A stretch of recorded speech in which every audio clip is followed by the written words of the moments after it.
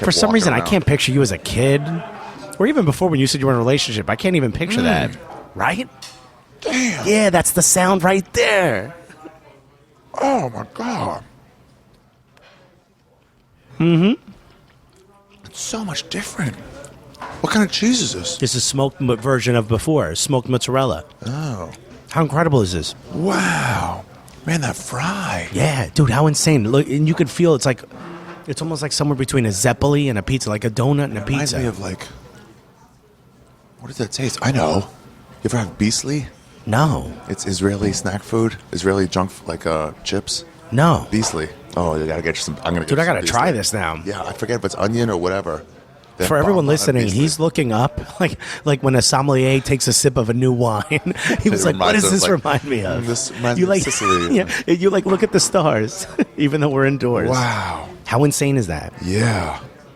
So in Italy, this is like the type of food like your grandmother would make real quick because they always had access to hot oil, but maybe didn't have access to like a hot stove or something. So this is like throwaway food. Oil and like, just heat it up. If you have hot oil sitting on the stove, you take stuff out of it, and you have a little bit of dough, you just toss it in. They're applauding for my explanation. But you just toss it in the hot oil. It's like fry real quick. But here's the thing: the first sauce we had was raw tomatoes. This is cooked.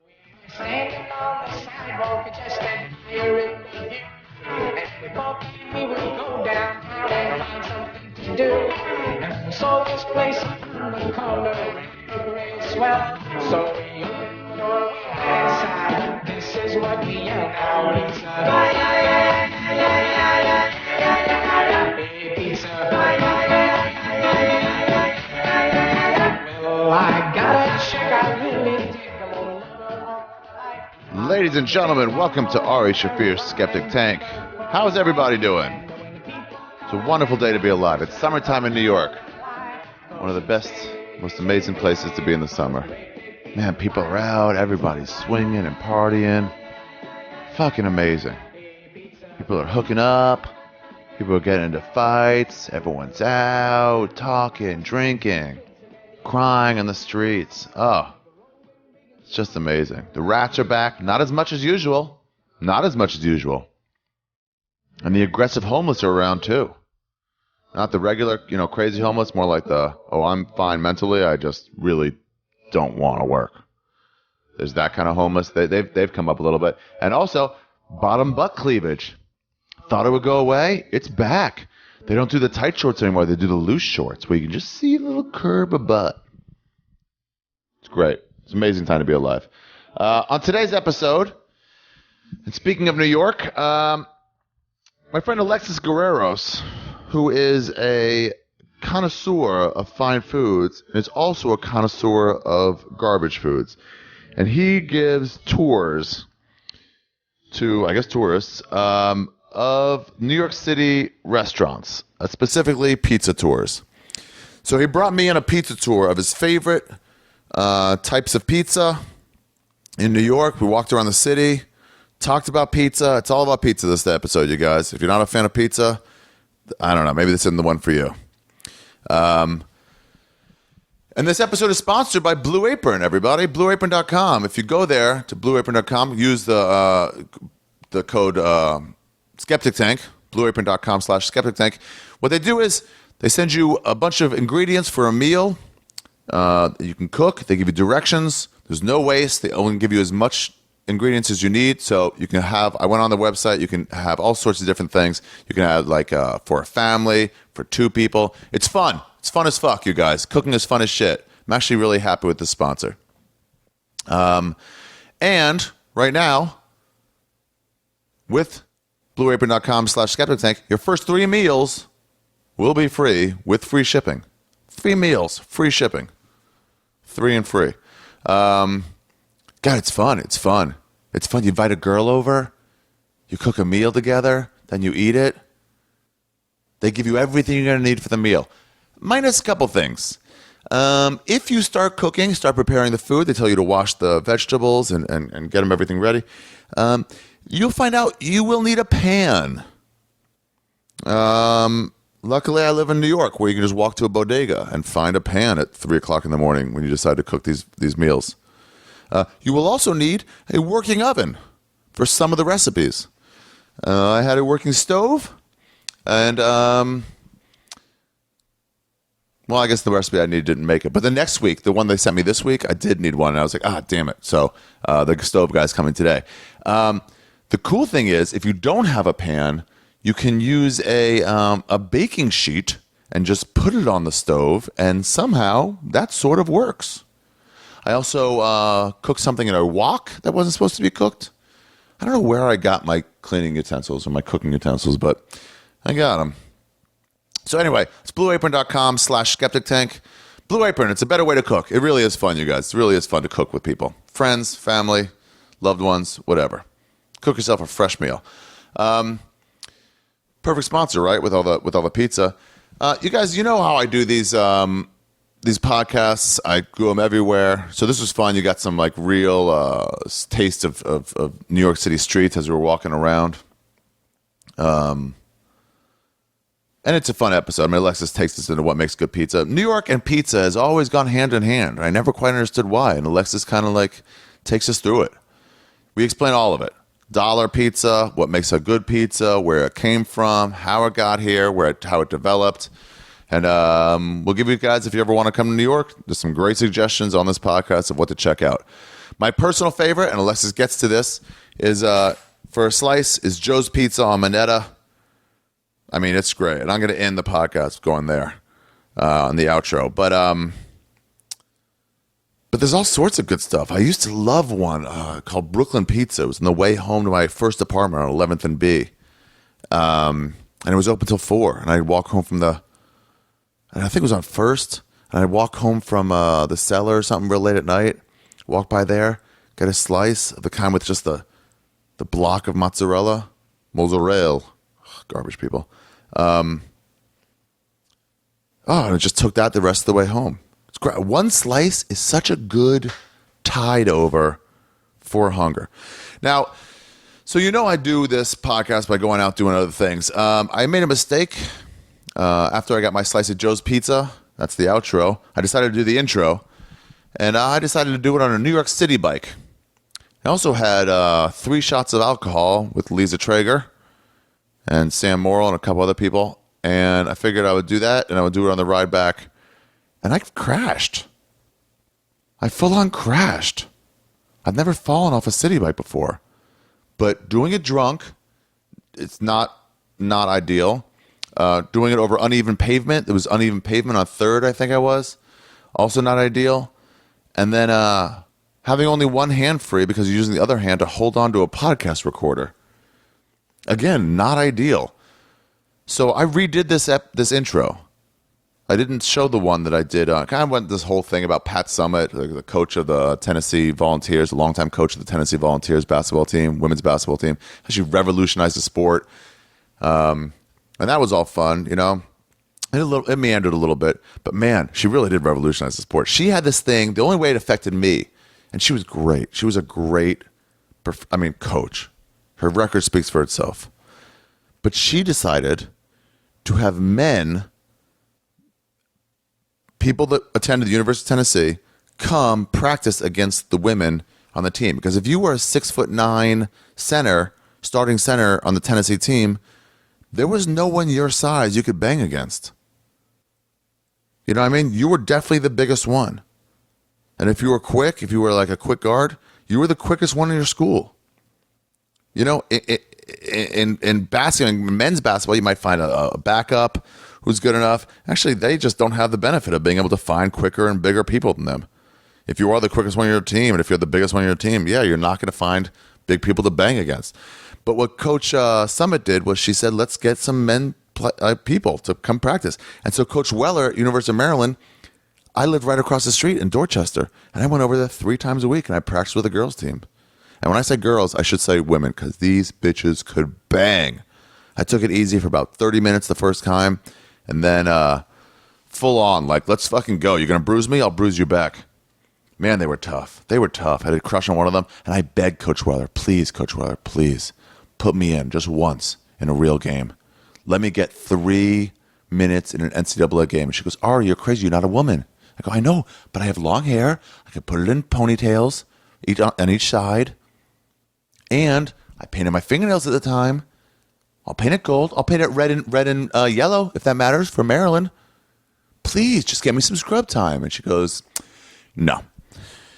So I never got to live my dream of being a University of Maryland full-on women's basketball player in the NCAA, but I did practice with them a lot, and it was a lot of fun. So thank you, Pat Summit. You're gone too soon. You got Alzheimer's or Parkinson's, and you had to leave, and you died. It's unfortunate, but your legacy touched me. So now I'm going to include the part of my original intro where I fucking spaz out and fall. It was like 3rd and like Park, right around there. And then these homeless guys, those aggressive ones, not the crazy ones. They just like, are you okay? Like almost like a what's wrong with you attitude. When you're trying to get homeless people to not look down on you, you're living your life wrong. And I totally scraped up my shin. I've been putting Neosporin and gauze pads on there.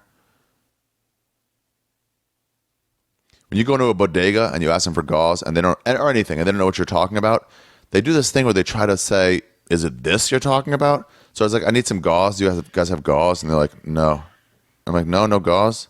And then she handed me tampons. And I was like, yeah, I mean, that's gauze in a way. So before we start, Ari Shaffir Skeptic Tank, episode 270, New York Pizza Party. Here's my original attempt at an intro. Not the whole thing, just the part where I fall. Enjoy it, everybody. Enjoy it. I'll be right back. I reminisce on the fast times, past crimes, trying to cop a slice of pizza with my last time. It comes in like with freezer bags in there to keep everything cold, so it sits for like 10, 12 hours if you're not there, 20 hours, I don't know. And I tried it. I made some I made some delicious breaded. What was it? It was a fish of some kind, cod. Oh, fuck. Full crash. Yeah, I'm alright. How are you guys? Oh, yeah. You shouldn't bike drunk. That's the problem. Have a good night. Oh. Fuck. You know what's bad when homeless people are looking down on you? Fuck, that hurt. Fuck. Ow. Anyway, did I tear my jeans? Oh, for sure I did. Fuck me. BlueApron.com/Skeptic Tank. If you go to Blue Apron right now, it's these city streets are not paved. That's the problem. There's so many potholes. I tore these jeans.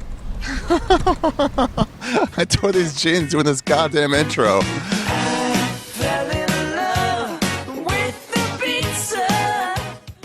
What a doofus. Jesus, what the fuck is wrong with me? And they were like caring. They were like, are you okay?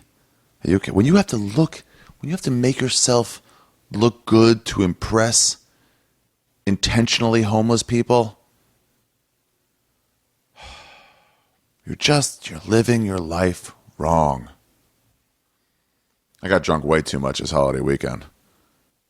I mean, Verzi, we got drunk the night of the 2nd, day of the 3rd, all day the 4th, night of the 3rd, night of the 4th.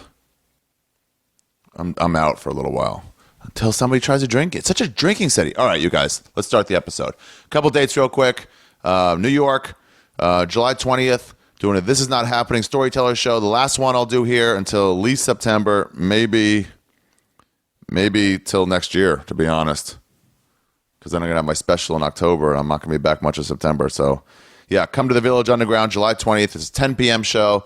So far confirmed, Bobby Kelly, Adrian Appalucci, or Robert Kelly, whatever he wants to go by now. Attell said he would, but you can't count on him for these things. He always tries to back out, but then sometimes he'll do it. He said he wanted to do it, but then he said he might have to film something, so we'll see. And then I'll get a couple more people, but just come, get tickets. It's always a good show. I always make it good. The lineups are always going to be great. Even the people you don't know are going to be great. That's July 20th. And then I got Montreal. I got a couple shows. 4 This Is Not Happening shows. The 26th, 27th, 28th, and 30th. That's Tuesday, Wednesday, Thursday, Saturday. And then I'm doing my own hour there. Ari, S-P-E-C-T, at the Catacombs at 10:30 on Tuesday night, the 26th. Calgary, we got Ari Shaffir and Friends on the 14th of July for Stampede. Ari Shaffir and Friends do Stampede, and then I got that one show in Dublin on the 3rd, and then I think August 3rd, Dublin, and then I don't say where, and then Edinburgh Fringe, Edinburgh, August 4th through the 27th. Jesus. 28th. God damn, that's a lot. So whoever's going to Edinburgh, if you have any friends that are going to the Fringe Festival, tell them to check me out. 6:30 p.m. at the Hive every single night. No breaks. And let's have fun. Let's have some fun. Let's smoke pot after shows, except on Tuesdays where I got to run do Punch Drunk. Every other day. Let's hang out. It's fun stuff. I can't wait for Edinburgh. I can't wait. Oh, so fun. All right. You guys, let's start the episode. Ari Shaffir Skeptic Tank. I'll get the Olsen twins to play the intro. Ari Shaffir Skeptic Tank. Episode. Do you guys remember this video? It was them, for the Olsen twins from their show. And then somebody made this creepy, slowed down version of the song Making Pizza. And it got so many hits. It's so weird looking on YouTube. It's so weird looking seeing them slow down and sing with a slow motion voice. So anyway, Ari Shaffir Skeptic Tank, episode 270. New York Pizza Party with Alexis Guerreros starts now. Pasta! Put it in the pizza! Fish sticks! Put it in the pizza! Ketchup! Put it in the pizza! Meatloaf! Put it in the pizza! Pizza! P-I-Z-Z-A. Give me pizza! Add some tacos. Ole!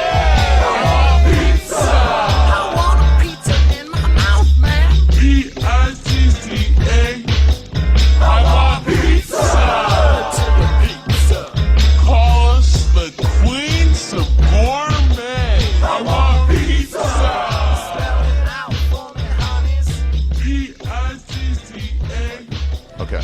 I feel like when they're hanging, people will like move, but when they're holding, comics are used to. Yeah. Yeah. Yeah, it's regular people when they turn this way, they kind of go like that. Yeah, like regular people also like afraid to like look through a mic.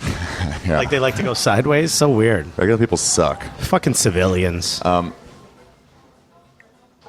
So, okay, this is place one. I'm going to set all this up in an intro, but Alexis Guerreros, What up, everybody? surprisingly Latino, I guess. Surprisingly, Yeah, I guess Alexis sounds more like a Greek name. you know what? It is a Greek name. I don't know how I got. Well, I do know it was actually a Russian name. That's how I ended up with it. Oh, 'cause yeah, the Russian influence in Cuba. Yeah, Oh, really? yeah, of course. You're Cuban. I'm half Cuban, half Uruguayan, but I only grew up with my Cuban side because my dad was Uruguayan, but acted like a fucking Puerto Rican. Basically, he left. Was Uruguay where they're going to give to the Jews? That was they- Uganda. That was Uganda. Yeah, that's Uganda. Yeah. yeah, yeah. Uruguay is where weed is legal. So everyone among freaks the other out. places, yeah. Yeah, but you could like buy it from the government. The government gives it to you. Oh, really? Yeah. That was my only issue with them making it legal here, fully legal here, is because, like, then if the government fully regulates it, they're like, we'll decide the strength. Right. And I'm like, oh, no, I need... That's what you're worried Yeah, about? I don't want the strength some senator says is okay. Everyone who I talk to who, I don't smoke, but everyone who does Yeah. is like, oh, Monsanto's going to get in it, and it's going to be bullshit, you know? Oh. They're like worried about like I non-organic. don't know why it would be Monsanto. Thank you. Would be maybe the non-organic. A lot of people now are going like, I have pesticide free. Yeah. And some places don't like regulate that. That's one of the problems now. But you don't know, like, you're from L.A., you guys Yeah. could get edibles anywhere, right? You never know what the fuck is in those. You try to edibles. You get percentages. It's all listed on the label now. But what I'm saying is you don't know, like, where that weed came Yeah. from. You have to go to like dispensaries that like specialize in like organic, like not pesticide free stuff. Oh, And, really? like, yeah, like a lot of them will say like, no, we There's like a guarantee Whole this. Foods. Yeah, it's just like you get those pesticides, like no one knows what you're talking about. So Right. just a random dispensary, like I don't know, do you do quality control for your shit? I just figured you guys would be happy, would get you higher, you know, breathing in some chemical. Oh no, for sure. No, not the chemical that makes you You know high. what I mean? But for sure, we're happy just having it available. Sucking down some pesticides. But then on top of that, we want those other things. Yeah. Like when the Israelis separated CBD and THC. So CBD is just for like the pain relief stuff. Oh, really? Yeah. I didn't know that. Yeah, and I was like, this is dangerous because that's the medicine. Right. So then if they're like, you can only have that, I'm like, well, then I can't get high. Right, then you don't feel high. But I'm not looking for the medicine. Are you one of those like stay high kind of dudes, or are you like? I've been cutting back a lot lately. Have you really? Yeah, I was getting. Have I ever You met? smoke? No, I don't. Have you? Have I ever met sober, like not high? Yeah, all the time. Ari, yeah, Yeah, sure. Because you're. I can't tell if it's because you're high or not. You're like typically like a bit of an introvert, a little bit. Yeah. Not because I'm high. I was always an introvert. Yeah? Yeah. Yeah, way It's before I dude, started you're like getting high. so tall and imposing. Introverts It's so just- shocking that Yeah. you're an introvert. It just makes being high makes being an introvert easier. Does it? Yeah, where it's like, well, I'm figured- going to be alone. I'm like, oh, you know what? This will be more fun. Doesn't it paranoid you? You don't get paranoid from it? Nah. Occasionally. Yeah. Occasionally. But Am I nothing making to you do with paranoid by introversion. talking about no, this? No, not at Okay, all. good. Not at all. Not at all. But I've been cutting back. I'm just getting real forgetful. Like real forgetful. Really? Yeah, like missing entire conversations. Like we just talked about this a week ago. I'm like, wow, I can't even be like, oh yeah, now I remember. It's like I still don't remember. Really? Yeah, and it wasn't just like once or twice. Is it easier to not get high in New York? Yeah.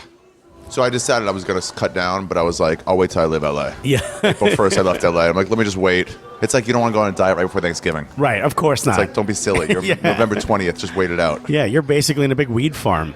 It was so shocking the first time I went there after it was legal. And, dude, I mean, I grew up where I had friends. What do you think of the beer, by It's the a way? really good beer. Yeah, it's incredible. What's it called? It's called Menabrea. They have a lager and an amber. I'm a big Amber, fan I like of the amber. I like amber beers in general. Me too. Yeah. Look at us. Yeah, when people ask me like at bars, like, what do you want? I'm like, brown, something brownish. Yeah, like Amber Newcastle. I got into Yeah, really, I got really got into Newcastle's Newcastle. What do you think of IPA? A little too floral for me, shitty. right? Shitty. It's like you're eating potpourri water. Bitter. And then I found out later that the only reason it tastes like that is because they put stuff in there to make it preserve it longer. Yeah, they put more hops because Yeah. it was flying into India. Yeah, and then people go, oh, see, that's what we want for taste. Like, no. No. It's only to fucking ship it. Right, exactly. It's just so they can ship it. Yeah. Yeah, it's not for the flavor. People are bought into it because they'll drink anything if they feel it's like craft Yeah. or some bullshit, which is Just kind of never where got we into are it. right now, actually. Oh, yeah. This is the original style of pizza. What do you mean? This is where a pizza originated in this form. This is where pizza comes from. This is its like forefather of the Explain. pizza we eat now. What do you mean? What do you All right, so the pizza where'd you grow up? Colorado, right? No, Maryland. Maryland. All right. Well, the pizza you grew up eating was like slice shops, right? Well, the Nut House pizza, I was also kosher, so we had the Jaffa Gate for a while. Ugh. That was like more upscale, and then the Nut House, which is some of the worst pizza in the world. They kill it with Old Bay seasoning. It's salty. Old Bay seasoning on pizza. Oh, it's delicious, Alexis. I love Old Bay seasoning, but pizza should be the flavor of the crust Yeah. should be accented by the sauce and the cheese. Okay, let me give you a dissenting view. Okay. If you have a beautiful steak, Right. you don't put anything on there. Exactly right. But if you have a Denny's steak, yeah, you put A1 on there. You put a ton of A1. Yeah. 100% Okay, right. so for shitty pizza, Old Bay goes Old Bay great. seasoning, crush it. Yeah. See, I've talked about this before. Like, I do pizza tours, right? So when people want to like come on a pizza tour with me, I make sure that they know we're going to be eating plain pizza, as we call it in New York, which is crust, sauce, cheese. And you should see people's faces, like from the Midwest, are like, "What do you mean you don't top it? Or you got to have like barbecue sauce and chicken on there." And I'm like, "No, you have to, because your pizza sucks. Ours is good. We can eat it plain, you know." It's just different tastes. It's like, you ever see that General Tso's documentary? Of course, Yeah, they were riveted like, by it. Oh, it was really good. Yeah. I love General Tso's. It's So, my me favorite. too. It's always been my favorite. Isn't it nuts that it's the number 2 like ethnic food behind pizza in the world? Chinese. No, General General Tso's. Tso's, It's the really? second most ordered, like non-original from where it's being ordered food behind pizza. I had General Tso's frog in Boston once. Nice. Yeah, except they leave the bone in. They just chop it up like they do in China. Oh God. That was my point. In China, it's like their Chinese food is way different than ours. They would Of call our course. Chinese food garbage. Like, Yeah. You put American taste on there. That's the same thing as Yeah. us. That's exactly what kind of pizza. yeah. No, please go ahead. Don't worry Fast about it. as Yeah, we're getting our pizza served to us. Thank you. So this was cooked in a wood-fired oven. Okay. The oven gets to 1100 degrees. Yeah. So the regular pizza you're used to eating, like where you ate, what was that, Nut House? The Nut House. They baked it at 550 degrees. Why? Because Because that's natural gas. That's how hot Okay. natural gas burns. Is that It can- Joe's? Would Joe's pizza be like Joe's that? is exactly that. 550. 550 degrees, aluminum deck oven. What's better about 1100? It's just way hotter. There's an actual live Oh, I know fire. that. Well, I mean, it bakes faster. So, I mean, you can look at it. You can touch it. It's softer. Yeah. Oh, that's Right? what it does. There's your answer. Huh? It's softer. It's softer, but it's also like there's special dough made for this pizza. This is made with 00 flour, which is like really fine, a lot less gluten protein. That's all it is. But the purpose for this, and there's one more thing that we should have. It's a little bit. Do you like spice? yeah, for sure. I love Cool. spice. Let me see if I can get one of these guys to give me. She's coming. All right, she's coming. There's a little bit of, if you were to order this in Naples, so pizza was invented in Naples. Okay. Before it was even in Italy. It was called Neapolis. It was just a Greek port city. Can we have the hot pepper oil? Yeah, thank you so Pepper much. oil. Yeah. Nice. So they infuse in olive oil with red peppers. That's what they would pour all over your pizza. Stuff's incredible. Instead of the crushed red pepper. Yeah, so it's crushed red pepper sitting in olive oil for a while. It turns it into red olive oil, nice. red pepper olive oil. Thank you so much. Thank you. So we have both. So 1100 degrees. You could tell it's 1100 degrees. Like I could look at a slice of pizza and I could tell you the type of oven it was baked in. Really? I could tell you the temperature that oven was at. Because a lot of times I know what, like, I'm into sauteing vegetables and stuff. Right. But, like, onions, ideally to me, Right. real low flame for a long time. Long time, yeah. Now, if you flash them, if it's like cook it on high, Right. you'll get done faster, but it's just not as good. It's not Right, as you soft. get like charring on the outside and Yeah. it's still raw in the middle. Yeah. Right, so that's kind of what's going to happen here. Like, watch, take a bite of it. All right, good. You fold. You gotta, otherwise I it was folds impressed. over. Otherwise it falls. Everyone does that. You'd be shocked. I have to explain to people why we fold pizza here in New York. Why do you fold it? So it doesn't fall over. Yeah, because if you lift something up, the tip will sag. Yeah. So if you fold it, it gives it structural rigidity. That's what I like to say, at least. Okay, that was delicious without the... Oh, you just pour it on there, huh? Yeah. By the way, in Naples, they don't even slice the pizza. You eat it like with a knife and fork. You eat the whole pie by yourself. Really? Yeah. It's a decent sized pie. It's but not bad. Like, it's like personal, I guess. But it's like pretty light, though, no? Oh, yeah. Right? Yeah. Oh, yeah. It's a little kick. All back of throat, because the most of pizza is like a front of mouth taste. That's why people like to eat it when they're drunk. It's like a fast flavor. Like most people when they're drunk like to eat what's called like front of mouth flavors, like Yeah. sauces and like ketchups and barbecue sauces are all hit the front of the mouth. It's like instant gratification when you eat. As opposed to what? Spice will hit you like this spice particularly hits you in the back of the throat. Yeah. Like a ramen. A ramen has like layers to it. You're not eating that when you're eating like the shitty ramen in your, that you microwave. Oh, with that chili oil in there? Right, exactly. That's all. You're typically not eating that when you're drunk. American foods like processed foods like McDonald's, it's all front of mouth taste, So it also... Yeah, sorry about that. We're doing a podcast. Yeah. Hate to be rude. Sorry, just saying Okay, hi to my it's okay. friends here. I like meeting people in the middle. So it's also... so 1100 also... This isn't that hot. It's hot enough, No. but it's not like boiling where you're like, it's going to burn me. I'm going to talk with my mouth full, but the reason for that is there's no oil fat on there. So it doesn't get above 175. That's the temperature which you burn your mouth. Okay. So this is just... This literally could leave the oven and go right in your mouth. Wouldn't 1100... You just cook it less? It just... Dude, it took 90 seconds to bake this. Oh, really? Yeah, 60 to 90 seconds, then your pizza's done.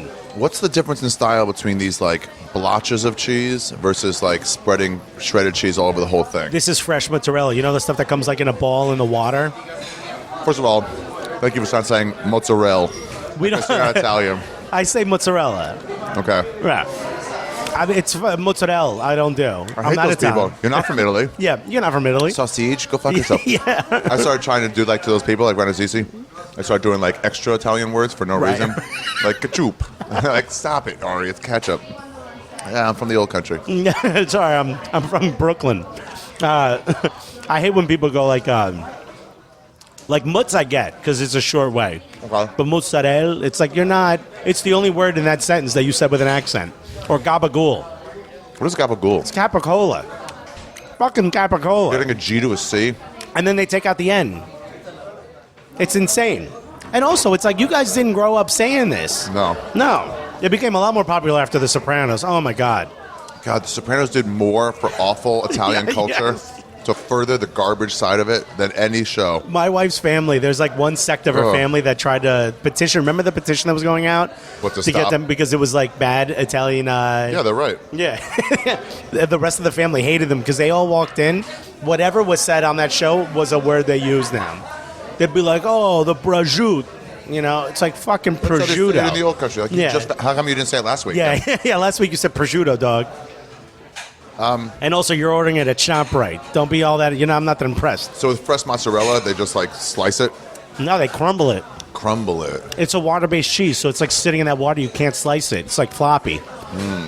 That's why they put it on this pizza, because this whole pizza's fresh. Like, that sauce isn't even cooked. You can't run it through a grater? Nah. Mush. Oh. I can get you a piece of it if you want to try it raw. Maybe. Yeah. It's like, no, maybe. All the marijuana you smoked was like, cheese, dog? Yeah, I want to try it. I brought some pot for this. I didn't smoke now, but I was like, if I'm going to have 5 slices or more, I'm going to probably need a smoke up. I kind of figured you would show up just totally gone. You know, Totally gone, yeah. Because you're going to eat pizza with me. I'm going to wait in. I'm going to wait in. I'm going to do it later. Well, we're getting another pie here. I went to see Don't worry, we got like a 10-block walk to the next stop. Okay. I went to see LCD Sound System at Bonnaroo. Mm-hmm. Blew Pearl Jam out of the water. What did?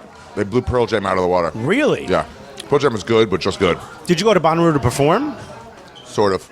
I did like a secret show. I really just went for the music and stuff. Oh, really? Yeah, but Are you like one of those camp outside I kind got of? an RV. Really? I'm more adventurous than most comics in terms of that stuff. Brooks Wheelan's probably more than me. I don't like weed. I mean, I don't like mud. Oh, there was no mud. It's dry as shit. There was no rain. Aren't all those outdoor festivals like on dirt? Dirt. There's dirt. But there's no mud. No. What? Oh yeah. You were looking for a napkin. Instead of on my pants.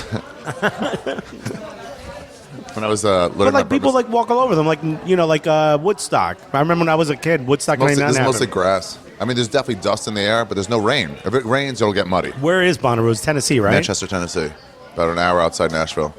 Anyway, I just go to Nashville and eat hot chicken, dude. the point was, yeah, I saw LCD Sound System, and I was like, they're amazing. But somebody's like, yeah, but you were on Molly. I'm like, yeah, but this other guy was not on Molly, and he also recognized how great they were.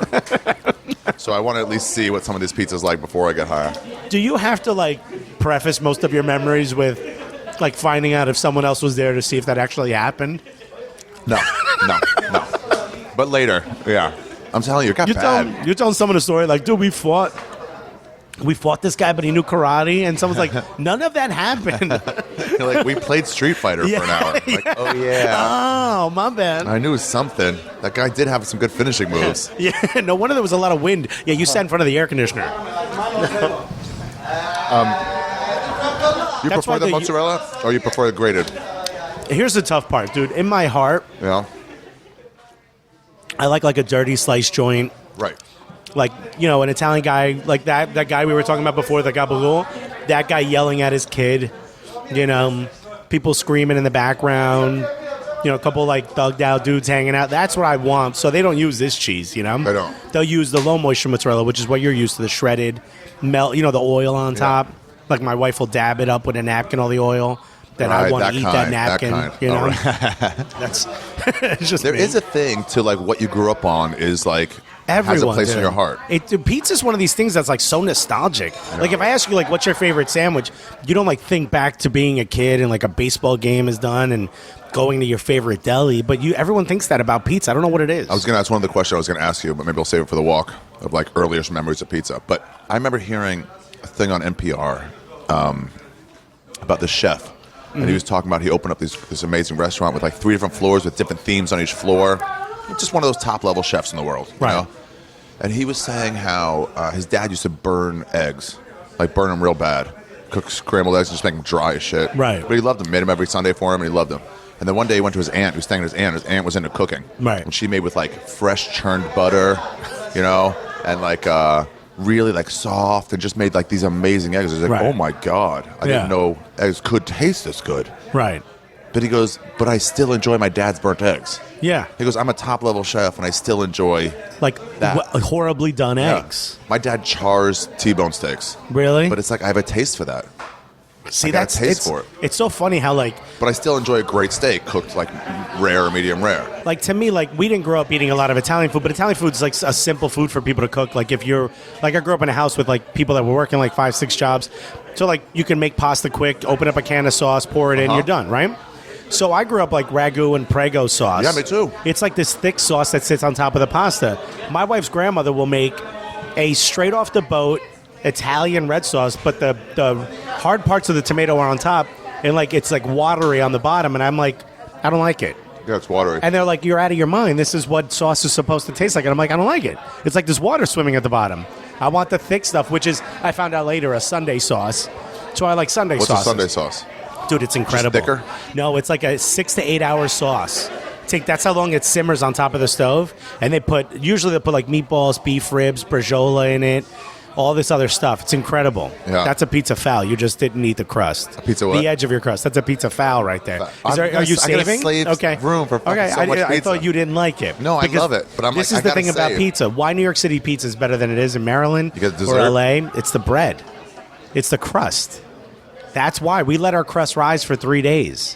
What do you mean? The crust, right? This is Yeah. the bread part. This is the habit-forming part of pizza. Like, if you don't mind me touching, you No, see no, all go those for it. holes in there? Yeah. All right, so I'm showing him, for all the people listening, I'm showing him the inside of the crust. All those holes in there, that's where the flavor of bread is. Picture of this. You got an iPhone? Yeah, I got an iPhone. Okay, you take it. Oh, 'cause you got my your 1.2 flip, right? megapixel camera is not going to pick this up. Dude, it's so funny that you did. Did you do that? Did you know you were going to like make like the biggest hipster move of all time? It wasn't a hipster move. I know when you did it, it wasn't, but now only hipsters are doing that. Now a lot of hipsters are doing it for sure. Got it. So They asked me, I was like, Attell does it. Attell has a flip phone. And they're like, Yeah, yeah, but but what's he Attell's doing like- in his life? But I was like, yeah, Louis C.K. does it, though. He's doing tons of shit. he doesn't have a flip phone. phone. Get out of You here. know No, who he else? doesn't. Dana White, operator of the UFC, owner and operator Didn't he of the UFC. just sell? I think they're about to, yeah. But that's nothing to do with the flip phone. But they do flip phones. But there are also people that are in front of the computers all day. I heard it's also so he can text while he's having meetings under the table. It's because he has a field. Oh, because of the. Oh, that's true. That's hilarious if that's the case. Which is like Departed. Departed. Remember the movie Departed? Yeah. Where he texts while the phone is in his pocket. Oh, yeah. And everyone's like, well, if he had an iPhone, he couldn't do that Oh. because you have to see the actual Yeah. things. That's a stupid My reason friend to have Freddie a. used to call me at the Comedy Store, Freddie Yeah. Lockhart, when we were when he was talking to some douchebag he didn't want to talk to. He was trapped. And I was his first name in his phone book, so he could just go contacts or send, and then I'd get him like Freddie. But I'm like, he's right there. I'm like, oh, I'm like, hey Freddie, can I talk to you for a second? Oh, and I would nice. drag him out of the conversation. What a cool move. Yeah. I hate it when fans will talk. Well, I mean, every once in a while it'll happen to me, but like a fan will talk to you and you just want to get out of that conversation after Yeah. a show. They're too drunk. I got to give they're always drunk, but I got to give someone, I have to have a signal to get me out of it. Like I usually what? tell, like, I'll be like, hey, are you leaving? You know, I'll do one of those to Oh, another yeah. comic. Yeah. Are we both going to the same club after? You because know? sometimes you do have to leave, so it's like You you do. just mimic that. But if I do have to leave, I'll just be like, hey guys, I got to get to another show. Yeah. But like if I'm just going to stay there, I'll just pretend and like walk away. Hopefully they'll leave and then I'll come back. I can't stand that. I don't mind like someone coming to me like, hey, that was great. That's awesome. Or, hey, was that real? You know, like I'll tell a story or something. Hey, did that really happen? I don't mind that. Yeah. But fucking sitting there going like, dude, I want to do stand up one day. I'm like, I don't give a Thank shit. you. Can we do a Montanata? Nice. So you come here a lot. He comes here all the time. I also start tours here, so don't just make it out to be like I'm a fat guy regular with my own bar stool. I'm Norm all of a sudden. We have this double reinforced stool for you. With your name on a steel. I just moved to Brooklyn. I lived Yeah. on the Upper West Side for like 12 years, and I just moved to Brooklyn. And the move was supposed to take 3 hours. It ended up being a 9.5-hour move. It was driving Why? me insane. I had a call back Why? for an audition, and I had to bail on it. Oh no, Dude, like, all of my IKEA furniture had to be taken apart to get it in the elevator to get out of the building. Oh, no. Because I didn't realize when I built it, it was like it's bigger than the It was doorway. built in the apartment. Yeah, I built it in the apartment. Yeah. It's furious. IKEA furniture is not for moving. No, It it's is not for at all. having in that apartment only. It 100% is. Like, I bought it thinking we weren't going to move it. It's my wife's closet, and she's like, I want to keep it. I love it. I'm like, we'll buy it again. It's like, it's $1,000. I'm like, it's going to be about $1,000? Yeah, That's because a it's like lot. this That's a huge lot. thing. And I'm like, you know, it's about how much it's going to cost to add this Yeah. many hours to the move anyway, you know? Luckily, they didn't charge me any extra. Yeah, $150 couch is like, let's just get a new one. Yeah, this is now the apartment's couch. $1,000's a lot. $1,000's a grip. Yeah. It's a lot. But gotta dude, get a new at couch, the end of yeah. that fucking move, I was exhausted, and I forgot why I started telling you the story. Running away from. Oh no, moving to Brooklyn. Well, now I live above running my away from favorite fans. pizza Running away place. from fans. I don't Oh, know. that wasn't it. No, I Okay. forgot. Completely You live forgot. Above your favorite pizza place. I live above what I consider to be the greatest pizza of all time. What is it? What's So it we called? can make that our third stop if you want. in Brooklyn. It's in Cobble Hill, so it's downtown Brooklyn. It's like 2 stops on the F train. Okay, maybe we'll do that. Yeah. Yeah, of course we should do that. Yeah. Yeah. It's absolutely insane. I was thinking geography, but who cares? We should do that. Yeah, okay. yeah. Where do you have to be after this? You got I anything? don't. I got an 8:50 or 9 o'clock stand. Oh, we'll finish in more than enough time. Good. Yeah. Yeah. And actually, I was planning on going to the stand tonight, so I'll drive you if you want. I was gonna go see that Wiener Dog movie. Wiener Todd dog Solondz movie. movie. What is this? Todd Solondz, you know him? No. You ever see that movie, Welcome to the Dollhouse? No. Oh, dude, you got to see it. Watch Really? it with your wife. It's For so real, or funny. is it- Yeah, no, for sure. It's Okay. so funny and so dark.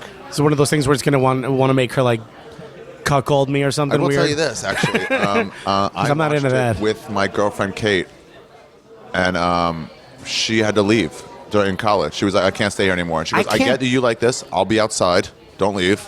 But I can't watch this anymore. She stepped outside of the theater. Yeah, yeah. No, not like went in the other room in your apartment. No, it was too disturbing. She was like, I'll be Really? outside. Yeah. And I was like, cool.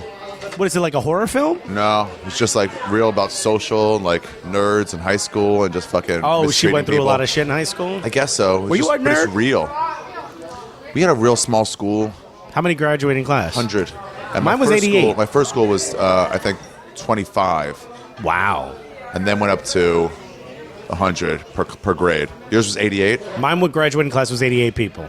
But I went to a small Catholic school because I got expelled. Yeah. So okay. So the nerds are like 5 people. The Okay. nerds and the jocks are like 5 people each. Yeah. And then like most people just that middle range. Yeah, it's not that big of a Yeah. deal. I ran with the nerds and the popular guys. Me too. I was everyone's you ran friend. with everybody. I was the funny guy. Were you fat then? What the fuck is that Jiggle, important funny guy. to this Jiggle. story? I don't know. Yes, I was. Okay. I lost a ton of weight before college. And I met my wife. I weighed, this is true, I say it in a joke, but I weighed 100 pounds less than I do now. What? Yeah. I weighed 148 pounds when I met my wife. Oh, you weighed 100 pounds less than you do now. Yeah. And then you lost a bunch of weight and then gained it back again. I lost maybe 60 pounds before college started. Yeah. And then, dude, I mean, I've been in a relationship with her since literally the first week of college. And She hasn't gained weight at all. she hasn't at all. She's incredible. She works out Usually and stuff when down. you get a couple, They both get fat. whatever it is, religion, whatever it is, they both go to one side or the Yeah. other. Yeah. No, I think she's just like one of those Drugs. people that her body bothers her when she gets fat. Mine's like, bring it on, you know? Just like She's the good side of dysmorphia. Oh, now I remember why I told you the story. It actually Hell lends into yes. what I'm talking about. I hurt my knee, right? Because I was so annoyed with the move. I just fuck it, I'll help you. I just want to get the shit up the stairs at the end. So my wife has she's a photographer. She has these big things called V-flats. They're like these big foam cores. And they were afraid of nicking the corners. I was like, fuck it, I'll carry it. So I'm carrying it up the stairs and I hit the top and I wasn't ready for that jolt. And I Yeah. just twisted my knee. So I was telling a group of comics dude, my knee, I don't know, killing me from the move. And you know that, when you're not saying something and everyone's just kind of waiting for you? I was like, yeah, and the additional weight on my body. Yeah, you assholes. And Dave Smith, of all people, was like, all right, cool, I'm glad we addressed the elephant in the room. I was like, you bunch of fucking assholes. I can't even tell you I hurt my knee. It got serious in bad here on because they're doing insurance. they're doing a meeting. I love when it gets so quiet suddenly in a place. Just got so serious in here. We're at this amazing restaurant. I should tell everyone. Oh, yeah, what's this called? We're at Don Antonio, which is in Midtown. So they have 3 restaurants. Castay on Bleecker, Don Antonio, which is on 50th and 8th, and the next one is in Naples, where pizza's invented. So. Again, not Naples, Florida. Not Naples, Florida. Okay. Pizza was not invented in Naples, Florida. I do think chlamydia was invented in Naples, Florida, if I'm not mistaken. If you look in the record books. I've had that. This wasn't invented for me there. For me, it was San Diego. What? Bleecker, by the way, that whole area. Yeah. Pretty good for pizza. Great for pizza. We Yeah. do a walking tour from there, and it's 4 blocks. Yeah, Bleecker Street pizza's okay. Okay. Great when you're a little drunk. Joe's, the Joe's is original incredible. down there. Best time to go to Joe's, by the way, secret for your listeners, 3:30 Mondays in and the Tuesdays. Why? But right before 7 p.m. There's a guy named Ruben who bakes there. He's the best baker they have. Yeah. Yeah. So Mondays and Tuesdays before 7. He stretches it right. The next guy who comes in is a guy named Alex. He's very good at making pizza, but he doesn't stretch it as far. So it's just a little thicker when it goes in the oven. So I think it bakes up a little less. It's a little less crispy. I asked those guys once. I only go there late night. Okay. And I asked one of those guys, it looks kind of Mexican. Yeah. Sorry, we're on the East Coast, Sure. Latino. Yeah. No, it's a restaurant. You're probably right. Okay. Yeah. This is where we hide our Mexicans. Okay. And I moved to LA, and Yeah. everyone, all these old ladies, Jewish ladies, was like, "Oh, the Mexican who cleans up." I was like, "You can't say that. Yeah. That's so demeaning." Yeah. And she was like, "No, 95% of them here are Yeah. Mexico." Yeah, no, Like, they're all "Oh, Mexican. Yeah. I guess it's less demeaning then. Yeah. So Yeah. it's more specific. You'd have to say it a bunch to get it wrong once. Yeah. The guy's like, I'm Guatemalan. You're like, sorry. Sorry, yeah. Yeah. Oh, also everyone hates Guatemalans. Everyone. I don't get it. Latinos. Everyone. All look down on Guatemala. Some hate each Yeah. other. They all hate Guatemalans. Yeah, everyone hates Mexicans. We all make fun of Mexicans. They're like our, hillbillies, if you will. Oh yeah, I keep forgetting. Yeah, you're Yeah, for Latino. Yeah, for Latino. You keep forgetting you're talking about this. I You know. thought you were having this conversation with another white guy. So this is what you guys say when we're not around. Yeah, you read Stone Butch Blues? It's this really light skinned black lady, and she was like always privy to this like racism that she's never like people Yeah. like just trust her Yeah. because they'd be like, oh, you're white. And Yeah. and she had to like decide whether or not to tell them, like, oh, you shouldn't use that word around me. I'm actually Yeah, no, I do that all the time. That happens to me all the time. When I was young, all the Italian guys, because I grew up in an area in Newark that used to be very Italian. Yeah. And then when I got there, became mostly Puerto Rican, Dominican, and a small group of Cubans lived there. So like all the guys at the slice shops, like my mother worked 5 jobs, so I would wait on the corner at 5:30 in the morning for the 5 bus to jobs? come. Yeah, she worked a lot. Every day, And different job? Yeah, a bunch of different jobs. She wouldn't come home till like 10:30, 11 hold o'clock on. at night. nannying for 5 different or being a maid for 5 different people. Does not count as 5 not a jobs. maid. Thank you. She worked as like a surgical tech in hospitals and like then different like doctors' offices and shit. Never understood that Mexicans are lazy thing. I don't get it. I think Where it's like, because they're they such hard workers. I think they think it's that they're taking government assistance. Oh. I guess that's the only thing I can think of. But also, I'm not Mexican, so right. if you think they're lazy, that's fine with me. Doesn't bother me at all. Oh, here's what I was going to say about Joe's. So I asked the guy late night, and I was like, hey, let me ask you a question. Because Joe's on 14th, here's my observation, is Right. not as good as the Joe's on Minetta. Right. I'm like, true or false? Or is that? And the guy's like, yeah, for sure true. For sure He goes, true. 2 reasons. One, he goes, I met the guys up there. They don't cook it exactly like they're supposed to. They don't. They don't make the same shit. Right. And 2, their oven's a lot newer. Yeah. We have flavor in our oven already set in. Yeah, their flavor. Hey, how are you? Yeah, their oven is seasoned, if you will. It's like baked in. With time. In fact, all of their restaurants, they don't buy new ovens. They tend to buy used ovens. And that's you. what you want. Thank you. All right, so this is pretty special.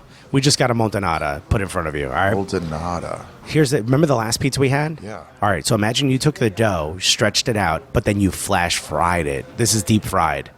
Then they Is put it the same amount of dough as the other one? same exact dough. So it's a lot thinner. I mean, well, not thinner. because circumference is- when you fry it, it kind of fluffs up a little bit. Oh. Then they put it in the pan. They pat it back down. I'm sorry, back up.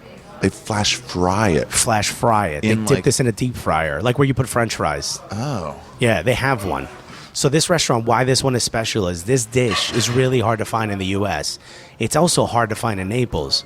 But because they have a deep fryer here, their kitchen's really big. Yeah. They don't have this in their other location. They only have it here. So that's why I said to meet here so we could try this, dude. It's pretty Oh, special. Yeah. I think we should probably get some plates. Maybe. Yeah. We'll wait till somebody walks by. Are you going to pause it? Yeah, I could. All right, pause it. I'll I go don't know. get the I always plates. just, whenever I need hot sauce, if I don't see a waitress immediately, I'm just like, I see it. I'll just Wait, get you it. put hot sauce? You love spice? I love it. Oh, we're going to talk about that. That's the owner. You All can't right. pick him up on this. Yeah, why would you wait for a waitress when you're like, I just do it. I'll still tip you. But Yeah. why am I going to wait and delay my meal? Well, you're not going to get up at a regular restaurant. You're not friends with like the people do, there. No, for sure. shut up. Really? That's just your style, though. That's the thing If I about see where you. it is. I'm not going to go get myself some wine or some water. If Yeah. I see a condiment I need, or I see napkins right over there. It was my first time eating here. I didn't have a napkin. I would just go up and get a napkin. Would you really? For sure. If that was your first time here and I wasn't sitting here, This place, if I'm here with Dave Smith, You would I'm like, get I up. need a napkin. It's like, oh, there's one right there. Absolutely. Look do you where it is. do you like at least make eye contact with the waitress and like If I see wave? one coming by, I was like, oh, can I? But if I don't, I'm like, why would I wait? This doesn't affect anyone. But you act like every restaurant's Chipotle. You just can't do that. What do you mean? It's not. You It's can't. not like I'm going in the back. Yeah, I mean it kind of is. It's right there. Do you still tip? Yeah, of course. It doesn't Were you affect ever a my tip in waiter? any Did way. you ever have that experience? Were you a server? I was. I delivered for Domino's for one summer before Oh, I got God. fired for constantly stealing. Did you steal the money or the pizza? No, the money. I would say that I would get there after 30 minutes, but I wouldn't tell the customer unless he offered. If this customer said, "Hey, isn't that supposed to be $5 off?" I'd be like, "Absolutely, you're right." But if he didn't say anything, unless it was like 40 minutes late, Yeah. then I would tell him. But like if it was like 30 to 40 minutes late, I just wouldn't say anything, and then I would tell the store, "Oh, I didn't get there in time." So it was instead of 20, it was 15. So here's your 15. So you would take 5 off the top. And then they start going like, "Why are you always late to everything?" And then they fired me. So they fired you for being incompetent, or they found out you were Constantly stealing? not learning the route. That's Yeah, hilarious. and then one time I ran out of gas and I was too afraid to tell them. So I just like kept For some walking reason, I around. can't picture you as a kid, or even before when you said you were in a relationship. I can't even picture that. Right? Damn. Yeah, that's the sound right there. Oh my god. Mm-hmm. It's so much different. What kind of cheese is this? This is smoked version of before, smoked mozzarella. Oh. How incredible is this? Wow.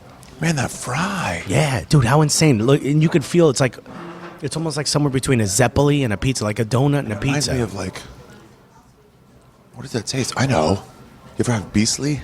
No. It's Israeli snack food. Israeli junk, like chips. No. Beastly. Oh, you gotta get you some. I'm gonna. Dude, get I you some gotta try Beastly. this now. Yeah, I forget if it's onion or whatever.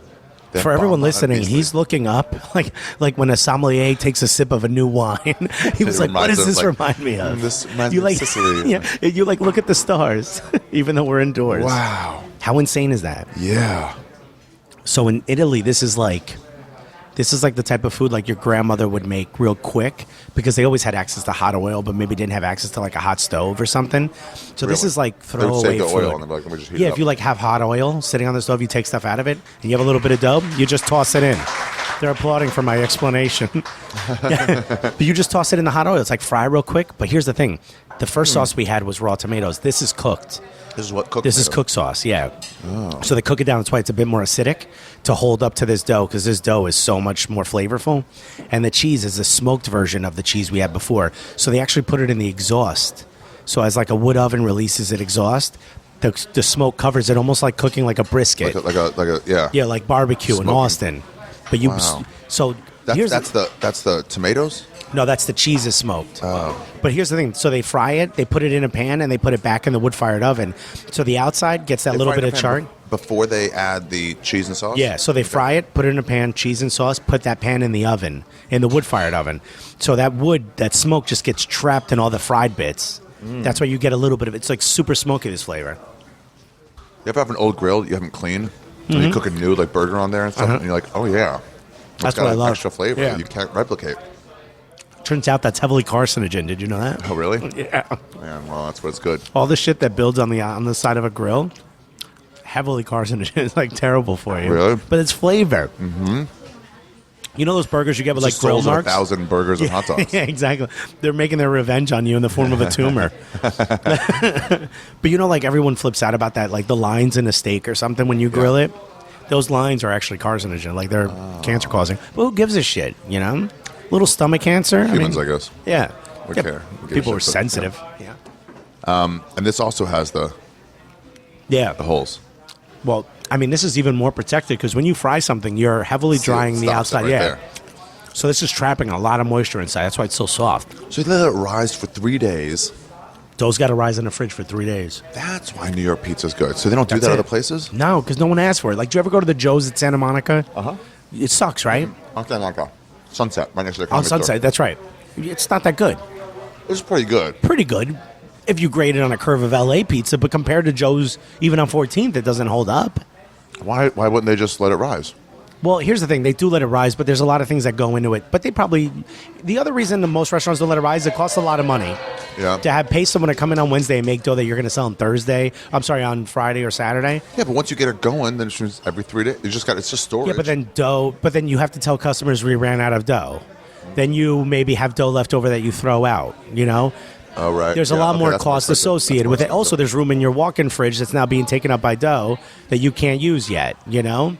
So the reason they don't do it is because no one asks for that standard of pizza. Here in New York, like, it's typical to walk around and grab a slice. So it's not the hot. It's not the hard water. The water is, our water is much softer though. So we don't. In New York, it's hard water.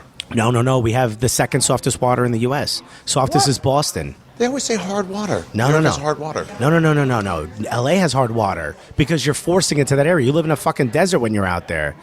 The whole movie Chinatown was about the water. That doesn't make it hard or soft. Yes, it does because you have to add a lot more chlorine to it because it touched so much man-made shit. Our water is gravity fed to us from upstate. We don't do anything. We just bring a gravity from Colorado. We stole it from Colorado, a big giant river from Colorado, man. Yeah, but you've had to irrigate it on man-made things. So every time it touches something man-made that holds bacteria, you add chlorine to it. Our water has almost no magnesium and They no always say that calcium. New York has hard water, and No, that's what makes it soft better. water, baby. But okay, so You know what else we have in our water? Tiny little minuscule shrimp. They're called omnipods or something. There was a rabbi who said it's actually not kosher to drink the tap water. I can see that. I was just going to say vegetarians can't have that. Yeah. Well, too bad. Everybody's got to get a Brita. Yeah, the rabbi's right. I think. Yeah. From what I know. Yeah. I'm like, when it's too hard to drink, yeah, it's too hard. Gotta follow the rules. Doesn't mean it's not. Doesn't mean it's kosher. Too hard water makes it hard for the yeast Wait, to go in and break it down. That's Are the you problem. saying it's? What are you saying? It's more the hard water when people say that you can't cook good pizza outside New York. Are they talking about the water? Or are they talking about the way it rises? No, here? all right. So this pizza we just ate, Yeah. this you can duplicate anywhere. Some of the best wood-fired pizza I've ever had is in San Francisco. Really? Una Pizza Napolitana. That guy started the... Uno's? Uno, no. Una Pizza Napolitan. Yeah. He started the wood-fired craze here in New York. Really? Him and Luzzo's, right? They started the craze here. He left. He moved back to San Francisco. It's in the Soma district if anyone's going to San Francisco. Great pizza. Absolutely incredible. Some of the best version of this type of pizza. Not this, the first one that I've ever had. You can duplicate that anywhere in the world. New York-style pizza, nearly impossible to duplicate. There's a guy in New York who started bringing in he said hard water, but whatever. The water from New York, Yeah. shipping it in to see if it would make a difference. A lot of people do that. It'll make a difference, but it's not going to teach you how to make great pizza. Like, pizza is like, you have to know how to bake it right. Still got to let it rise. Still got to flash fry it right. Well, that's for this. Yeah. But, like, this pizza takes 90 seconds in an oven, right? The pizza you're used to eating, like, That's at Joe's, crazy. it's insane. It's fast. When I started making pizza, we would buy frozen crust, Right. pre-made crust. That hurts my heart, but sure. Okay, but I mean, keep in mind, I was Gonna steal some of your 15. sauce. Yeah, You don't still have that chlamydia, right? You don't have that chlamydia still, do you? it's not oral. It only has oral. How do I know? It goes away in 10 days. Frozen crust. That's 14-year-old, whatever. Right. And then you take that same, not ragu, but what was that sauce? It was a step up from ragu. Prego? Prego. No, Prego was the worst. Prego's pretty shitty. Yeah. Ragu? And then it was like I don't know the other Mama one. Celeste is like the worst. I've never had Mama Forget what it Celeste. is. Butoni? Maybe Butoni? Oh, okay. That's like the same people that make the hard pastas, like the dried pastas. Yeah. Anyway. Tony. So then you add that to it and then just grate cheese. We wouldn't buy grated cheese. We'd buy a block of cheese, grate Yeah, you that. do got to grate it yourself because the pre-grated cheese has all that powdered oil on it. Yeah. And then we make, you have the big one. And then, Trying to save space for the next place? yeah, but then we cook it. It would take like 25, 30 minutes. Yeah. That's how long it should take. Okay. Wow. In a 550 degree oven. I mean, you didn't have a fucking wood-fired oven. That was like 350. We just did it in an oven. Right. 350, 375. You're laughing at that. Right. So what God. where did this guy grow up? I'm like, I mean, you cook at 500 degrees. If you have like a pizza stone, you can get that thing down to like 8 minutes. My dad started cooking on a pizza stone. Yeah. Oh, because the stone already gets hot? Well, the stone holds the heat. But the secret to the pizza stone, the mistake everyone makes, I've been in my family's house and they do it, and they're Italian, my wife's family's house, is they'll take the stone out, put the pizza on it, put the stone back in. You can't do that. Why? The surface heat is gone. You have to deliver the pizza to the stone in the oven. You need a pizza peel. You know the big thing, the paddle they have in their hand? You need one of those. You've got to deliver the pizza to the stone. What happens if you don't? If you pull it out and you make contact that room temperature or cold dough to the outside of that stone, which is typically like ceramic covered, you're typically not getting like raw stone. The surface heat goes away, and what happens is your pizza starts to get denser because it contracts, as opposed to it entering a hot oven and then sitting on a hot stone. Room temperature, sitting on a hot stone, the bottom is going to contract. You're going to get very dense, hard pizza. Oh. That's why most people's pizza at home doesn't taste very good. I remember seeing a Kitchen Confidential, or whoever the guy that screams at everybody. Oh, what's his name? Gordon Ramsay. Gordon Ramsay. And, by the way, I don't mind people screaming. I mean, I do, but like, whatever, if that's your stuff. But then it's like, it becomes shitty when like, that's what I'm known for, so that's what I'll have to do. Right, it's his shtick. Yeah, 99, this isn't even scream worthy, man. Did you ever see Kitchen Nightmares in England, the English version? No. There's like violin music playing. He like sits people down and explains to them how to run a restaurant. The American version is like fast zoom-ins on him yelling, spit coming out of his mouth. Really? It's so shocking how different the same guy is here because Okay, that's what we need. Yeah. We're not watching a show of a guy explaining restaurants. like what, Bar Rescue? Did you ever see the first episode of Bar Rescue? John Taffer walks in and has like a nice conversation with the owner. Eventually he yells at someone, but at first it's like normal. Now he walks in yelling, You guys are awful. yeah, you're a piece of shit. You're drinking You with made your me eat customers. this. Yeah. I did see him one time. I don't watch it much, but I saw him one time, like, found like a tin of where the sauce came from or whatever. Yeah. It was all moldy. He's like, I hate this. You made me eat this. Look at this. And then I was like, yeah, I get that. There's cockroaches everywhere. That shit's all produced, though. You know that, right? Yeah. They were going to have Paulie wanted the Comedy Store to be on that. And we're all like, Paulie, no, it's going to look terrible. And he goes, It's not gonna be no, good. but then it's going to make us look good in the end. Like, no one's going to remember that. They're going to remember that this is the place with mice and rats. Yeah. Yeah. They're not going to remember, oh, now they're gone. Yeah, they're not going to remember you crying looking at the new sign. Oh. That would have been terrible. If It would have did been terrible. They did a new sign or painted the outside. Oh, my God. That would have been the fucking worst. Yeah. A new logo? Oh, yeah. That's what they would have done, too. That's, of course, what they would have done. We need to update your... That's the worst. That room, by the way, So classic. I think everything in New York is better than everywhere in the world. That's just how I am. Yeah. I think we do everything right New here. Yorkers are like that. You still call Stephon Marbury best point guard of all time. Yeah, I won't do that. But, I think Scott Layden ruined the Knicks by trading Patrick Ewing, but whatever. I think New York does everything better than L.A. Everything, except relaxing. L.A. knows how to relax. For sure. I'm not good at it. I have to learn. I was in L.A. for 3 weeks. By the third week, I kind of figured it out. But I was more comfortable in Koreatown because it was buzzier, Yeah.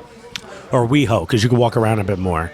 But the one thing I will give it is, dude, the fucking Comedy Store. I walked in that room. Yeah. I don't think I've ever felt... You know when they say like the old Yankee Stadium had ghosts? That's how it felt to me. It felt like Robin Williams was there. It felt like fucking Robert Klein's not dead yet, but it felt like his ghost was It's there. got soul. It's got soul. Yes, it does. There's something about that Some fucking comedy place. clubs around the world, around the country anyway, have soul, and some are like improvs, where it's just sterile. Yeah. It's like You a know, they're all hospital. built the same way. It's like a mall version of The a... difference in the Irvine Improv and the Brea Improv and the Ontario Improv. They're all looking kind of exactly the same. Yeah. Schaumburg, they all look exactly. A few of them, like Tempe and DC, look different, but like the corporate ones are just like all the same. Like there's no soul here. But you go Nothing. like Charlie Goodnight's or that room in Appleton, Skyline. Oh my God, my favorite club. Oh, I love it. But it's like, okay, somebody probably got stabbed in the back. There's Yeah. some fucking shit in here. There's smoke in the air. It smells like sweat on one corner. It smells like butt in the other. You're like, yeah. Yeah. Skyline is incredible. I Skyline's love great. it. That town is a shit town, though. Appleton. Holy. Yeah, it's a little There's depressed. nothing there, man. Yeah. No offense to everyone in Appleton. I know there's a college there. I was like, what I am go I there doing? one day. When I go to Madison, I go there for one show Oh, do you really? and just do like a Wednesday or a Sunday. I did the 2 weeks in Wisconsin. I did Comedy Cafe in Milwaukee. Stayed in that condo. Like an extra 4 days in Milwaukee. Then I went to Appleton. We were going to try to swing by Comedy on State, but we didn't get a chance. That's pretty nice too. I hear that's like the best club in the country. People say like a lot of people record their albums there. Yeah. What they love more than anything about that place is they have college night on Thursdays. Okay. And it'll be 90% college kids.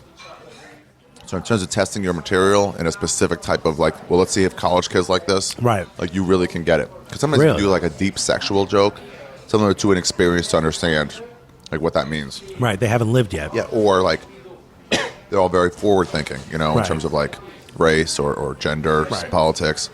So if you hit them with something, it's like, let me make sure this is done well. What do you think about that whole thing about not performing at colleges because they're too politically correct? I know what Seinfeld's talking about. I understand. Yeah. If when they hear the word so-and-so, people go, oh, what is this going to be? So they don't wait to hear the actual intent. They start to get I had a friend, Offended. Frankie Thethridge, did a joke about going to a laundromat. And he goes, you have to accidentally put a red shirt in with your whites. And then he's like, I got there, I took it out. I'm like, and it bled all over the other color. I'm like, these goddamn colors. These fucking colors bleeding all over the whites. And it was like really funny, whatever. Yeah. I laughed. But I saw two black dudes sitting at a table, and one Yeah. was in the bathroom with the setup. Yeah. And he comes in halfway through. And just hears He's like a "Wait, race what?" rant. And his buddy, I saw him go, no, it's cool, it's Yeah. cool, it's cool. But like, there's definitely some of that. But when I hear him say that, I call my agent. I was like, get me some college gigs. Because I think he's wrong. right. I think they're not so sensitive. Because I was in college. Right. And there was a lot of sensitivity. There was also a bunch of people who loved Happy Gilmore. Right, of course. You know? There's like the fuck ups. And I'm like, yeah. I know I can get them. You can have all your protests, but I'm here to talk to the people who are just cool, regular people. Right. The bloggers are the 10%, Right. and the 90% is who I'm here to entertain. And we're giving them too much credit by listening to Way them. too much credit. Yeah. So just like, guys, you go fucking have your protests over there. I'm going to make these people laugh. I really do want to play colleges. Did you find out that you were wrong? I haven't played them yet. Oh, okay. I haven't done them yet.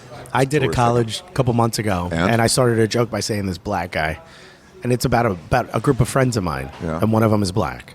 So I said, so the black dude, and you could feel butts tighten up. I wonder if though some of it is us, like after Daniel Tosh had that rape joke thing. Right. By the way, I heard he I haven't watched it, but I heard his new special. He covers all that. Oh, does he? Yeah, it's one of his long. He also jokes. did his was like a lock the room, let's rape this girl, right? No, his was a riff in the middle of a joke that this lady was interrupting, and then he was added something. The way anybody saw it was written down by the person who was angry. That's worse. Worst. Not That's the what happened way- to Sam. That's not the way an artist delivered it. Right. It's like saying Picasso. It's like he just paints naked chicks. Right. It's like, I don't know. You got to see the actual work. It's Yeah, beautiful. yeah. It's not just painting naked. It's not chicks. just tits. Yeah, they're all Yeah. weird shape Yeah. too. It's had nothing The to do tits with are that. weird. Yeah, it's so not going to can't make take you the word horny. of somebody writing it down. That takes any nuance away from it. Right. Anyway, he it covers. takes I the gotta watch performance out of it. Yeah. It's like saying you don't find. Have you caught? stand-up Have as you an art caught form. shit for any of that? All the time? I got. It's irrelevant. That shit is irrelevant to what your artistic intention is. I made the mistake of doing one of these shows that's like comedian burlesque dancer, comedian burlesque dancer. It's on those. This one burlesque dancer was incredible. She made a beeline for me. By the way, she was completely naked, but she was wearing like a large men's like dress shirt. I don't know if it was a man's dress shirt, whatever, just in case anyone was listening, wants to write a blog post. It was like a suit style dress shirt over herself. So like it's a weird position to be in. Like someone is like, in a weird form of undress. Yeah. So she makes a beeline right for me, and I stick my hand out to shake her hand. I go, hey, great performance. And she goes, great, you too. Yeah, you were very funny. I was like, cool. I thought that was it. I looked behind me to see if there was someone else she was going to talk to. She was still wanting to talk to me, so I was like, okay. And she goes, hey, by the way, rape isn't funny. And I was like, yeah, all right, I agree with you. Why are you telling me? Yeah. Is this like, are you going to give me like a postcard or something, or like a rally or something? And she was like, no, you made a rape joke. And I was like, no, I didn't. The joke that she was talking about was I used to do a joke where a couple girls got kidnapped. One of them thought that maybe it was like human sex trafficking. So my wife got nervous. She's like, what if they try to kidnap me? I said, babe, just turn around and yell, I'm 33. It's like, I think you'll be okay. Yeah. So the joke is about ageism, right? Yeah. She thought I said my wife was too old to be raped. And I was like, whoa. I was like, I guess you could pull that out of that joke, but that's not the point of the joke. If you listen to the joke before it and the joke after it. The idea that any topic isn't funny, you can't attack topic, attack form, Right. attack function. People who say that do not view stand-up as an art form. No, they don't. They view it as like soap Just boxing. entertainment. Yeah. It's And, so I don't want my odd. entertainment like that. It's but here's a real deal. We're not here to entertain you. We're here to express ourselves. And if you get entertainment out of it, Right. that's great. You paid to hopefully be entertained. Yeah, I'm here to do what I do. Yeah. So they don't matter. They don't matter. When the rape isn't funny, it's like, yeah, I know. That's why we're using it as an example of something horrible. Right. Because it's so horrible. Because it's so horrible. Yeah. Right. You know what's not horrible? Skinning your knee when you fall. Right. So if I use that as the most negative thing possible, Right. won't get a laugh. It's not going to get a laugh. That negative. Yeah, it's not heightened at all. Yeah.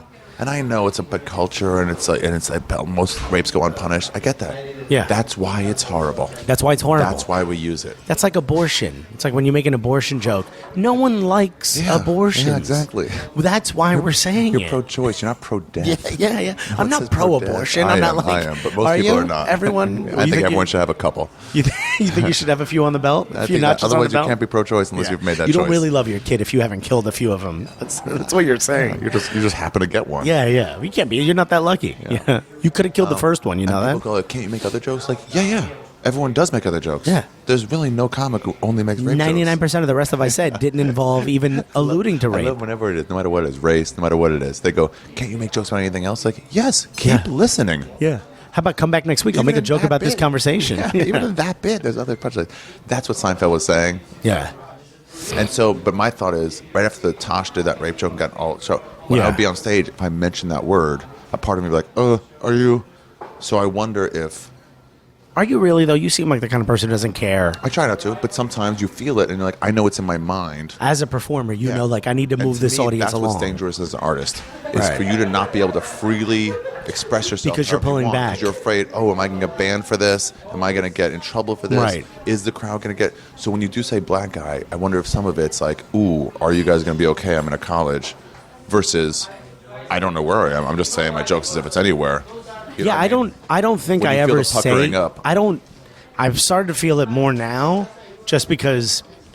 Like, I guess as a married dude in comedy, I'm like every female comedian's gay best friend without wanting to, Oh, right. because You're they know, not like, gonna I'm hit on safe. them. I'm not going to hit on them. Yeah. And to be honest, I don't have I don't have any reason to like be creepy around any of these female comics. So for me, it doesn't matter. Like, but they like confide in me a lot and stuff. And they're like, oh, you're like a champion of the female comic. I've said some stuff that's pissed off female comics. Like, I don't want people to think like, you know, I'm benign to having thoughts that aren't perfect either. Yeah. But I've found myself thinking more like, how am I going to be viewed if I say this? And I hate that. It bothers the fuck out of me because I want to go up there and I want to hear it the same time the audience does. That's the problem with free art. Yeah. Freestyle art, where it's like you shouldn't take in anything into account other than how it's going to be received here, not am I going to lose my other job out because of it. That's not what you're supposed to do. It's the end of the day, dude. The laughter is how we get paid, you know? Well, the real problem is when a comic would make a joke that's totally on the safe side of something. Right. And then they don't make it because they're afraid. And you're like, oh, now you've stopped free expression. Right. So you really can't listen to them. You can't. I don't read any reviews. Well, I stood up to this girl. My reviews are from an audience. Yes, what'd you say? I stood up to the girl, and she made a post about how my wife must be trapped in our marriage, and people were like, let's burn his dick off and stuff. And I was like, wait a minute. So you're upset, and she tagged me in it, so I grabbed her post because I started getting these weird messages in the middle of the night. One guy goes, your only resort is to post the joke and let us judge for ourselves. And I said, no, that's not my only resort. My only resort is if you want to see me do that joke, come see me perform. Yeah. My website has all of my dates. And what do you mean, my only resort? I'm saying, hey, before you analyze something, analyze it. Yeah, come through. Dude, whenever I get in quote-unquote trouble, it's only from people who have not seen the work. Yeah, 100% of the time. Taking one page of Huck Finn and say, yeah, that should be banned. Because the N-word's in there. Read the book. Yeah. Yeah. And then tell me. Otherwise, you don't have respect for the art form. And that's okay, but I'm not going to respond to that. Yeah. And Mark Twain shouldn't respond to people going, why are you using the N-word in this? Right. Let's ban the book. Yeah, you guys do what you want. If that's what you got, reading it, then so be it. That's like the thing about like trigger words and all that shit. We shouldn't even talk about this. It's stupid. It gives them more attention. It's so stupid. Let's move on. All right. I'm sorry. Back to pizza. It's just like I hate talking about it. I don't. Here's a trigger word I hate. No pizza. Am I pizza. right? Am I right, everybody? So we're going to pay here, and then we're going to go where? Yeah, we're going to go. All right. So this is the $1 pizza. I'm going to take you to. Wait, what was this called, by the way? This was the second dish that we had, the second pizza. Montonara. Montonara. Spell that. Montonara. Montonara.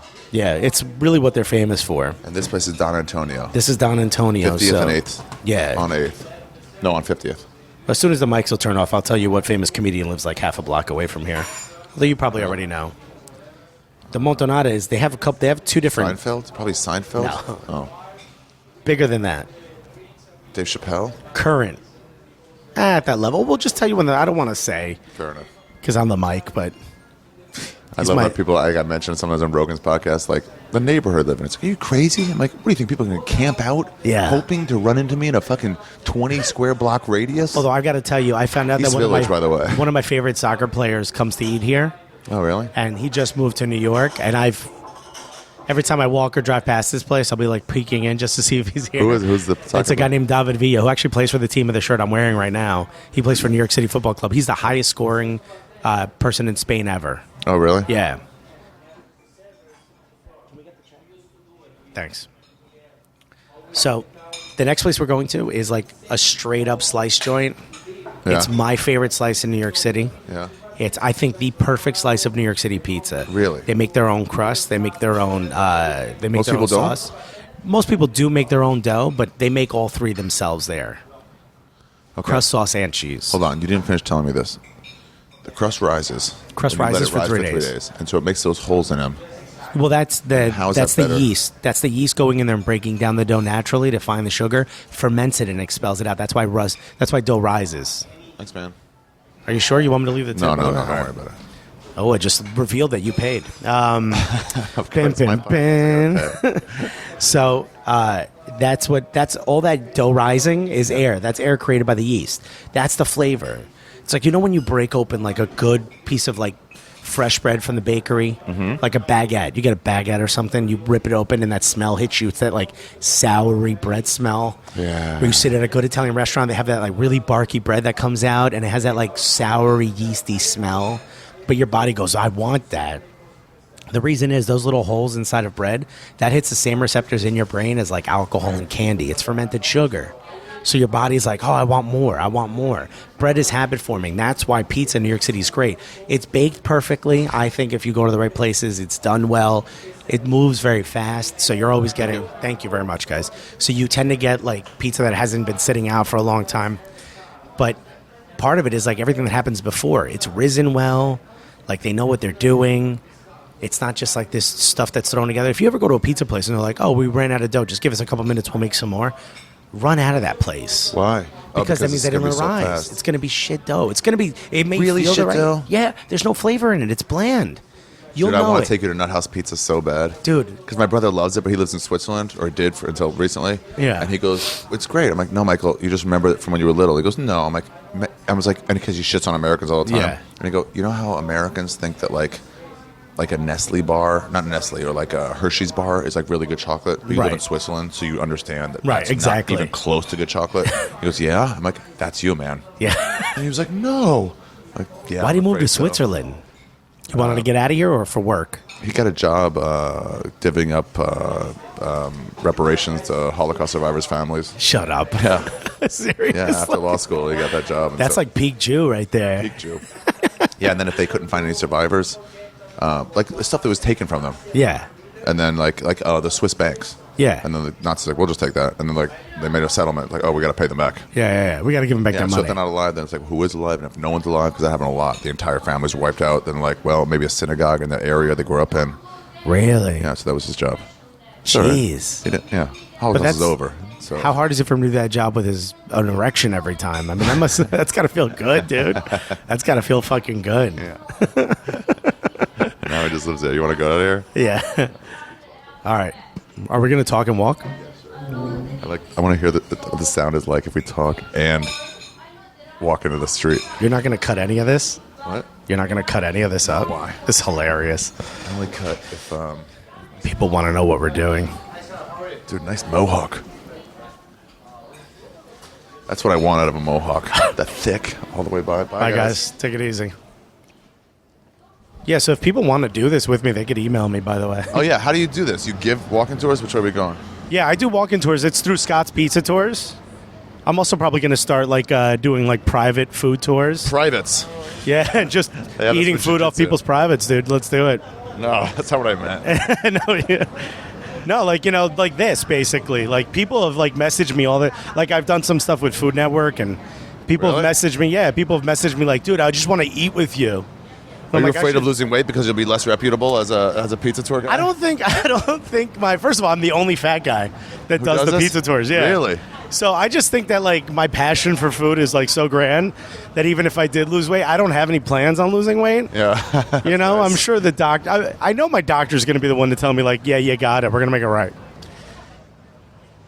I don't know. My wife, like, stays in such great shape.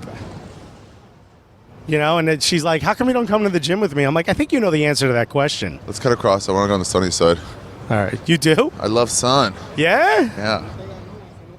Yeah, I love That's sun. a shy. I can't. I'm learning so much about you. What, really? I Yeah. love sun?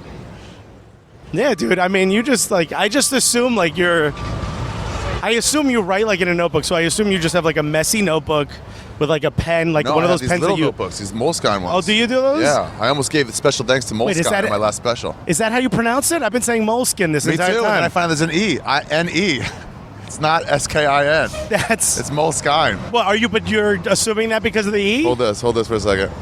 You're about Are to you find assuming something that else because of about the me. E? Yeah. Are you also taking your shirt off? Oh, yeah, man. New York All right. City, it's all about the shirt off. Let me walk on this side. All right, so if anyone's listening right now, we're walking around with like microphones and wires hanging out of his messenger bag.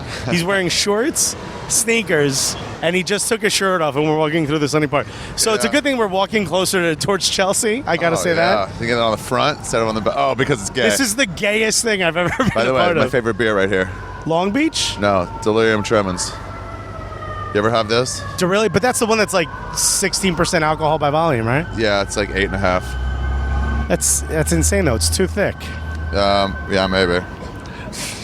Did you honestly do that just to make that guy uncomfortable that was standing Well, I next to the do beer? like how he didn't move at all. We were standing next to him talking. He wouldn't even move. He kind of half looked up and he was like, I'm holding my ground. You've got enough of that New York in you where you're like, oh, I'm going to walk over here now, and the person who's standing there should move. And if they don't, that's And on don't them. don't make it weird for me because I want to walk to where you're By the going. way, there's Book of Mormon. I didn't realize what neighborhood we're in. I really rarely come to this part of town. yeah, that's another reason why I made you go there because that place, that no reason Montanata to go. is worth coming to fucking Times Square to eat. That's how shitty this area is, and no one wants to come here. and it's incredible the food that you can get there. So this comedian that I tell you that lives right there, Yeah. I was having a conversation. They're like, "Oh, you're the pizza guy, right? Like, you know a lot about pizza?" And I said, "Yeah." They're like, "What's your favorite pizza?" And I go, "My favorite slice is where we're about to go right now. It's called New York Pizza Suprema." I was like, "But you know you live like right by like an incredible fucking pizza." And he's like, "There's nothing good by me. It's Times Square. It's bullshit." And I go, "No, trust me. Like half a block away from your apartment is one of my favorite pizzas to order or bring people to." I took Really? Joe Bartnick and his friends there when they came into Aziz? town. No, it's not Aziz. I'm trying to think who's now. Oh, sorry. He's actually good at comedy. Sorry. So it's not Aziz. I want to get so big that I get paid to do public appearances at Madison Square Garden. Public appearances. I'm shitting on him, and he gets up at the cellar whenever he wants. I'm an asshole. That's why you're shitting on him. If he's an open micer, Yeah. you wouldn't care at all. Yeah. If any of these people that are like overrated, if they were at the level they should be, no one would have a problem. No one would with have a them. problem. We'd probably like them. Yeah. You know, we like people who don't give it, who like are at Yeah. the level they're supposed to be. If somebody like way too massive was like can't get any break, you'd be like, oh man, that should get something. Yeah. Pretty good. Are you know? afraid of that? Are you afraid of becoming like a comedian's comedian? What do you in the mean? sense that Like like Doug Stanhope? no, because Stanhope he makes his own opportunities, even though he's one of those guys that I feel like You mean a failure? no, like he's like a You mean a funny self-sabotager. failure? No, What do you mean like by comedian's comedian? do you like Giraldo, like Greg Giraldo? You don't consider him a failure before he passed, do No. you? But he was a comedian's comedian. He's one of those guys that would like get production deals, but it never really happened for him. You know, like he would. I know. There was like a ceiling. Comedian means comedians really like him. Yeah, but like what I'm saying is he never rose above that like Patrice O'Neal's buddy type of level. You know? Geraldo? Yeah. Oh. You know what I mean? Like he was always like the guy who was like The balls on that no one dog. would. I know this dog's got massive balls. God, he can't even walk right. You didn't hire Geraldo. You know, Geraldo came to the roast. You know, he was a part of the roast. You didn't look at the roast for him. Right. Yeah, But he was he getting crushed stuff it on every talent time. only and not like, yeah, we'll use his name. Yeah. Yeah. He didn't have any buzz. Like, you afraid of that? I'm definitely afraid of that. What, of not getting any buzz? Like, you're being one of those guys that like other comedians respect, but like no one really like. You're not the draw. You know, like you can't get anything unless your buddy gives it to you. To be honest, I shifted my way of thinking in stand-up and career that way, and I only think about what I produce and not the reaction it gets or what I get out of it. Nice. All right. There's Probably a Colombian like 2-3 family years ago. staring at us right now. Yeah. Again, we're walking with. So like if I get nothing, He's it's shirtless. fine. If I get a lot, that's also fine. I would like to get paid more than than less. But like if I don't, as long as I put out some good bit. Well, I that's mean, all you that do matters. stuff people love. I mean, people love Yeah. Skeptic Tank and Well, right now, by the way, that story show you got. yeah, that story show. Now I'm like, can I get some of the shit? Now that I'm on a show and have a show, can I get some of the freebie shit that these bigger comics get? You got to go out there and just start talking about something you want. You got to go out there and go, man, that Tesla looks great. Your next comedian is. No, I mean like parts on stuff. I want to like, Oh. all these other guys are getting like these great writing jobs on stuff. I want to write for South Park. And I'm like, how big do I have to get to where they're like, oh, on name alone, they'll take me. Oh, You know? but you are lucky enough that you will be the guy that when someone says Ari, people know they're talking about you, and that's a very popular name. Oh yeah, Ari. Yeah. I've got an easier route there because not many people are Alexis. using Alexis. No. I've got an easier route to becoming the Alexis. It's tough. But It's you're tough. the Ari. Because Yeah. I said to one of the guys over there, I'm like, I'm doing a podcast. And they go, oh, who is it? I go, do you know Ari? And he goes, Shaffir? As soon as I said Ari. it. Yeah. They knew who you were. So Yeah. you're getting close. You're getting to that point where you're going to be Ari. That's Even going to be Chris nuts. Rock has to deal with it. He goes by Rock. When people go like Rock was in, Yeah, because you can't say Chris. Chris. Does Have you met him in person, by the way? Lots of times. Yeah? Super quiet. Never talks to anybody. No. I don't know, maybe it's because of where I'm from, but I see that, and I take that as them being assholes. I'll tell you what. For a little while, I thought Zach Galifianakis. He's probably the only Zach too, right? Yeah. Well, Ephron. You could have meant Ephron. Yeah, but of comedians, Zach Yeah, is yeah. Zach. But I was like, kind of like this is when I started, 2-3 years in, Right. And I was like, and he was just leaving the open mics when I was coming into him. He was just Right. like doing like one a month still, when I was doing them every single day. Right. So there's a little bit of overlap. Or like the booked one night a week rooms, he would like Yeah. do some of those. And I remember thinking like, what a jerk. Like he's never said hi to me. And then it hit me like, I've never introduced myself either. Right. Whatever I'm accusing him of in my head, I've done the exact same. Yeah. And then I was like, You and I have a similar pattern then. yeah. And then I saw him outside some like basement room outside the 3rd Street Promenade, and he was on the room to show too. And I was like, oh hey man, I'm Ari. I've seen you. I was like, oh hi, nice to meet you, Ari. And he will always now say, "Hi, Ari, how are you?" Sweet guy. Totally sweet guy. That's insane. And I was putting this shit on him in my head that was just not there. There's a comedian, Kyle Ayers. You know him? I've heard of him. First time I met him, I said hi to him, and he kind of just like nodded his head and like walked away. Yeah. And I was like, that guy's a fucking cunt, Nice you know? shirt. Hail Buffy, And Satan. And I just like, I would just shit on this guy in my head every time I saw him. I'm like, oh, he's too good to say hello back or to have a conversation with me. So in one way or another, we end up on the same podcast together, and we're just talking about it. And I was like, you know what? I'm going to fucking bring it up, you know? I'm not afraid of conflict. I bring it up. And he goes, yeah, dude, I'm sorry. He's like, yeah, I have a lot of anxiety, so sometimes when I meet somebody new, like a lot of things go through my head, and I kind of have to walk away from the situation. Right. He's like, yeah, but you're super funny, man. That one thing you said, I was like, oh my God, I've never once thought, maybe the other person just has like a thing. Yeah, dude, we put so much on other people that's not there. I project it all off. What other of me, explanation could whatever. there be? Like, I don't know, like 1,000 different things. I don't think about that ever. My wife is typically like the voice of reason that I'll go, have you thought about their feelings? Like, no, I'm telling you, I was there. He dissed me completely. Noe Gonzalez or Felipe Esparza, I forget who it was telling me about this guy, Johnny Sanchez. So we all blend together as Latinos? It was a long time ago. I think it was Noe, but it might have been Felipe. In fact, it was probably Noe. Felipe wasn't around much then. But he was saying Johnny Sanchez got a development deal. Right. Which they don't really have here in New York, but they have in L.A. And it was like this big thing, a big, fucking, how many $100,000 deal. And it was like, you're about to have a show and you're about to get launched, Yeah. And he said one day they were all standing at the back of the Comedy Store and hanging out, and then Sanchez came in shortly after that development deal. Right. And he parked his car, and then he just kind of ran by everybody.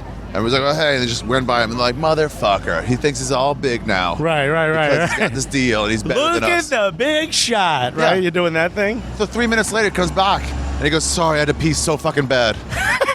You know what I mean? There's so many explanations. There's so many. That you can't even think about. We never, and is it us? Is it us as comedians just overanalyzing every little thing? You have to show patterns in order to really say that guy's an asshole. It can't just be one time. Yeah. He just broke up with his girlfriend. It could be so many different things. Oh, so you give a guy a shot? You get like 4 or 5 shots.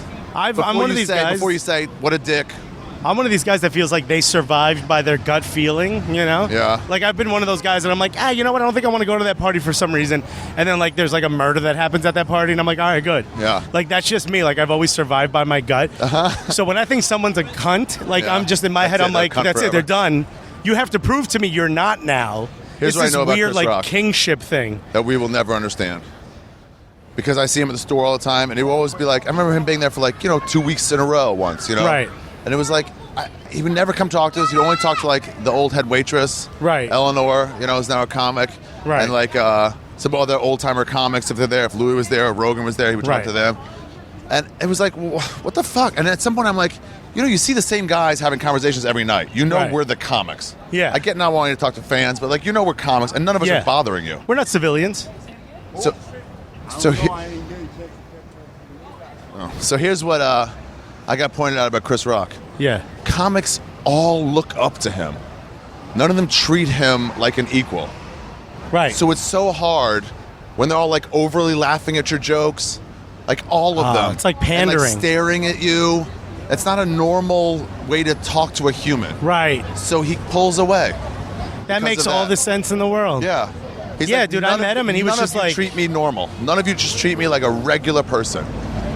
It's like a really hot chick, Yeah, exactly. But that hates the attention. Right. It's like a really hot chick that's secretly very smart he's a at little bit work. introverted too. He doesn't want like all that, and everyone's staring. It's just like I've never been there. I've been there in the slight situations, like at the Comedy Store on open mic night. Yeah. Sometimes, and it's a little annoying. He gets it only. Yeah. That makes sense. There was like that rumor going around that Louis was giving other comics his like worst comics essentially. His what? His material. So he could sit in the back of the room and like actually see real reactions. Oh, really? Because he says it got to the point like right when his show first came out. Sure, he couldn't get that any the moment he reaction. got on stage, he was so validated. They were laughing at setups, you know? And it's like you're not going to be able to test your material. To me, that's why I will actively at some point pull away from any of this fame. Chappelle. That's why we'll all pull a Chappelle. And then go, if I want to be a true artist in terms of stand-up, right. I have to not only like not actively seek out the fame, but get down, get it away. So and you have to earn real reactions. Yeah, you want your own fan base, but at the same time, it's not the best for your craft. Yeah, dude. It's it's like I've opened for guys that I've seen coasting guys. their audience. It's like they don't really have to work. I mean, it's a Yeah. beautiful thing, but you could see the pain of that in their eyes. You know, when they're telling their material, they say it in a different energy than you saw Really? it when they were climbing the ladder. Still, Yeah, they're not you know? hungry. Yeah, On my Or- show too, I'm always trying to convince Comedy Central, like the best comics are not the ones America's heard of. Yeah. The best ones are the Joe Lists of the world. Oh my who were God, like- his who were album is like, going to be great. I'm hungry. Yeah. I'm gonna work my ass off at this. Yeah. It's reps too, man. You got to be up. Like, Yeah, you got I to get think reps. Bill Burr said it. He was like, people asked him, they're like, oh, you're supposed to be the best in the world. What do you owe that to? And he was like, everyone else got TV opportunities. I didn't. He's like, my opportunity failed. exactly. So all I could do was go do stand-up. So I just did it longer than they did. Yeah. It's reps. Yeah, when I see like guys like Rock or whatever, like get ready for a special, I want to be like, what do you mean get ready for a special? You Yeah. got to be doing this like Yeah. at least 5 nights a week. What do you do? for Stand 2 there and wait years. for people for the standing ovation to finish? Is that You're it? gonna write it and then like, oh, work it out for 2 months and then go up? Like, Yeah. like no, man, how dare you? Like, really, how dare you think that didn't get you here? Yeah. But you're looking. Are you ready for that? Are you ready for that life of not even having to get up? Like, what is your audience? I'd really be interested to see like What what my your audience is like? demographic would be. They're Well, I can tell you one that isn't. it's kind of varied. I guess it's mostly men, but probably like 65%, like 2/3 men. Do you get like the conspiracy theorists? Younger, occasionally, not really. I'm not into that. Yeah, but I mean, But you're some on of them Rogan are. a lot. Some of them so. are, yeah. But like Rogan's audience is like a bunch of meatheads, a bunch of psychedelic drug users. I get a lot of that. It's like a Somebody room in full of people that Appleton all make pointed fun this of out. each other. I was doing a joke where I had to ask somebody who had kids, here, so I could ask them a question. Yeah. And nobody said anything. I was like, anybody have kids? And there was no clap. Like, none of you? And then somebody goes, we're here for you, Ari. This is Yeah. your audience. Yeah. Yeah, we all understand children are awful and we don't want them. Yeah. I was like, oh, yeah. fuck. Oh, you don't want kids either, right? No, Yeah, not you at and all. I see. I'm I'm the only still. one rooting for Zika virus. You're waiting for the mosquitoes. Is that why you're shirtless Yeah. right now? Yeah. You want the I incoming. get it. I'm like, mosquitoes. hey, you got to abort that. You know, I have Zika. No, you almost like immediately got to abort it. Actually. In New York has beautiful buildings. Yeah, but that's the one thing I miss about being in Manhattan. I didn't realize how colossal Manhattan is versus Brooklyn. Brooklyn's very short buildings, so it feels cool, but at the same time, there's something really regal about this. Yeah. So let's talk about this. What are your earliest memories of pizza? Oh yeah, you were going to ask me that. All right, so when I would wait, I grew up on an intersection where all four corners were pizza places, right? I'm just like lucky enough that way, and what should we call it? So I remember when I was a kid, I would wait for the bus at like 5:30 to take me to school. this Jew is fucking and this staring dude at just us. like caught up to us and like slowed down and watched And us. just stared. It's like when like really Jews. fancy cars on the highway, you like slide up next to it. And then you could go there. Speed. Yeah, and then you go this way. That's exactly what he did. He coasted along with us. Oh my gosh. So I would whatchamacallit? I would wait in front of these pizza places. The people who show up in the morning at like 5:30 to a pizza place or like 6 o'clock, they're usually doing something called opening the dough. Opening the dough. It's called opening the dough. You make dough for the next few days, Yeah. for a few days away. So Okay. they come in the morning so they can make dough and not be in the way of everyone baking pizza. So you come in before everyone else does, right?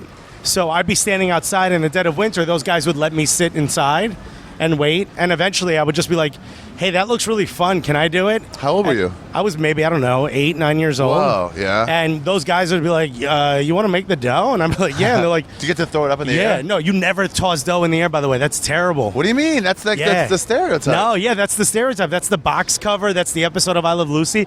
You don't do that to dough. That's terrible for Why? dough. Because when it lands, it crashes, and you get rid of all those bubbles you just learned about. Oh. Yeah, dude, you can't get rid of those bubbles. Bubbles are flavor. Oh. Well, those are like make the dough right now and then toss it to make it round. Well, no, when you make it, you just make like a big pile of it, and then you just cut them put- into pieces. Smush it down. Well, you don't do that yet. You do that later on if you want it to get Yeah. a double rise, but most people don't do it. It's like for baking special types of bread. They get like a little round. It looks like about the size of a calzone dough. Yeah. And then they smush it flatter Yeah, they and use the push it tips out. of their fingers. What they're doing there is they're pushing bubbles to the outside so you get a fluffy edge of your crust. Oh. So that's why you use the tips of your fingers, and then you could stretch it on the backs of your knuckles. But you don't. You could spin it on your knuckles, but you never toss and catch. Wow, 'Cause really? That gets rid of. Yeah, it compacts your dough. It makes it very tough. You don't want to do that. So I would spin it and push it up with your fist. Never. Oh, man. You never toss it. You never let Live go of and it. learn. Right? That's why I'm here, dude. So I would sit there and just use those big mixers, those big like KitchenAid mixers they have at pizza places. They're called Hobarts. Yeah. That was my job. That's what I did. And it wasn't really my Fierce job. I when would he's just doing do it. And there's like all these. By the way, most of the guys that work at a pizza shop at 5 in the morning are like ex-cons who can't get work anywhere else. So these guys are just like sitting there smoking cigarettes, reading the paper, while I'm doing their job for them. I would show up to school with like flour all over myself, and people would be like, "What's going on at home?" You know, like no one knew. For the mob. Yeah. Well, you know what's funny? It's like they all used to pick up envelopes still in my neighborhood. So those guys, really? yeah. So I was a big Pick up soccer fan when I was a envelopes. kid. They all used to ask me a lot of questions about soccer because a lot of the guys that sat at those pizza places were bookies, and they never took bets on soccer. So they all used to ask me questions about it. And one Like of them what the line should be? Yeah, one of them would bet the way I told them, and I think I won one of those guys a lot of money, like at one point. But they didn't always take me too seriously. But they called me the Cuban. Oh, the Cuban's here. It sounded like there was like a drug lord. Really, it's like a fat little kid in a Catholic schoolboy uniform. What place was that?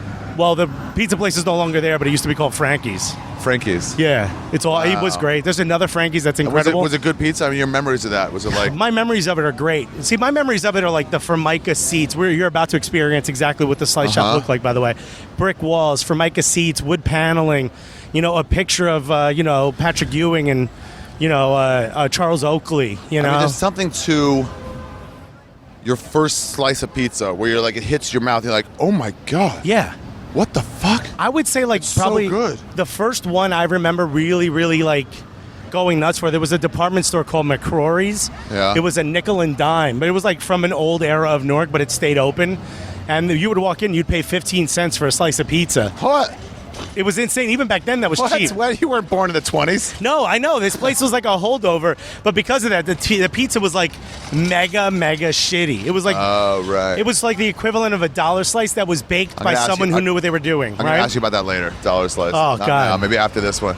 So, like, imagine a dollar slice baked by like master. like a master, right? So the texture of it was great. Yeah. It was baked appropriately, but it lacked good flavor, Yeah. And this guy would make it. It was 15 cents, and my grandmother would force me to go shopping when I was a kid, but she would get me. She's like, "We'll go to McCrory's. I'll get you a slice." That's all I needed to hear.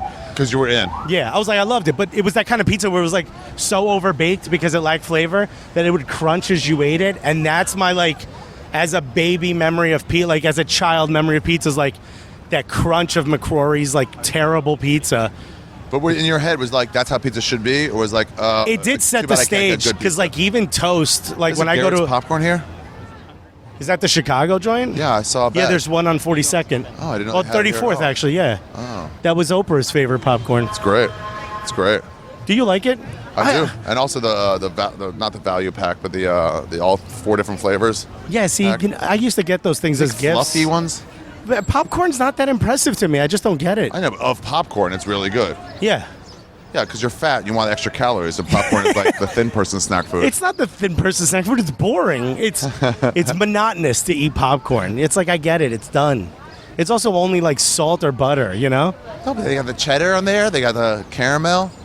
I could eat a bag of Doritos, but I couldn't eat cheddar popcorn. That's the same every time, Doritos. Yeah, but it's kind of fun. Yeah, it is fun. Doritos are great. Doritos are incredible might be the fun. best high food. I see. My buddies all loved Doritos. I had no idea it's because they were high. I was just like, oh, we all agree on something. We didn't fuck around with Cool Ranch. Yeah, that's It was awful. straight nacho. And it makes your fingers and your breath smell for a week. If you It's have terrible. a bag of ranch Doritos. You know what they call ranch Doritos in Europe because they don't have ranch dressing? What? They call it Cool American. Cool American. Is that because they figure ranches. Yeah, Cool American. It kind of fits though, doesn't it? By the way, as we're passing this McDonald's, it's reminding me that Americans, whenever they go out of the country, if I see any of them at a McDonald's, I just want to slap them in the face. You don't do that whole I gotta try the McDonald's in this country. I did it one time in I think Thailand. I was like, I'm gonna have 2 fries so I could see if they use the same recipe. Yeah. But no, it is the exact same shit. I did it in Costa Rica once. Less because the stuff we use here for meat is illegal in most countries.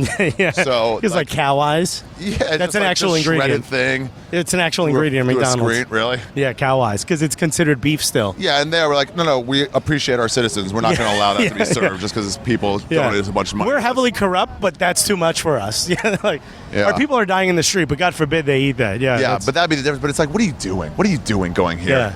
Yeah. It's funny. When I was in You're Spain, Bangkok and you're eating this. I was in Spain. They have McCafes, and I was asking someone oh, I just want to sit down and have a cup of coffee and something sweet. real Euro, you know, just kind of Yeah. relax. And someone suggested the McCafe. Really? And I was like, are you out of your mind? And they're like, it's different here. You know, we don't view it that way. A lot of people say in Canada that you get the best poutine at like KFC or McDonald's. No, they don't. Yeah, because they say at its heart, it's a truck stop food. Yeah, it should be shitty. Yeah, and so you can't, at a nice restaurant, which I love, La Banquise is like my favorite, but like, or at least the menu's so big, but like, you can't do better. There's certain things I call dirt food. Right, like high-end Yeah, Mexican food is dirt food. nachos is Yeah. like, what are you doing? You're only going to pay for atmosphere. Yeah, You know, if exactly. you want to pay for more. That said, there's Milwaukee, there's a place called Comet Yeah. Cafe that does what I think is the best poutine I've ever had. Really? Yeah, dude, but it's Milwaukee. high-end version of it. Yeah, Yeah. it's like one of these like hipstery like diners Sure. that like everything is handmade. Yeah. But their gravy is like the perfect amount of unctuous. The potatoes are like double fried. At La Banquise, they have peppercorn sauce. Like an au instead of poivre. gravy. Yeah, and it's like really delicious. Very They also have nice. meat, red sauce. That's sometimes. all about it.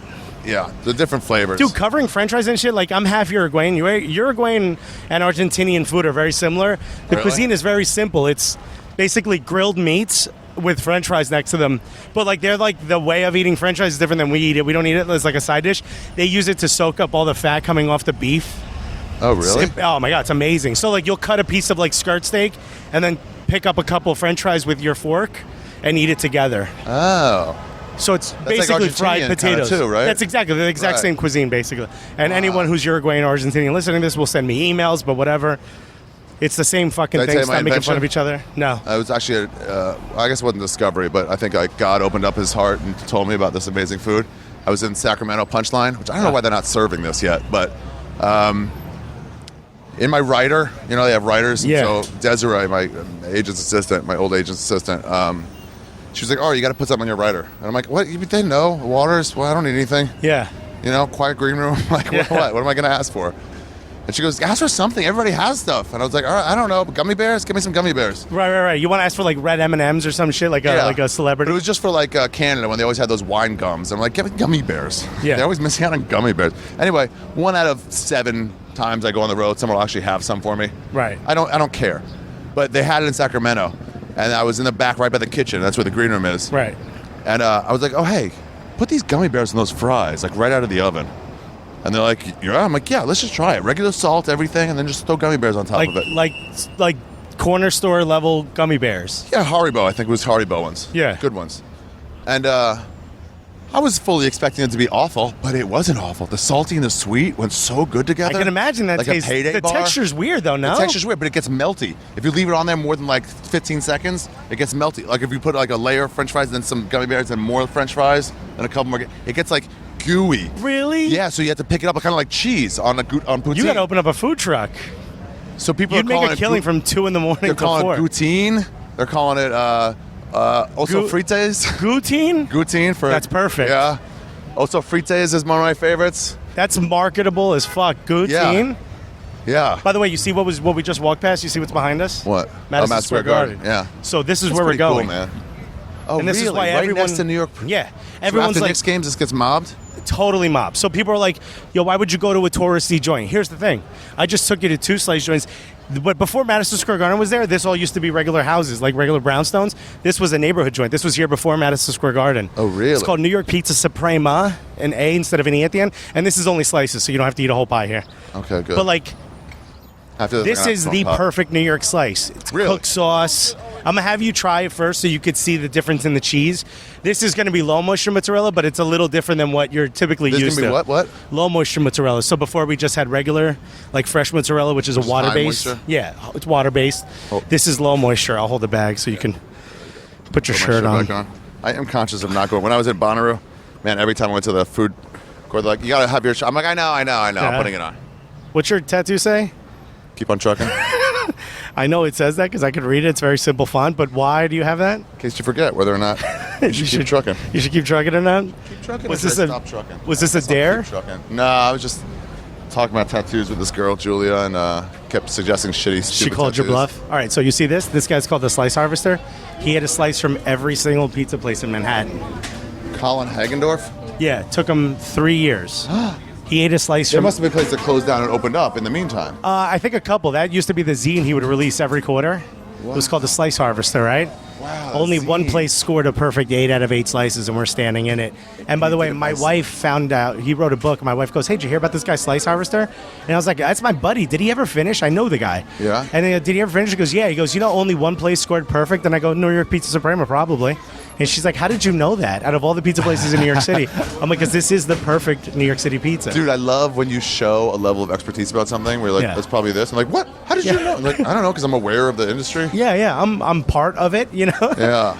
So what makes it perfect? Like, all right, so because now they're in front of New York, in front I of want to ask you Madison about this Garden, later, too. that's allowed. Upside down pizza is allowed. Yeah, but I want to ask you about it and why it cooks the cheese. Well, we'll talk about it later. We'll talk about it later. But like, see all these different pizzas they have here? Yeah, uh-huh. This is for tourists. This for There's tourists. this is for tourists. The only ones that you should care about, other than the plain, are the upside down, the marinara, which has no cheese on it besides a little pecorino But those are both romano. Sicilian style. These are Sicilian, so is the Sicilian with the cheese on top. Traditional Sicilian is right here. Oh wait, can we get 2 plain? Yeah, You know what I really hate? they're fresh mozzarella margaritas, pretty good. Really? I really hate the idea that New York has the best pizza in the world, but the reheated pizza is so much worse than a fresh slice of pizza. It depends, though. This pizza is made to be reheated. So this is actually going to taste better if you get it reheated than if you were to get it plain, if you get it raw. In fact, when I order pizza like for delivery or to go, Yeah. I say, can you make it well done and don't slice Yeah, it? crispy, I ask for sometimes. Yeah. A Because little crispy, like, get it you know in there. why? They don't do it. They put it out here so they could put it back in, so they actually slightly undercook it all the time. Oh, I have seen that. Where I'm Yeah. like, it just came out. Why are you putting it back in? Like, Yeah. it's not done yet. No, that's why whenever you say like, oh, I want a fresh, I like, Mike Lawrence had this argument with me. Sometimes pizza tastes like it was put back in the oven. It's built for that. Oh. That's how it's supposed to be made. That's like saying, oh, I don't like, I don't like bone marrow because it's too buttery. It's like, well, that's the point of bone marrow, Right. So this place, like, you could smell it. Like, you walk in, you smell oregano, dude. That's the smell of a cooked You're sauce saying pizza. all these other ones, eggplant, fresh mushroom pizza, that's all This for is all tourists. for tourists. These are premium slices are for tourists. Tell you what, the new place next to the stand, Lunetta. Lunetta. When you get anything with a topping thicker than pepperoni, Yeah. it just falls apart. Yeah. Pizza's not built for that. That's for drunk people who walk by and go, Their cheese "Ugh." has the right, or the pepperoni, real thin something has Yeah. the right texture. Everything else is the wrong texture. Their vodka is pretty incredible, Vodka too. sauce? Their vodka Really? sauce pie is pretty great. Everyone was raving about it, and then I was like, it was good for the first week, and then it wasn't that good anymore. Well, that's how all pizza places are. They take a lot more effort and care in the beginning. And then as it slides, they get different because they bring their best bakers to the new location. Because they have a couple locations, Lunetta. It's not a single location. So they brought their best bakers. 2 cheese. Yeah. Yep. Hey, you? Yep. Can I have a small Coke, no ice? Oh, and water, too. 2 cheese, Coke, no ice, and a water. A water and a Coke. Small. So, like, one of the things that blows people's mind is when you come to New York, if I were to come here and go, let me get 2 slices and a Coke, they would know to give me 2 Just give me plain. 10. You know what I mean? Like, you don't have to say cheese pizza here. Slice. Yeah. All right. Like, they know you mean this. Oh, here. All right. All right. Just sit down. I just got to grab a straw over here. I'll spin around. Here, you're allowed to put grated cheese and crushed red pepper on your pizza if you I want. do like that grated cheese. Do me a favor, just leave some in the front so you can taste it plain. Okay, should we separate these so you don't have to have... the Yeah, I don't garbage care. Go ahead, after? do whatever you want. Oh, okay, I get it. Yeah, just leave a space in the front so you could try plain. Because this sauce is going to blow your mind. Really? Yeah. Actually, the taste of the pizza. First of all, do you see it here? See how you can kind of see a lot of the sauce? You don't just see a ton of melted cheese? Yeah. Part of the secret. Yeah, the sauce almost comes through. Yeah, but that's why, especially at this place, there's a secret reason for it. So I want you to try it first, and then I'll tell you why that is. There's so much anticipation, so much of people looking at us, trying to figure out what we're doing. For sure, there's that. Good, I got you. Following.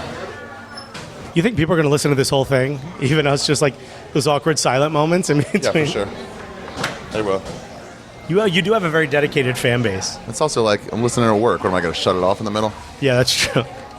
You can't tell them, like, fast forward to 45 minutes. To the fans, I will say this, the people listening, I am done talking about, and I'm sure I'll fuck up a couple more times, I'm done talking about the attack on stand-up. It's stupid, and I'm not going to face it anymore. I'm just going to keep doing what we do, and I don't think we should even talk about it. I think we should get back to being funny. On podcasts, we get so delayed on talking about that shit.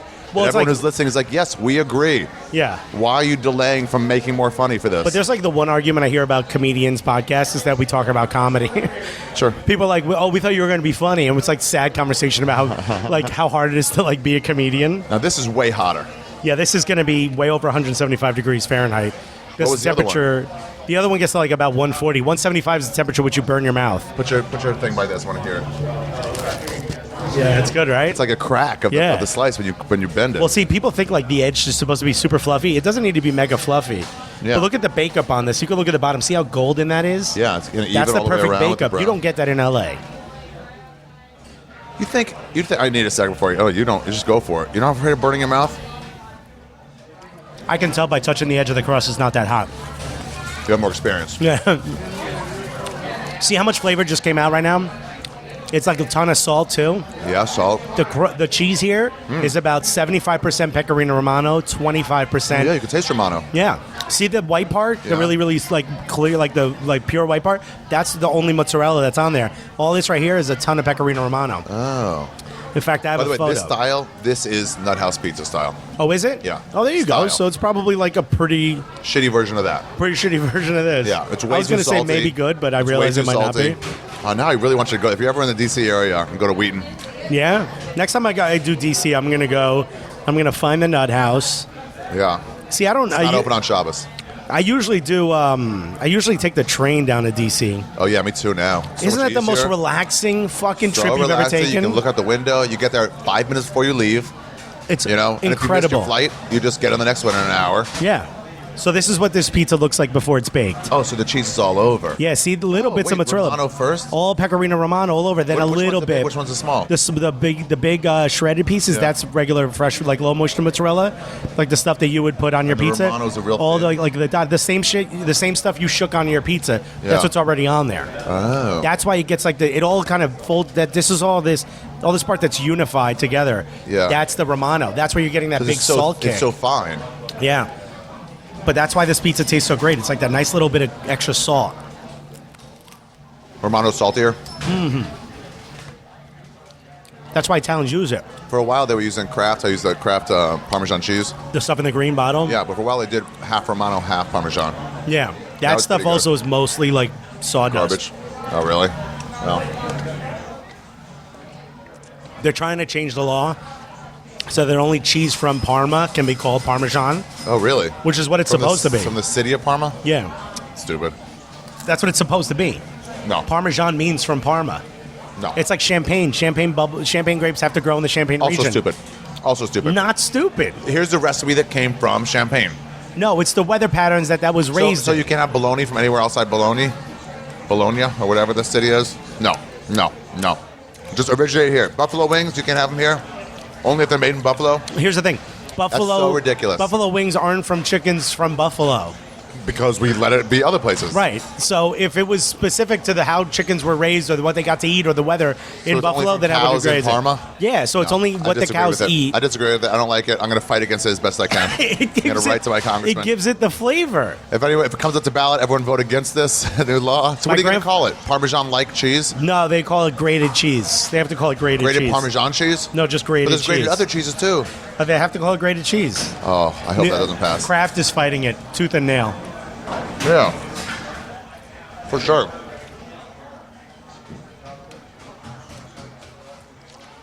I didn't think you would side with big cheese. How Yeah, you incredible really is got that? some more like Parmesan, Romano-ish Yeah. bites to it. Got so much more salt.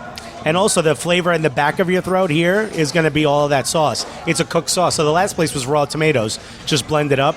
Yeah. This is a sauce that's cooked down almost like a pasta sauce. The reason that a lot of places do that is because you got cheese on top of the sauce, so the sauce doesn't reduce in the oven. You got cheese on top of the sauce. So the sauce The last doesn't place, remember reduce. how much the sauce was like exposed to the heat? It reduces in that oven. What does that mean, reduce? Reduces, like, when you put something in a pan, it like gets rid of a lot of the moisture, concentrates Gets the less. flavor. Boil it away. Yeah, Yeah. Like a balsamic reduction gets rid of some of the, becomes thicker. Yeah. Same thing's happening in this sauce, right? But because cheese is sitting on top of it, it's not allowing the sauce to reduce as much, so people would cook it. Okay, so now, from there, let's get to the upside down pizza, which is also called something else, right? It's no upside down is what we call it. Grandpa's. No, grandma is thin square. Sicilian Okay. is thick square. No, there's something else then. I guess maybe just upside down. Yeah. But the cheese goes underneath the sauce. And so the cheese, the oil from the cheese melts into the crust. Into the crust, adding additional flavor. The next Yeah. place we go to is going to have that, Oh, really? but on a regular circle slice. Also, this cheese burns. So to protect the cheese, people would put sauce on top of it so it wouldn't burn. I like it with the now I'm getting into the Parmesan. The Yeah. price I grated it. Yeah, It's a different taste I like. yeah. It brings It's something adding- out of it. It's that additional salt. Like, you know when you're really, really hungry, one of the first things you want is salt. That's why anchovies are so popular in, like, poor places, like in Italy. Because salt flavors what your body wants, you know? It's like the main flavor in food is salt. I read once that Italy, the way that food developed there is everybody's so poor they can really only develop. They can only afford wheat and water, just flour and water. So to have any sort of variety, they're like, let's just shape it different. Yeah. So fusilli and spaghetti and angel hair, it's all the same thing. Yeah, it's all the same just cut shit. differently. Yeah. I also heard now in Italy, tell me if this is true or not. I mean, they read the internet, and they're finally understanding that gluten is not that great for you, and carbs are not that great for you. So they're making all this, like, carb-free, like, whole wheat pastas, and people are kind of embracing, because they're like, that's all we eat, we're all going to die. I mean, here's the thing. Like, their diet took on the appropriate diet for someone who eats that much gluten. You know what I mean? And eats that Their much bodies, carbs. you mean? Yeah, like, they walk a lot more. They work a little harder. They eat smaller portions. Like, if you talk to an Italian person off the boat when they come here and they go to an Italian restaurant in New York, first of all, his food's different. Spaghetti and meatballs, that's a New York invention. That's not in Italy. Really? Yeah, spaghetti and meatballs. Chicken parm is not Italian. What? Meatball parm's not Italian. Eggplant parmesan's not Italian. These things aren't Italian. They're New York invented. Anything from the Parm family. Anything with parm in it, yeah. Like spaghetti meatballs, that was invented in New York, you know? It just So the Subway restaurant, meatball sub, didn't get started in where they Italy? cut the microwaved plastic package of meatballs. Yeah. What odds are that did not get invented in Italy? But when they see our portions, they freak out because they're not used to seeing bowls So big. of pasta. Yeah, we eat per person what 3 people would eat in Italy. Yeah, that's us. Yeah. So, and also we're way more sedentary than they are. So when we cut carbs, we're cutting That's a where shit ton of diabetes carbs. comes from, by the way, that I've Right. heard recently. Less from the diet of too much sugar or the carbs turning into sugar in your body, and more from the sedentary lifestyle. Yeah. Which is great that I do walking tours. Right? Yeah, yeah, at least. Instead of driving tours. Look at this guy. It's fabulous. I love this neighborhood. Yeah, I mean, the people who live around here that aren't tourists are like, whoa. There's a lot of people who live around here, but they are like the old school guy who has like a 7-bedroom, like $300 a month. Like, Oh, really? Yeah, like the friend's Yeah, apartment. You know, The dream. Yeah. You live it to someone in your will. They're all loopy as hell though. When people tell me they miss old New York, I tell them to just go to the 30s on 8th or 9th. You know, That's old New York. that's old school New York right there. We Is just that saw where like Bobby used to live? Kelly? Bobby lived more Hell's, Hell's Kitchen area. Yeah. Where's that? Like 40. It's the 40s on 9th Ave. Is Hell's See Kitchen. that? If you go to 40s and like 8th or 9th and a little bit further down, that's the only part of Manhattan that's still kind of dangerous. Below Harlem. Yeah, absolutely, for sure. It's still sketchy because it's all the trains. It's all It the brings trains, all the yeah. transients. Yeah. Uh-huh. And they got the soup kitchens there. It just feels dirtier in that area. Yeah. All the shops that sell like world's best dad shit. Yeah, all yeah, around yeah, there. yeah. Like, that's how you're making your living? The I Love New York shirts. All right. Are you almost pizzaed out? No, I'm going to smoke up an appetite. Can you really do that? Yeah. I've heard that happen with cigarettes. It kills your Smoke up appetite. more you know? appetite. Cigarettes? Yeah, I thought they killed your appetite.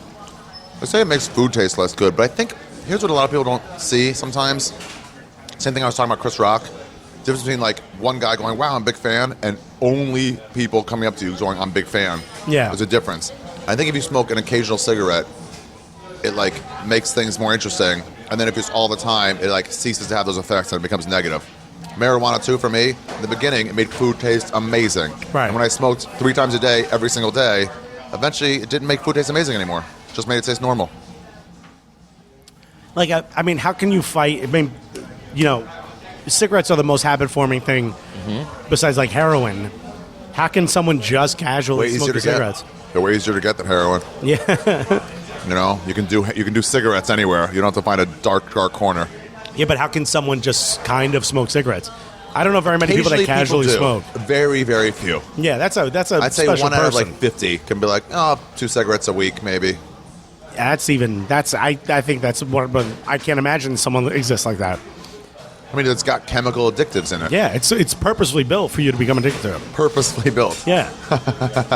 That's when they got in real trouble. Philip Morris was like, oh, you found out it was dangerous, and then you kept trying to, not like, well, it's Yeah. here if you want it. It's like, how can we get people? They raise the nicotine levels and then drop them. Yeah. So, like, you're like, once it drops, you're like, well, to get that same nicotine, I need to smoke more cigarettes. Yeah. And they raise them back up to where it was. So it you go lifts from like up 8 your a day dependency, to yeah. like, well, I need to do 14 a day. Then they slowly put them back up. And you're like, but I'm still on 14 a day. Yeah.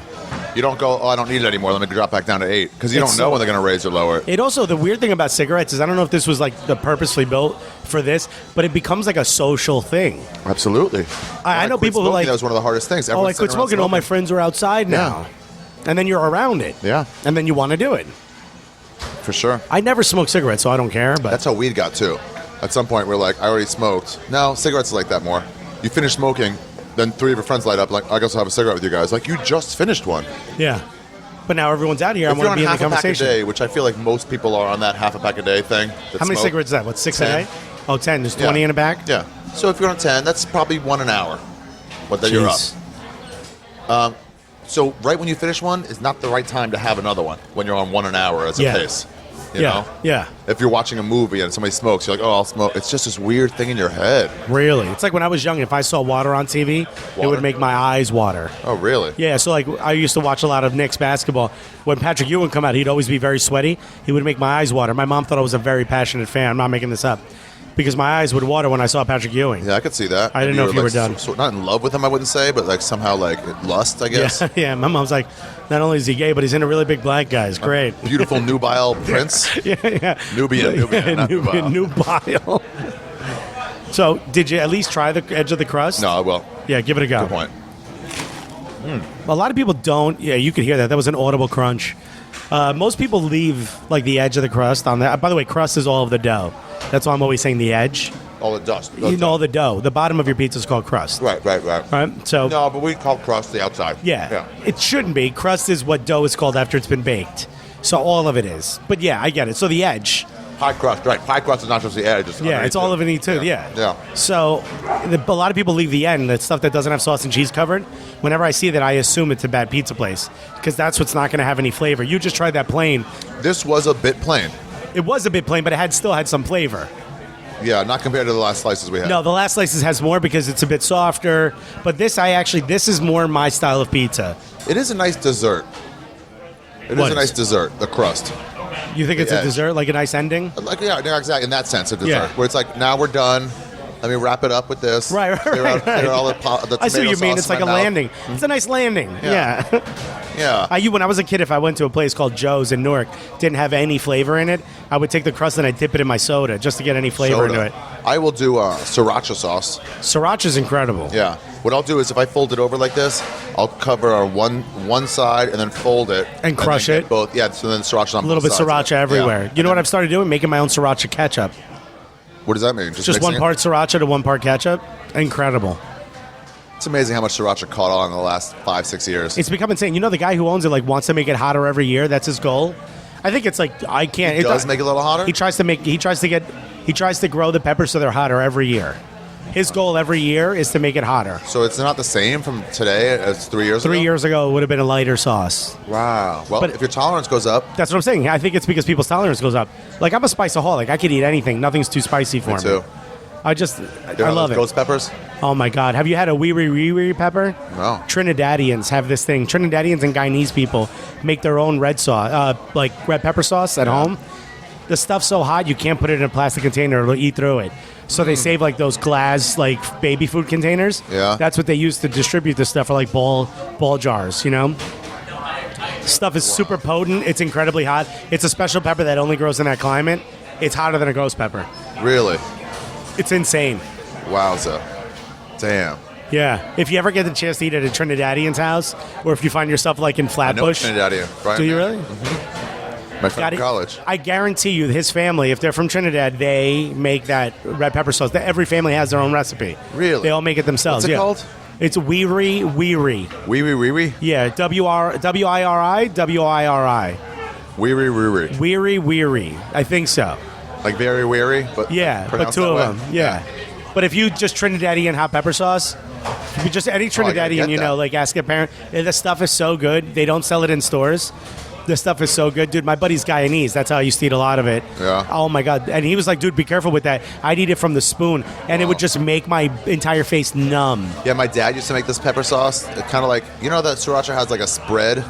Yeah. You can see the pieces of pepper in there? Yeah. It's like the garlic one, right? With the big flat top. So big round green flat top. Yeah. So he would make a spread like that, not with that, just on his own. Crush, Yeah. like melt the peppers, dry them out, add whatever, and vinegar, and he would let it ferment a little bit.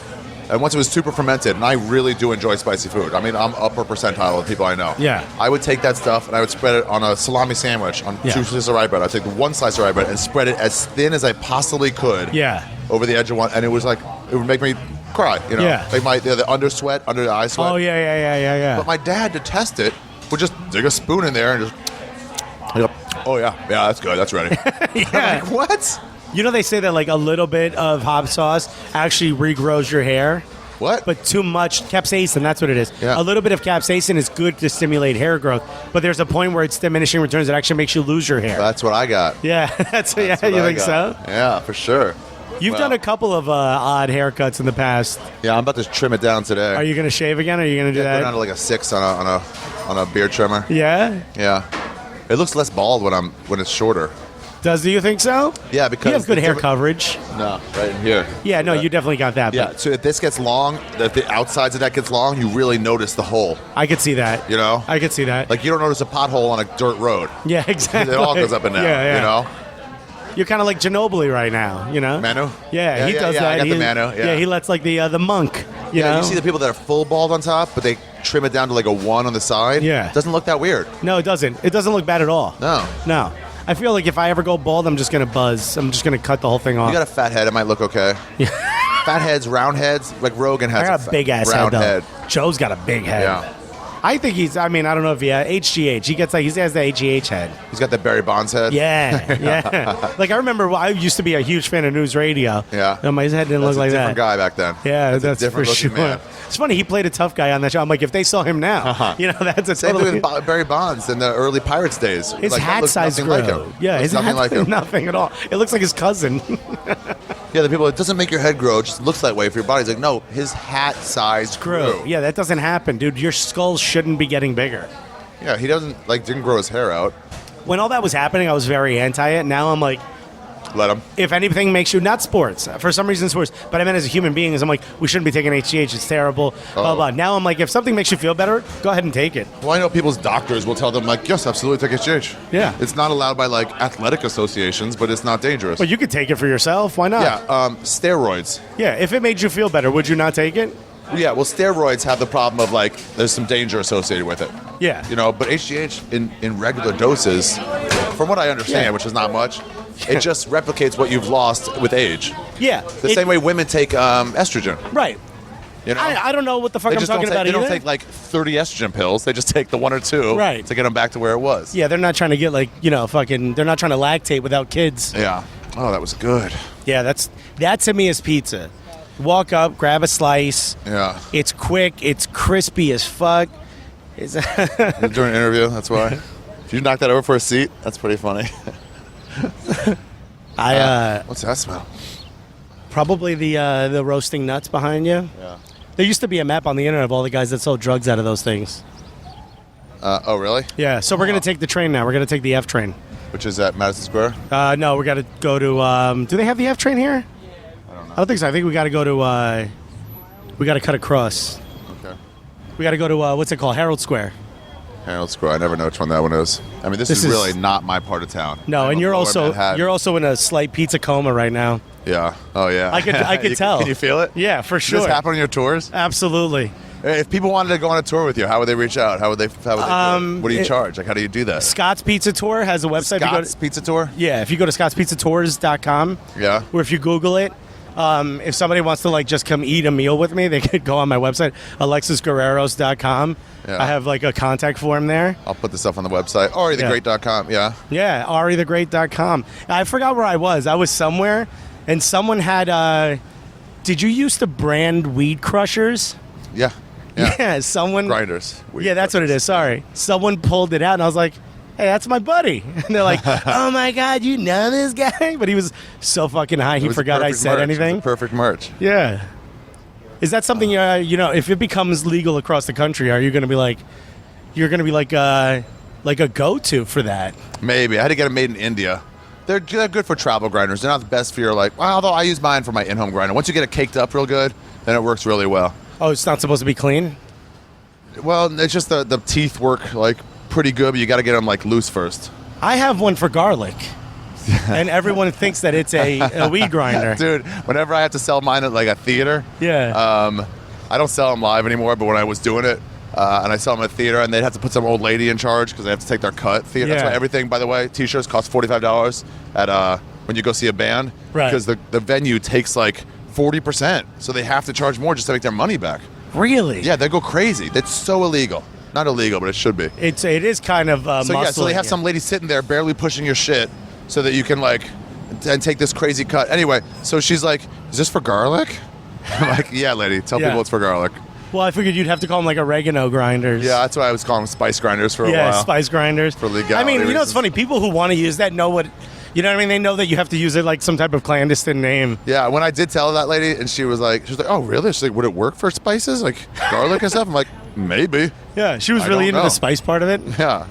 Well, my wife bought one so she could grind spice, and I was like, is there something you want to tell me? Because I've known you for a few years, and you don't smoke weed. Do you And she's remember? Like, it's for garlic. Okay, wait. So first, how can people get you? Oh, yeah. Scott's Pizza Tours, but then your place, Alexis Yeah, Scott's Guerreros? Pizza Tour. So I do a Brooklyn tour through them. They're absolutely amazing. How much is it? How much is it? I think it's $40 a person. You go to 3 different pizza And places. then you buy your own pizza? No. I buy the pizza for them. They get all the pizza. $40? Yeah, they get all the pizza with it. You get a slice at each stop. So people think 3 slices, $40. It's a lot of money. But No, it's but you get 3 the tour, hours. the Yeah, you tour. get an explanation of where pizza comes from. I love walking by and seeing people that give tourists the tours of street art. Yeah, or the architecture. Or historical tours. Yeah, it's I don't know that shit. I've lived here for 3 years. I have no idea. Yeah, people stop and Look at because these a guys. historical so tour. that seems like a mortadella. Mortadella. That's no. fresh mozzarella. Oh, it is? Yeah, The big thick ones? Yeah. Balls of- oh. but that's not a very good pizza at all. No, for sure. Well, At Cafe 31 across the street from Madison Square Garden. So close to Suprema. Yeah. Why would anyone go here? Well, this is the thing. Sometimes I'll see a Domino's delivery guy drive by or ride by on a bike, and I honestly want to follow him and see where he's delivering that to. Dude, there's It's a just been Domino's in my neighborhood, and I'm like, what is anyone going in here for? I met a guy who owns 3 Domino's in Manhattan. He's a multi-millionaire because of them. So I said, how It's could just you fast. be making money? When there's so much good pizza. It's cheaper, I guess. He said that that's that place College we were kids just don't at. know. Yeah. No, it's that they can't. Schools or offices will call and order 30 pies at a clip. They can't do do that there. It would shut them down for an hour. Whereas Yeah, but regular Domino's people are uses just a going into conveyor belt. Domino's, and they're just ordering 1 or 2 pies. Not many people are ordering 30 pies No, but that's where he makes most of his money. on big orders. Yeah, and then every once in a while you get the people who just want to save money because it's $5 a pie. It really is. And they just order 2 or 3 pies. It's Yeah. insane. I can't imagine. I always say on the tour, because the Brooklyn tour, we pass at Domino's, and people will always go, oh, are we going to go to here? As a joke. Yeah. And I'll say, no, it's New York. I'm like, it's like fucking landing How in dare China you? and going to Panda That's Express. the McDonald's in Bangkok. How dare you? Yeah. Why are you wasting your time in this country eating food that's a shitty version of the food from where you're from? Jake Johansson used to have a bit about it when he saw, I think it was Hard Rock or Planet Hollywood. I think Hard Rock Cafe. And he said Hard Rock Cafe, some city, Cairo. Yeah. And he was like, so you went all the way to Egypt and you got the chicken club? Yeah. Yeah. Are you kidding me? Captain Crunch fried chicken Oh. in Cairo. I'll never understand it. Again, when I was in Costa That's what Rica. Big J does, though. Big J does shit like that. No, he doesn't. Yeah, he has terrible, terrible taste in things. Clothes and food. All of it. And music. Some people disagree, but, I lost money because I bet he would not sit down during his special. Oh, really? And Yeah. I can't believe he walks out. First of all, great special. Great He walks special. out and sits fucking down. I'm like, come on, man. This year, he on my show, my storytelling show, he's done Yeah. it. I guess he's told 4 stories now. I think he told one of my favorite stories, the one about the threesome on yours, right? Oh yeah. Yeah. But this year he was like, I think I'm gonna stand. I was like, yeah, okay. He goes, I don't know. I just feel like standing. I'm like, yeah, man. I don't care. Yeah. So whatever you want to do, it's fine. He goes, yeah, I'm gonna. And then like as I brought him up, he goes, I'm gonna sit. I was like, that's fine. That's his like default. Yeah. He's like, sorry, I ventured too cellar. far. At the Comedy Cellar, he stands. Does They he don't really? have a stool there, really. They have the Okay. piano chair, and that's like sitting. Does he lean against the wall? Probably does. Or he'll go forward and talk to Will or Artie. Watch out. There we go. Yeah, we're walking through like the meat of it right now, man. This is like the part of New York no New Yorker ever goes to. Why would you? There's nothing here. What do Unless you work here. What is this? Office buildings and shit? Yeah, I mean, this right here is like a halfway house. What, St. Francis of Assisi? Yeah, they do like a soup kitchen and shit here. You'll see a lot of homeless people lined up here. But the rest of this is all office buildings. How much would you charge if somebody wanted to do private tours? It depends on what it is, but I've had people offer like to go to like one place for appetizers, one place for dinner, entree, and then another place for dessert, and that's like, depending on how many hours it's going to be, it'll probably be like $1,500. $1,500? Yeah, if it's like 3 hours of my time, and I'm like, $1,500? Yeah, you charge dude. $40 for the company? well, no, that's if you want to go to like just pizza places, but if I'm like private, personal, first of all, somebody wants to do a private tour through Scott's, it's a lot more money. Right. Like the public tour is like, this is the tour and that's it. Private's like, I want to do this and I want to eat this and then I want to go here and I want to do that. And then also I have to be on the entire time. Also can't do spots that night, so I have to cancel out of spots. There's a lot that goes into that. How much is a private pizza tour? Depends on how many people there are, but it can run anywhere from like $600 to $1,500. Why Same don't thing. you just charge for like, okay, per person comes and you buy your own pizza?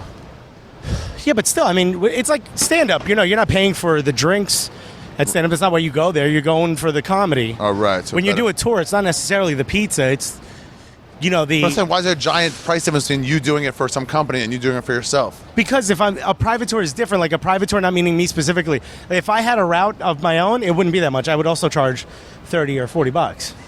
But if people want to do a private tour, they're gonna say like when you hit me up, you were like, yo, you want to do pizza? I got to pick where we're going. But if you said specifically like, I want to have the best mushroom pizza you've ever had, and I want you to go show me this, and then I want to do that's that. way more specific. Yeah, now I have to curate it. Yeah, Right. and then also I have to be on the entire time. Like a public tour, I already know what I'm gonna say. It's the same shit all over. Yeah, I'm gonna say this. You're gonna sit down. You're gonna eat your pizza. I mean, look, I'm gonna. Do you have the I'm same a jokes you stand-up. make in the same spots? I kind of do like now. a fucking tour guide? Yeah, Of like I course. kind of do now because it's easy. Like, you know, I can make a joke here. Yeah. But, you know, I'm a stand-up, so I can't, like, these other tour guides are mostly like data heads. I'm not a data head. You know, I have the data in my head, but I want you to enjoy yourself. So when we sit down, Yeah. I'm going to start like, where are you from? Like, what do you do? And then I'll start making fun of them a little bit, you know? Yeah. Like, it Like you're a becomes almost comic. like a comedy show. Yeah, it's like I can't, like, I end up being like a host, you know? Yeah. I can't just sit there. Like, I've seen other tour guides where they're just like, Dry. oh, let me talk about tomatoes now for the next 20 minutes. And it's like, So boring. like, that's cool. Like, the cool thing about Scott, the guy who does run it, like, Yeah. he has a good personality, so he's not like these other tour guides. But, dude, I mean, these other tour guides are, like, the same as hitting, like, play on a fucking playlist, you know? You're standing in front of this You can building. hear them, too. You can hear them going on autopilot. Where are we going? 100%. Yeah, we got to go up here. Oh, let's do it. We got to go to 34th. 34th? Yeah. Oh, yeah, we're right there. We got to go to Herald Square, take the F. And now we're I'm gonna going. find a place to smoke up some. Maybe the park right there. Yeah, maybe. It's all legal here, right? Yeah. Right? You don't get a. What do you get? You get a ticket. No, you get a ticket because you're Latino.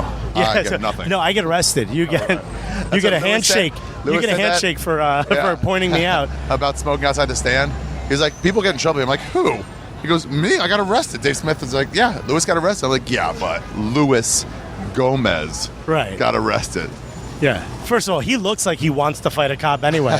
Of course he's going to get arrested. Yeah, I would love to have seen that conversation with the cops. Like, hey, come on, be cool about it. Put it out. You know? And then he's like, why don't you beat a pig? And like, Yeah. talked himself into it. Get away from me, bro. I was in Australia once in Melbourne? No, Sydney. Outside the Comedy Store there. And everybody's smoking pot. Fans, just a big smoke circle, which happens sometimes. And some cop was like, guys, take it around the corner. Like, you're right by the Yeah. entrance to the mall. Yeah. And some guys Could you like, hide oh, it a yeah, little? because we have to go. And I'm like, guys, she's being so cool. Yeah, yeah. She's just like, please walk 7 feet that way. Yeah. Like, this is not the time to jump on her. Yeah. Don't turn this into a protest. Yeah, I get the cops are sometimes assholes, but when Yeah. they're not being assholes, Yeah, you don't we have can to give also them treat credit. like assholes. Yeah. Now, if she turns around and says something stupid, then. But right now, Dude, my favorite part of New York, I didn't think it was going to happen again this year. It did last year. Bottom butt cleavage. Oh, the short shorts? Yeah, or just wide and not super short, but wide enough where you like see loose. you see the Underbutt. yeah, the underbutt. You Like the see side boob. It's the new line. side boob. It's the new side boob is the rarest. Side boob is the rarest. Yeah, side boob is very rare. Yeah, under boob is the rarest. Yeah, that's When they like cut off shirts. 80s poster. Remember that he has like the cut off shirts? So you could just see up below the areola? Yeah. It's like when I was a kid and like we had to go to a tire shop, that's what you knew you were going to see. Those Spencer's Gifts posters. Yeah, like at a tire shop or and like like anywhere where like dudes worked, you know? It was always a little bottom boob, under boob, dude. I grew up with 4 fucking women in one house. Yeah. I couldn't have porn in my house. Like Really? now it's great, dude. Phone or whatever, perfect. You know, but if you were fucking my era of growing up, I hate to sound like one of those comics who's like, oh, we had to go in the woods and find it. Porn? I'm not. Yeah, I don't want to say that, but like I just couldn't have any in my house. So when going to like a tire shop or something, like I said, that was like what? Yeah, my era wasn't go in the woods and find it. My era is we had to make it up in our imagination. Yeah, that's just the that way was you your did era. it. Yeah. Yeah. And Yeah. it was whatever you wanted. It's like with the first time you saw a pussy, you were like, okay, so this is different than what I thought it was gonna be. Yeah, I know this is Subway style. Let's walk a block because this is too crowded to smoke pot All in. right. I think you're gonna find that about most of this area. Too crowded? Yeah, I know places. I can tell. I have Your weed connoisseur brain will tell you where to go. Yeah, I'm the weed area.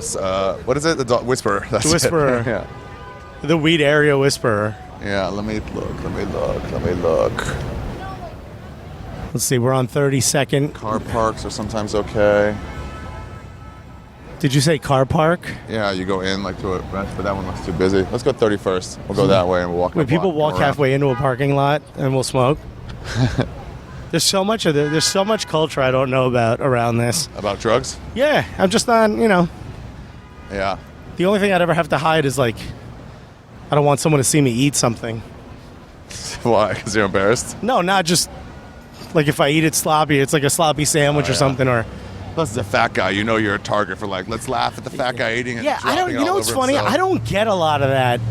I don't know. People have told me like you wear it well. Have you? I don't know if you've ever heard that term. You wear the fat well? Yeah. So like I don't look like a sloppy dude. Like I think I'm not one of those guys that has to order a salad out. So people are like, oh, Oh, right. You wear it well. Yeah, this'll do. I'm just gonna smoke a little bit. My tolerance is way down now. Oh really? So just like a little bit gets you mega? Yeah. Oh man, I didn't realize this was open here. Now let's keep walking.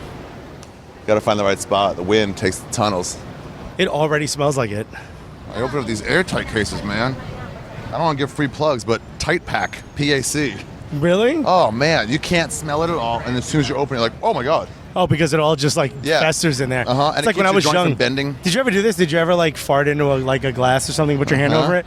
But then if you leave it in there for a while, it gets worse. That's the same thing that's happening in your Dude, it's weed. farting in your car right before you leave your car. Oh. And then you go to the mall, you go shopping, you Like forget on a about hot it. day. And you come back in, you're like, what the fuck? Did a human die in here? Oh, that's right. I just the shit. ghost of your fucking Yeah. sandwich you had. Apparently I took an air perfect. shit. See that? You do know where to go. You just feel it, man. You just feel it. Really? For everyone listening, we just found like this like scaffold trestle, Yeah, look- just like complete shadowy underground of scaffolding.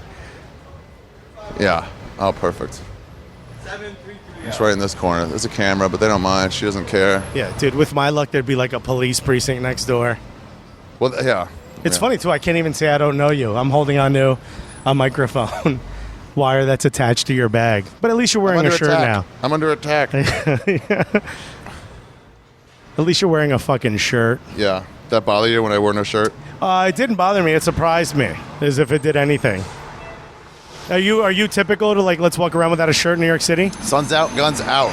There's something about you that's No like question. it's not even casual. You're very indifferent to things. Do you feel that way? I guess so. If I had to like analyze it from the outside in, I'm like, oh, I know what people think of this. In your head, you don't think of yourself that way? Yeah, I'm indifferent. I make my decisions about things. I'm like, this is not wrong. Yeah. So whatever. But you also the kind of person who makes peace with a mistake. You're like, no, this is right. You find out you're wrong, you're like, all right. Yeah, I'll change now. Yeah, I'll move on from here. Yeah, no, it's all fucked up. Yeah. I'm not gonna I may stand have by pontificated for the last few hours about how this is perfect, and I might have been wrong that entire time, but whatever, we'll move on now. Where it's like, I smoke around the street. It's like, what if some old lady doesn't want her child smelling? I'm like, oh, yeah, absolutely, you're right. Yeah. All right, good point. There was this Norm Macdonald bit from a long time ago that I loved. How he can see both sides of an issue. Yeah. They're like, abortion. It's like, it's a woman's right to choose. It's her body. Like, fuck yeah, it's her body. She can do whatever she wants with it. And then somebody's like, yeah, but it's also like a human life. Like, absolutely, you can't get rid of a life. Just like you can fully commit to Commits to both sides. Yeah. I feel like that's the right way to go. Everyone loves you. Do you remember Pizza Day in school? We didn't have that, man. I went to Catholic schools. So they didn't really have that. Did you get enjoyment from it? So they don't want you getting enjoyment from it? Yeah, of course. They could see us happy, like smiling, and they're like, nope, take it away. More Irish food. No happiness? Hey, a lot of people come on the tour and be like, Fridays, we would get like the shitty square pizzas. That never happened to me. I never got that experience. First of all, I brought my own food all the time. I was like the typical Latino kid, like when he's young, there's like a Tupperware container, a knife, and a fork. I'm like eating rice, beans, and pork, and everyone's like sandwiched out.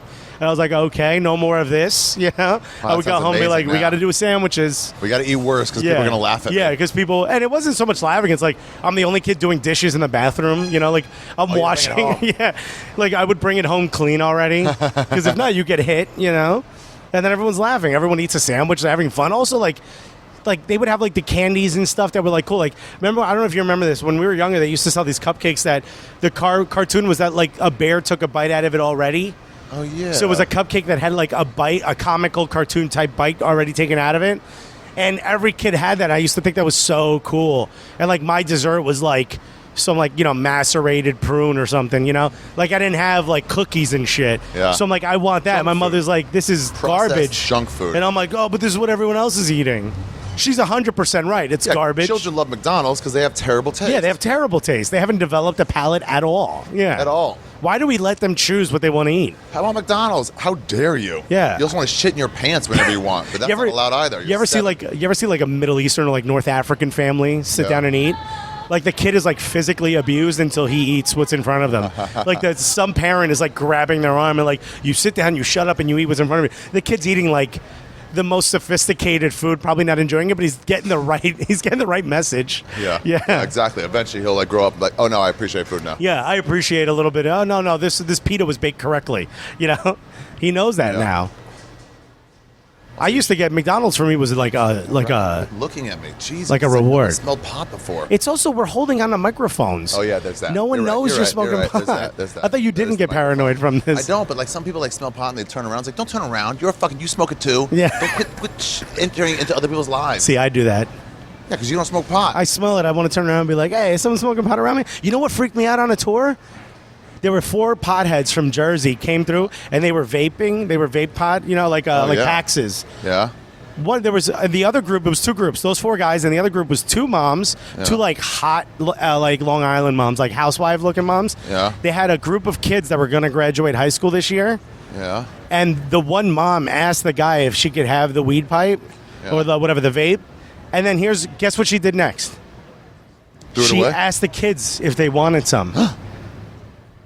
How old were the kids? The kids were like 16, 17, and 18. Hell yes. It bothered me to my core. Because you didn't have a mom like that. Of course not. My mother would have hit me now for not stopping. That's what bothered you, because your mom was an asshole. No, I mean... She wasn't cool. She definitely wasn't cool, but also like... My mom wouldn't let us have that either. She would have left the tour. Yeah? She would have like, we can't stand this tour. Yeah. They're smoking pot. By the way, I said there was 2 groups. My bad. There was a third. It was like a Russian mom from like Indiana with like her 2 kids. Yeah. And the 2 kids were like teenagers. And they're just staring at this. And I think I felt worse for them. But even me, I'm like, I told the guys, I'm like, guys, do me a favor. You do whatever you want. People smoke weed on the pizza tours all the time. I don't care. Yeah. I'm not prude like shit. Like, I don't care. Around the corner though. Yeah, but don't let the mom give it to the kids. Don't share it, To me, I'm like a lot of potheads. I'm like, hey, we were on this tour, Monsters of Comedy tour. Me and a bunch of low-level comics did a tour all the way up the coast, the West Coast. So it was you at lower level, or you were low level at the time? I was low level too. Okay, I thought you were just shitting on these other comics for no reason. Or anything was going on. Probably Jason Rouse was the biggest at the time. But like, break even. That's all we're hoping for. I don't think we got there. But anyway, they had a videographer who wanted to tag along. Yeah. Patrick Capolino. And, We could go in here, by the way. What is? Oh, okay. And he kept smoking pot, and they were like, "All right, don't give it to him. He's done film. Right. When he's high." I'm like, "That's not for me to decide. Yeah. He's a free man. He can decide what he wants." Oh, you wouldn't even be like, oh, the smart thing is to not give it to him now. You'd let him. Oh, yeah. I'm like, he's asking. You for let the him weed. derail the thing Yeah. you're supposed to be filmed on. Yeah. I'm like, yell at him for not doing the filming. Don't yell at me for supplying me when I'm offering all of you. But you're both at fault. No. Yes, There's no yes, fault you on my are. part. Yes. How is that? You're the 1%er giving things to people. No, it's you. If you tickle the driver and you get in an accident, guess who was I don't wrong? force him. I don't like, come on, smoke it. He's like, can I have some? Yes, you can. All right. Well, I mean, who's more at fault? The guy who slits the cow's throat or the guy who holds the cow down? You know? No, a different example. Who's at fault? The lady who eats fucking pieces of sofa cushion out because she's crazy, or the guy who sells her the sofa? He's not If wrong. he knows that she's going to eat it. You think he should like, no, you can't? Yeah, you Maybe knew he you're was right. doing. Maybe you're right. There you go again. You're like, you're comfortable in the Yeah, mistake. You're right. He should be somewhat liable. This is for sure going to stick. We're not going to be able to get through this with the cord and both of us doing this. Please swipe again. Yes, ma'am. Oh, we did it. What? How? F. Around. All right, we should put this away for a little bit, I guess. Yeah, because this is like Way too Homeland crowded. Security's like main issue. Dude, I was putting the cords in the mic on the train right when I was coming up to 50th, so if I didn't know where you were going to be, so we could like start immediately. Yeah. If we needed to. And Is yeah, that I was why? just taking out the wires. I was like, oh, this looks awful. Super sketchy, Yeah, some yeah. device, they don't know what it looks like. Yeah. Half the time Yeah. get stopped at TSA. Things like, are what is this? lit and there's a clock going Yeah, down. Yeah, exactly. So I might quickly take out the mic. So I'm like, no. Yeah. You've seen these before. I do that all the time when I wear like if I have like production bag with me with like Yeah. filming stuff. Yeah. I'll take the camera out first and then the wires. Oh, really? Yeah. So they know. This is uptown. We got to go downtown. All right. Why don't we pick back up when we get there? Yeah, good idea. So, all right. What, do you want to say something on the out? No, that's it. Up, down. Okay. All right, we'll pick it up in Brooklyn. Yep. Okay. When I get a serious craving for something I want to eat, I need some cheese, tomatoes, and olives, and maybe even some meat. I need some pizza. Every time I want that pizza, I go to David's Pizza. David's Pizza, 209-477-2677. Pizza. In Brooklyn, you can hear the birds chirping probably. Yeah. Isn't it nuts?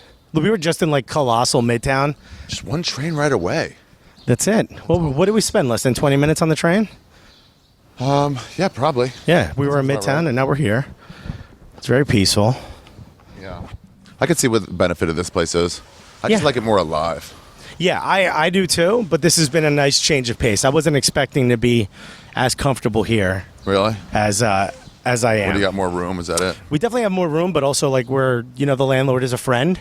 Oh, weird. And Yeah, I they don't have wasn't- friends in New York. Yeah, I wasn't expecting it. It was presented to us to take over this this apartment. It's an incredible deal that you can't find anywhere in New York. Oh, really? That looks like this. Yeah, and I wiggled out of my last lease. I just lied to them. What'd you say? I sent them an email saying, "Hey guys, we've lived here for a long time.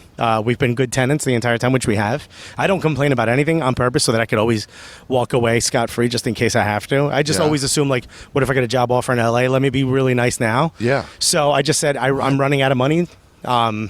We've got enough money to be here till June. And I said, I know the laws in New York. I can live here 9 months rent-free.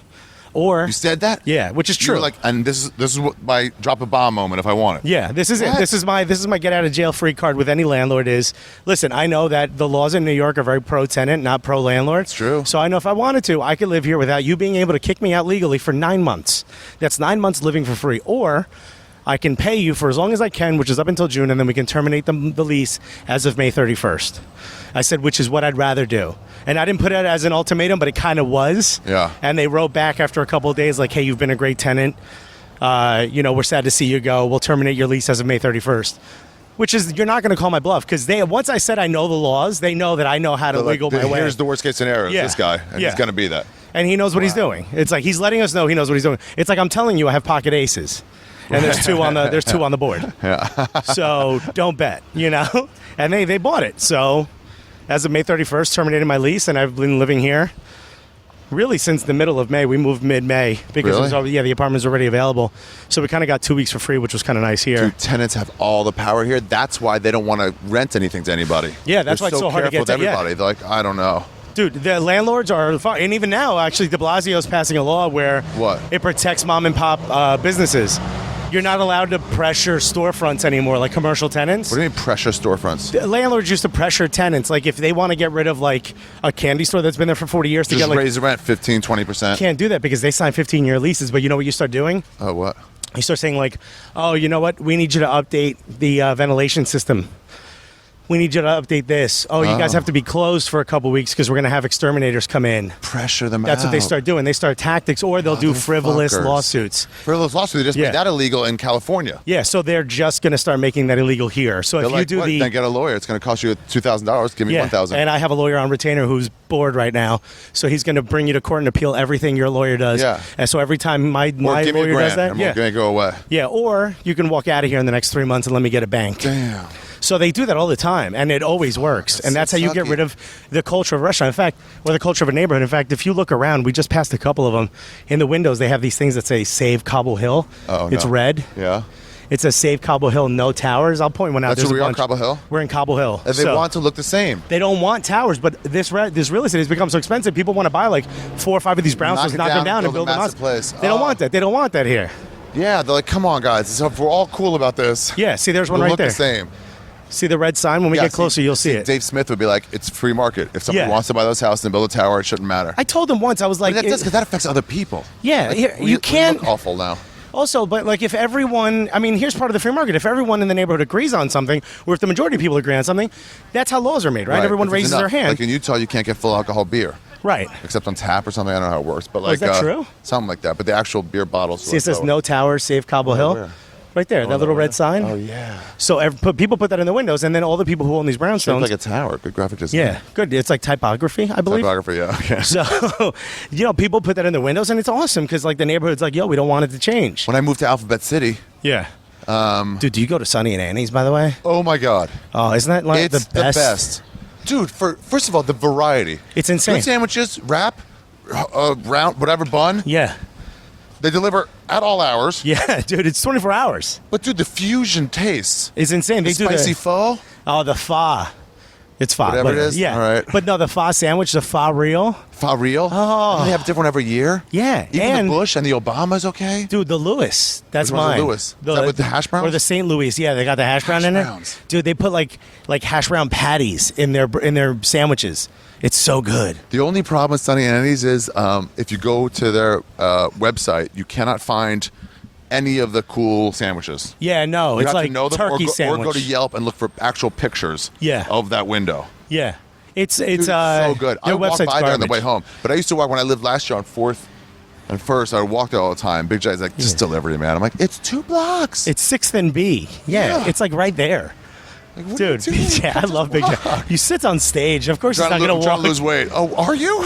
Yeah. 2 blocks to get a sandwich. You're going to get a sandwich. Yeah, I've seen guys like that. You get high outside, then you grab it and you go home. Which, you know what pisses me off, but I know why they do it. So if people aren't from New York, this is what they do in New York. They'll put like fruits and vegetables outside. Yeah. They put their Doritos outside, and they have those like plastic things in their door. Like those, like it's like a plastic curtain that's cut into like fringe, like meat, like butcher shops have them. You know when you walk into Sonny and Annie's, you have to move the hanging plastic sheets out of the way. You have to walk through that disgusting thing to go outside to get the Doritos to go back in to get your sandwich. It is disgusting. It's all like it's like just covered in like sneeze. Yeah, it's just like the sneeze of every person that lives there. There's no room in there. Where'd you live? You live by there? No, come on. I'm a foodaholic, so I know about Sonny and Annie's. Dude, you have to to get past people where the soup and the sandwiches are. You have to excuse me. You have to really make them move up. And that's you, and you're thin. Could you imagine my fat ass trying to wiggle my way around that place? This is one of my favorite parts of New York. Random gardens. Just you can't get into them. They're for the rich. Yeah. This is beautiful. This is pretty This is nice. a This is great like one. what the British would call a park. Dude, this fucking bolt is rusted. That's Dude, how you long could probably anybody's yank been it. in there. It's a magic garden. But I don't know how these gardens survive because that's like a multi-billion-dollar lot. Yeah. You could build a house there. It's probably just in the contract of everybody, right? When they Well, this on looks both pretty sides old. or something. Look, No, that man, guy- all the you think lots that are guy has even. Access to it? At least he has access to overlook it. You see him up there? Yeah. No, least he can- in 1811 they made everything in New York lots. What does that mean? That everything is 25 by 100. Oh, really? Yeah, so the streets were cut up on purpose. I mean, they did it in Manhattan, but they extended it to Brooklyn. So who owns it? I don't know. Somebody's got it. It's probably city I bet- owned. Yeah. I can't imagine- What about the park near the stand? That's only the residents facing that park get in? Well, that's when areas used to commission blocks. They would take all those lots. Yeah, so like maybe they Washington did that. Square Park. Where I it's can't like imagine they own did that 3 for lots and one. be like, hey, we're going to have in the middle, we're going to have a garden. We're Yeah, but not this gonna build neighborhood was some shitty in the 70s. There was like a riot here. buildings. Oh, really? So, like, I assume at some point people were like, yeah, we don't need this park. Oh, maybe it's an Indian burial ground. Man, you have a lot of theories. So let's talk about That building 99 is cent dope. pizza. Let's talk about the dollar slice because I don't hate it as much as people think I'm going to. My thought was, everybody talks about how great the pizza in New York is. Yeah. It also has the sheer most amount of awful pizza in the Yeah, world. no, you're 100% right. All right, so here's the number. There's a slightly over 2,400 pizza places in New York City. 2,400. 2,400. That's all of them. Out of all of them, I would only ever tell you to go to about 70 of them. Really? Yeah. So that tells you. 2,400. So you wouldn't tell me to go to that place we passed that I asked what was in the window? What they were Yeah. eating? No. You were like, nah, don't go there. I would never tell you to get pizza there. Okay. Yeah. In fact, I didn't know they sell pizza there. I'm sad they sell pizza there. Because that's like the type of place where, like, if you're going to a Knicks game and you've never been in New York, you'll go in there and buy a beer and a brown bag because you've never been to a bar. Like, you haven't been to a bar around the city or it was too packed. Right. Like, that's really all that's there for. But, like, out of all those 75 places, none of them are obviously going to be dollar slices. And people ask me all the time, like, what's the best dollar slice to go to? I'm like, don't. Here's the thing. A slice of pizza should always cost the subway ride. That's the promise of New York. No matter what the subway goes up to. Yeah, So well, should when the subway goes up, so do the slices. That's how it works. So the slice joint we just went to, Yeah. they charge $3. So they're a quarter more than a dollar slice, than No. a subway ride. Oh, right. But that's okay. $1 'Cause more it's or the a best dollar you've less. had. It's your favorite place. Yeah, but like you could pay a quarter range around it. But like if you charge Right. more than $3 for a slice, what makes you so special? You know, there's Lunetta 2,400. charges more. Yeah, but then not for the plane. I think for the No, plane, their what was plane it, is like, $250. 3? Oh, really? Was that what $250 it or is? $275 for the plane. I thought it was $350 when I went the other day. No, you probably got some specialty No, slice. I just got the cheese last time. No. I mean, maybe it was $250. It has to be. Yeah, okay. Trust me, it's not. Or else I wouldn't tell people to go there. Yeah. Out of principle. Also, if it's How less much than is Joe's $250. cheese? 3? No, Joe's is $2.75. $2.75. Yeah. Yeah. Okay, that makes sense. That makes Yeah, sense. subway ride. That's what it's Yeah. always been forever. Back when Lombardi's first opened and you got a whole pie instead of a slice, it was a nickel. That's how much it cost to ride the subway. A nickel. right. Back when it was only one line. These are Who all lives like in these single family houses? homes, dude. These are all like millionaires, dude. This is like, look at that kitchen. Yeah. Dude, this is how people live in like TV in New York. This is like, you know, like the stoop. I'm trying to get your listeners, like the stoop people sit on. So there's like lower level windows. You can see this is where the servants used to live. That means rich people used to live here. Rich In fact- people. Where they in have fact, the top 3 floors. the You see that servants- little, see that, here, come here. Yeah. This person might be upset by this, but you see that little metal bar in that, like in that part of the banisters? Yeah. That's where you used to put your boot and wipe the shit from the horse off your boot. Oh, yeah. So that means it was like when people owned horses, so the servants would go downstairs. That's what the lower levels are. That's what and they the used to upstairs would do. be the rich. Yeah. So you could tell it's like original if you see that little boot. Like notice the other ones don't have it? Sharp? Yeah. See, the other one has like a design down there. You can't wipe your boot on it. Oh, and that one one has like does. the flat spot. Oh, That's for yeah. to wipe your boot. Cool. So that shows you like, I see oh, what rich you're people talking used to about. live here. They owned horses and they had servants. You didn't have downstairs for anybody, so that's where your servants used to go to. So like ground floor apartments. And then the neighborhood got shitty and then got gentrified. Yeah, it's like everything else. That means it was already gentrified the other way. Yeah, well, it's double. There's a second gentrification. It got degentrified. Yeah, it got degentrified and then regentrified. Oh, yeah, these don't have that. Yeah. They don't go all the way down. Yeah, it's for the. Well, these I've are probably heard of also those. not original. Right. That was a rich house. That was a very. Dude, that was nice inside. That's a very nice house. Yeah. That is how you see people in the movies and TV in New York. Yeah. They're like, oh, bye, mom, bye, dad. Yeah. Yeah. I never thought, like, where do you live? Yeah. What special place is that? Like Murphy Brown lives in a place like that. Yes. Nobody wanted. What was it? Colin Quinn's bit, which I used to love. Yeah. See, these guys have it too. See, it's on the bottom Oh, right here yeah. and right there. It's like this little flat piece of metal you can just like scrape your boot on. So you would take the shit from Such riding horses thin- right off of such it. Thin pieces. I didn't even get your shoe in. You also have like a monster foot. What do you have, a size 11 and a 11? half. Yeah, I have a 10 That's and a half. normal. Oh, yeah, you do have a normal foot. It's actually pretty small for someone your height. Yeah, exactly. Yeah, why are you trying? You don't have anything on the bottom of your sneaker, I dude. just want to see what it feels like. I don't know why I'm trying it. So, whatchamacallit, Colin Quinn's old bit, he goes, when I was growing up, he's like, Colin Quinn? yeah, Colin Quinn goes, when I was growing Why up. do you keep saying Colleen? I said Colin. It's questionable. Go ahead. Colin Quinn. Wow, it sounds like Colleen. All right, go ahead. Colin When Quinn. he was growing up, what happened? He said when I was growing up, one of his bits, he goes, there was only 8 stops for white people on the whole subway system. Such a funny bit. Now it's like they're living. He's like, now they'll go anywhere they want. He's like, when I was young, we only had 8 stops. He's like, you took a nap on the subway, you woke up, you're like, oh, I'm the only white person. I gotta go. I missed my stop, I guess. Or I think he said I missed one of my stops, which is so funny. So extra. So yeah, man, this is fucking where I live, which is so funny because Now you live here. yeah, but I couldn't afford to live here if it wasn't for this incredible deal I What'd got. you get? How much I was can't. it? I'm not saying that. What's your exact address? No, yeah, I'm not saying any of Social that. security number. Yeah, I'm not saying any of those things. But it's pretty cool. I mean, it's a lot more relaxed. Are you than, going to have kids? Nah, I don't think so. But dude, I lived on the Upper West. It was the same thing. It was like stroller city. So. She doesn't pressure you to have kids? She does more than More than I don't other know, people? more than not. Like she. She does pressure you. Not really, but she brings up the idea of children more than someone who doesn't bring it up at all. Right. Like she mentions it. She's like, now that we have a 2-bedroom, she's like, oh, wouldn't a baby be great here? And I'm like, oh, yeah, no, because that's then we'd more have than to bringing it up. But I'd be like, oh, then we'd have to find out whose fucking baby it is, or That dog trying to get that bird. yeah. That's As long all as it right. wasn't trying to eat Itchy for us, that we don't bird. care. That bird, you have no idea how close you came to death, dude. That's a thin leather strap. And that girl was so busy with her Italian ice. Oh, yeah. So there's this old school, that's like a really old school cinema that's Hill still Cinemas? open. And there's a place that sells something called lard bread. It's an old Italian bakery. Do you know what lard bread is? Is that Thai? No, it's bread with a little bit of pig fat in the mixture Oh, of lard. dough. Yeah. And then they put chunks of pancetta and chunks of aged provolone in the mixture of dough. So when it bakes up, you get these little pieces of melted cheese, Really? like crispy cheese on the outside, and then there's pieces of aged provolone, and it's all tastes like pancetta. There's also cracked black pepper in the dough. It's absolutely incredible. This was the type of bread you ate when you were going to go work in a farm for 12 hours. What? But here's what I do. I actually slice it. I'll toast it in a cast iron pan, right? And then I'll put a fried egg on top so that when you break the yolk, it just What? goes into all the pancetta and cheese holes. Dog, you have no idea. Okay. These guys across the street from the Comedy Store, they're closed now. It wasn't Big Mama's Pizza, whatever it was. I think it moved down the street. It doesn't matter. You got so inspired. Yeah, they have this bacon pizza, and they would just crack eggs on their own. Yeah. We were going there all the time because I live right by it. I was like, wait, what's that? And they're like, that's not really for sale. That's just what we make. And I was like, Yeah. what is it? And they just crack an egg. Crack an egg and put it back in the oven Yeah. for a little bit. Yeah, old school Italians the do yolk that. is soft. They cut the yolk, and it spells It just out the whole spells. thing. And the cool thing about yolks is that it coats your whole mouth. Yeah. With that buttery. Oh, my God. Oh, dude, it's so great. It's the They best way to They were eat. like, we'll sell you one. I was like, yeah. Yeah.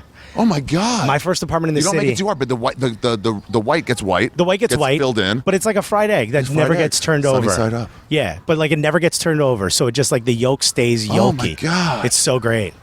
So there's whatchamacallit, there's I forgot what I was gonna say. God, I'm just thinking about it now. Oh, with the bread? Oh no, the bread's incredible, but the yolk goes in, all of that. It just it's every little bite. It's like a brunch thing I make at home, but it's so easy because the bread's already made. I don't have to bake it. Yeah. But dude, the smell of this pancetta coming out of this bread, it's literally. We used to take the train 45 minutes back home from this neighborhood when my wife and I would come here and eat sometimes. You would come here to eat anyway. Yeah. Before you moved yeah. Here. Oh, this pizza place has been my favorite pizza place for a long time. Oh, you're not just a homer. Oh no, not Oh, at all. you moved here for the pizza place. It's a lucky draw. And also the guy who owns my favorite burger joint, Yeah. right? My favorite burger chef, if you will, right? I've been telling him about this pizza place so much, right? He's looking to open a brick and mortar joint. He's opening my favorite burger joint is opening up a location Brick and mortar? Pass by it. yeah, within walking distance of here. So I have found a way to move near my favorite pizza joint, and my favorite burger joint is following me to this neighborhood. Hell yes. Wait, how did you get into this stuff? When did you start trying to eat good like this? Ever since I was a kid, I cared about flavors, but Yeah. when I got old enough and had enough exposable income to when I was in corporate America, Had dude, I enough was what making income? exposable. Disposable. Yeah. Sorry, I'm ESL, you asshole. Yeah, okay. So when I started making like a shit ton of money, now everyone listening is like, how did that guy make money? But I was in corporate America, and I just wanted to go to like every expensive restaurant. It used to be nothing to spend like $500 on a meal, you know? Yeah. I used to do that like 3 times a week. You Really? know? Yeah, I would Spend take how my much wife on a out. meal? Like $500 on a meal was not a problem. Yeah, I used to do that. That's how much that Noma place costs. Yeah. I would go to Tao. I would go to Del Posto. Let's pretend that means something to me. Yeah. I would go to fucking, you know, I don't know, like Per Se, all these 'Cause you expensive had places. cash. Because I had money, so I wanted to eat the best food. But I realized after, especially when I got laid off, that really wasn't the best food. I knew it while I was doing it. A lot of it was atmosphere, right? Yeah, you're paying for the right to say you went there. It's like an experience. Like now it'd be like you went for the Instagram photo or the Snapchat photo. Like I was going to these places just because there was a famous chef, but I tasted better food elsewhere. And But I love, honestly, you cut your odds way down of having a bad meal. for sure. You're not But gonna you're get also it. like, but also like, you know, it became the thing of like, traditional foods became hot, like pork belly. Pork belly was free when I was a kid. My grandmother would get it from the butcher and they would throw it away. So they'd be like, do you want it? And she would render it in the bottom of a pan before she made rice and beans. Did you have that place at St. Mark's or 9th? Which one? It's like they make sandwiches with pork belly. No, but I'm sure I've had it, but I Good. can't think of the name. It's all white on the outside. Yeah, I think I know what you're talking about. Not Xi'an Famous Foods. But like you know, that. people are like, no, not oh, Xi'an. That's that's that's the noodle joint. People are like, oh, pork belly. I'm paying $20 for pork belly. What are you talking about? This shit used to be free. It's the same stuff. But now it's like slave all, food. Now it's all just like regular shit. So like, I'm not going to do it. My wife is wife? walking by. My wife D Ari. Hey, dude. We know each other. So We're about why'd to go you get some pizza. why'd you bring the That place. tripod? Oh, nice. So That was weird. That's fun. she just Hey, congratulations on the new place. gave him the double deuce. Congratulations on the new place. He was telling me about it. Yeah. Well, it sounds like a sweet part. A sweet place. We do have his blessing for living here. We Yeah. walked around the neighborhood a little bit. Mezuzah? Yeah, we got to get him a Zizza. But instead of broken glass inside, we have a little bits of crust. Yeah. We go to We're about to go eat right now. This is the third stop of our Yeah. pizza tour. the place on 50th and 8th. Don Antonio. Don Antonio. We had the Montanata. Then Suprema. We walked down to Suprema, and then we took the train here. Yeah. Yeah. I think after this is done, I'm going to go to Joe's.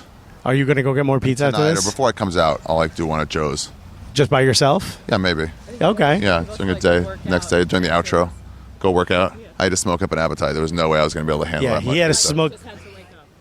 Yeah, I don't have to smoke myself into an appetite. I actually asked him, I go, are you going to be okay for more pizza? Not like, I'm stuffed. Can you do more? I was just like, are you going to be okay? Because Yeah, he was like, well, how'd you not eat a crust? I'm like, because we're about to eat so much pizza that we don't need. Yeah. No. No, not at all. Yeah, okay, no. Yeah. All right. Love you. So, yeah, so I used to spend a lot of money taking her out to eat. Yeah. And I was just like, you know what? Why don't we just go to like good places? And then I started doing a ton of research. And I knew a lot about food, but I was able to pair it and understand why I liked, you know, certain places or why I like certain techniques. Yeah. And then for me, it became more about like, does the chef give a fuck? And that's when everything opened up for me. It's any art form. Yeah, absolutely. And they dude, just care about chef doing and what they're comedian has so many parallels. musician? Yeah, so many parallels. Like there's a lot of people that can play the guitar really well, and they just become studio, Are you musicians bored? because it's like, whatever, I'm good at this, but I hate it. And there's comedians that are funny, but like all they do is crowd work because they never want to write.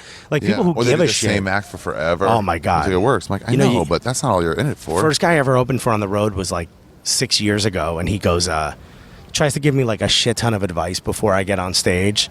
And I listened. I'm like, sure, you've been doing this a lot longer. I'll listen. Never heard of you, but you got a lot of credits. He goes up and every joke is like, hey, man, you guys remember Monica Lewinsky? Hey, man, you guys remember the Gulf War? And I'm like, what the fuck? Dates himself completely. Every joke he has to preface like, You guys hey, remember most of 90 to 92? Yeah. I'm like, the last guy this guy wrote a bit was like 95. Wow. And I'm like, I never want to be this guy. I don't want to take any of the advice he just gave me. Oh, yeah. Oh, yeah. It broke my heart, dude. Yeah. That's it. So I started finding chefs that knew how to cook really, really well. Who was it? Like just chefs that opened up restaurants. It was also at the time No. where like chefs were opening No. up. Like people were taking like high-end chefs. People were leaving like Le Bernardin, which is a very high-end chef, and high-end restaurant. They were opening up like small places. Like Arancini Brothers was one of the first places I The went. head chef at Noma. Not the owner, but the head chef. Okay. He wants to open up a burger place. Yeah, that's all these people. And you know what he's going to do? He's going to make an incredible burger. Incredible burger. Because he's at Noma, which is an incredible restaurant, and he wants to make something simple at the highest level. Right. Which is what my favorite burger joint is. It's called Hard Time Sundays.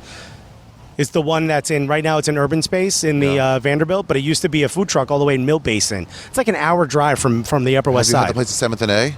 Black? Black Tap, No.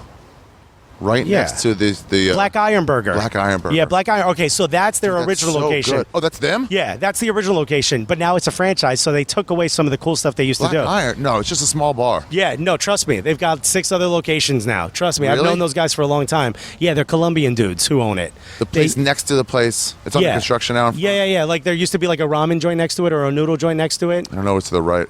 It's on B. It's like it's off of B. It's like 6th and B. Yeah, trust me. It's called No, Black it's Iron corner Burger. in the park. Then no, I'm not talking about Black Iron I think Burger. it's Black Market Burger. Black Market is the one that's next to Niagara. Yeah, right next to Niagara. Yeah, but that's an expensive restaurant though. Is it really? Yeah, I mean they have like oysters and shit. They're not cheap. It's a great burger. Black though. Iron Burger's pretty incredible too. If you ever get I a gotta chance to try go, that. but now they're a franchise. Yeah, no, Black Market is not a franchise. Black Market's great. Yeah. But I like a simple flat plate griddled burger. I want cheese. I want lettuce, tomato, onion, and I don't want mayo. California, I don't know what fucking California's done. Stop putting mayo on fucking burgers. We don't need it.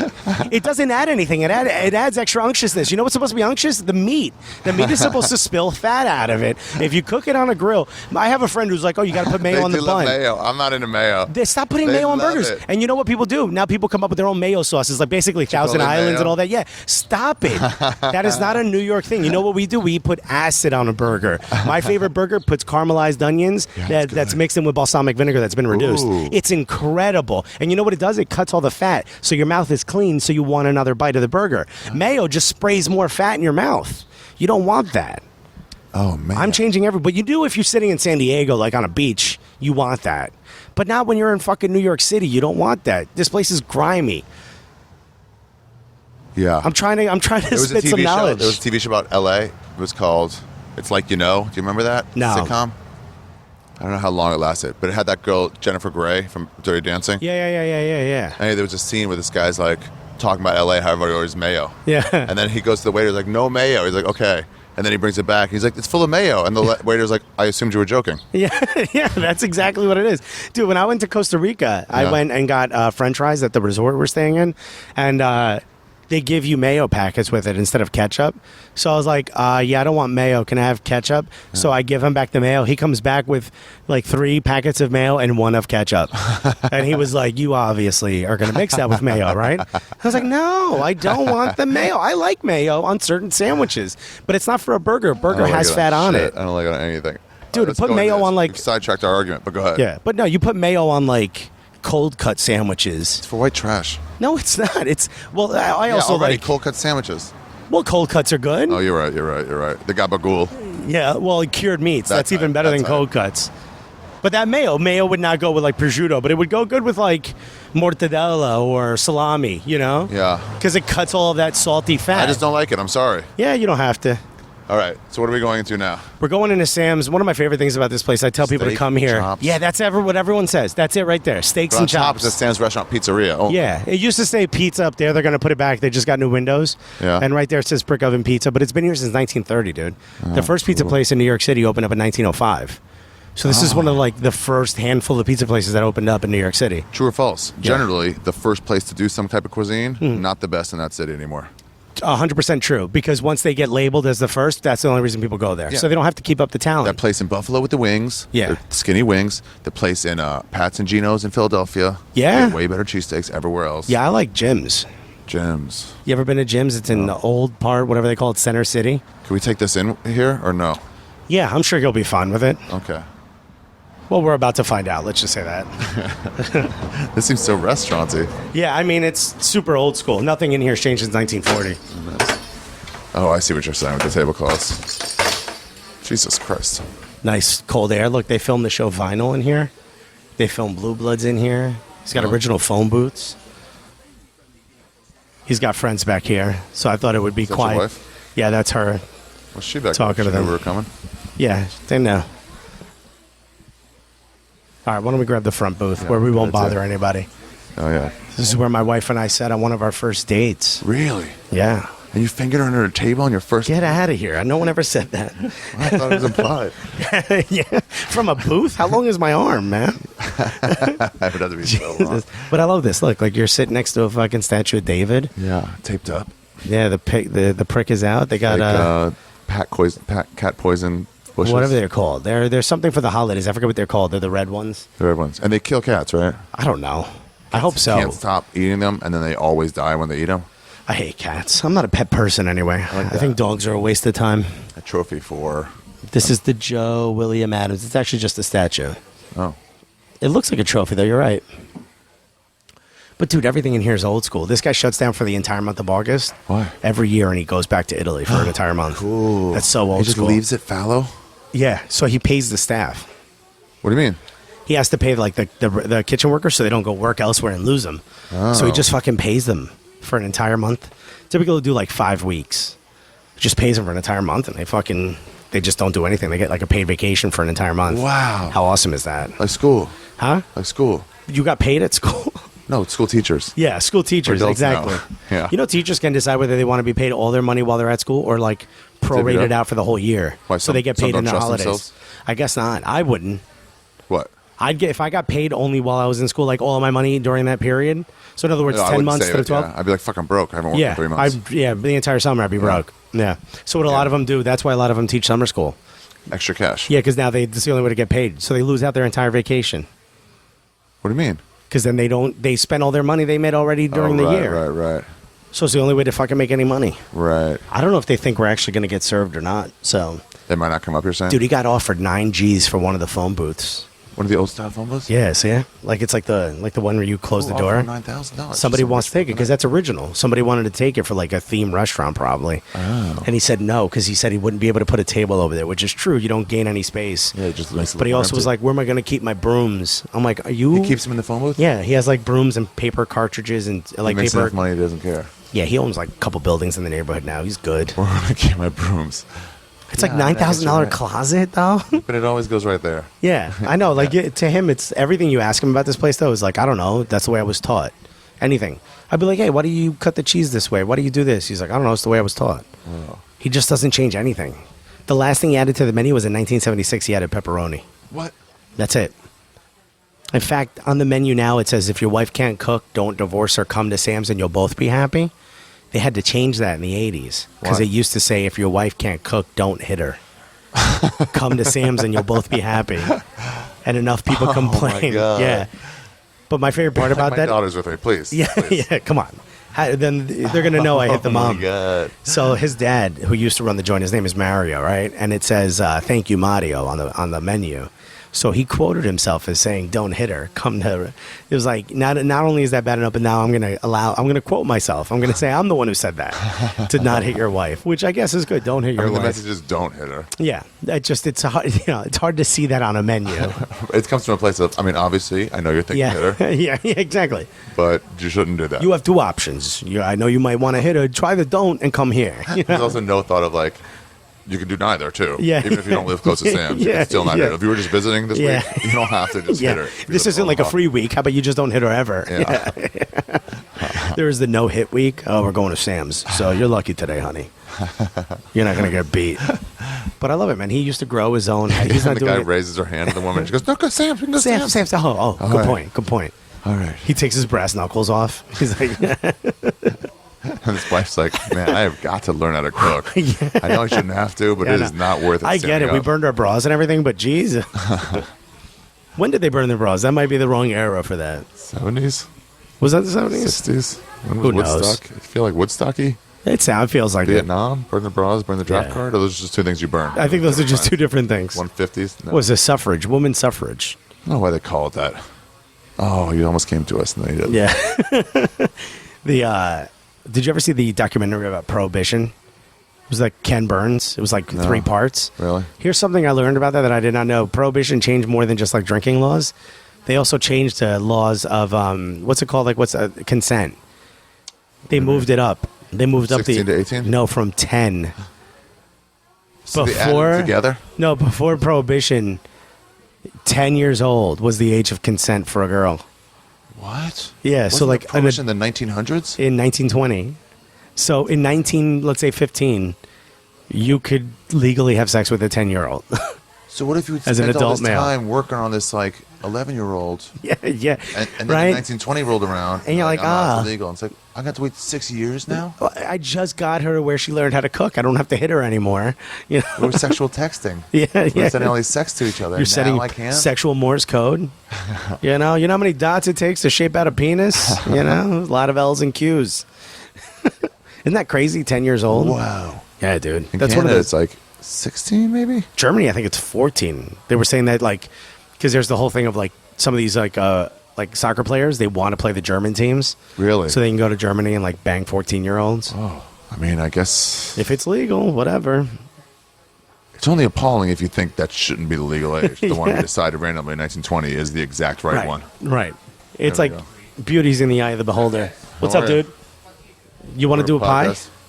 Yeah, sure. You want to do just plain or you want to do half garlic? Oh, half garlic. Yeah. Yeah. All right. Yeah, let's do half plain, half garlic. I'm just gonna get a water. I'll take a Whatever you water, want. You yeah. can get a Coke if you want. No, I got water's fine. Thanks, boss. Thank you. So let me tell you about this oven. All right, so the first oven we went to was 1100 degrees. The second one we went to was 550, your regular aluminum oven, like gas oven. So this place in 1940, remember I said nothing changed after 1940? Well, it opened in 1930. What changed in those 10 years is all of our buildings switched from coal heat to natural gas.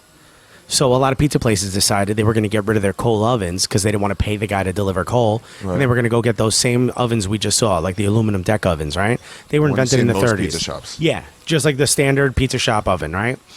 That's like that's easy. You got a pipe now that delivers fuel. You don't have to pay a guy to come. What this guy decided, what this guy's great uncle Sam, that what he decided to do was, I want to keep my oven, Yeah. but instead of put coal in it, I'm going to change it so that the flame is natural gas.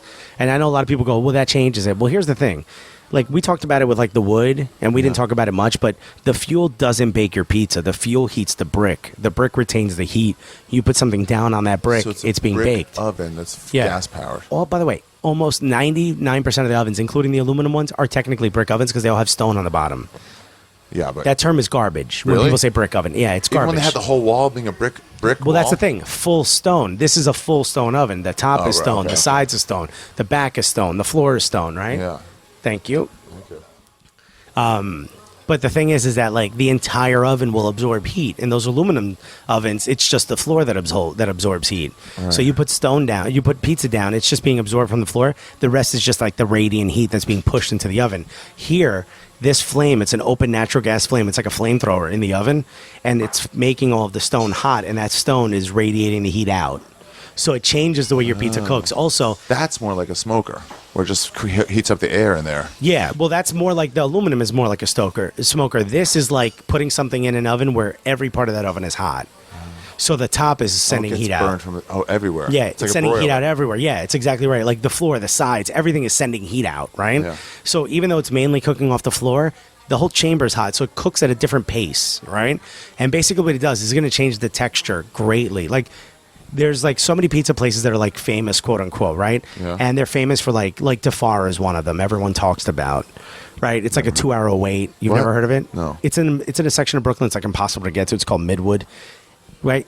The guy who makes that Oh, pizza. that's one in deep Brooklyn? Yeah. That's the one. Yeah, it's like the Okay. 80-year-old who mixes the sauce with his bare hands and shit. He cuts like the People like seeing him suffer. That's why yeah, it costs pretty more. much. Yeah, That's and he's like, dude, he's like 88 years old now. It's very good pizza, but he used to be a regular pizza joint until he decided he wanted to make great pizza, and he started going around to other pizza places to learn what they do. Why he came here was because the texture of the crust here is so perfect. Yeah. So this to me is what I would consider, because they don't sell by the slices. I say this is my favorite whole pie. Okay. New York Pizza Suprema is my favorite slice. And my favorite wood-fired pizza is that Montanata that we had. Their margarita is incredible, but that Montanata is something special. So I took you to my 3 favorite pizza places. 2 different types of pizzas. Yeah.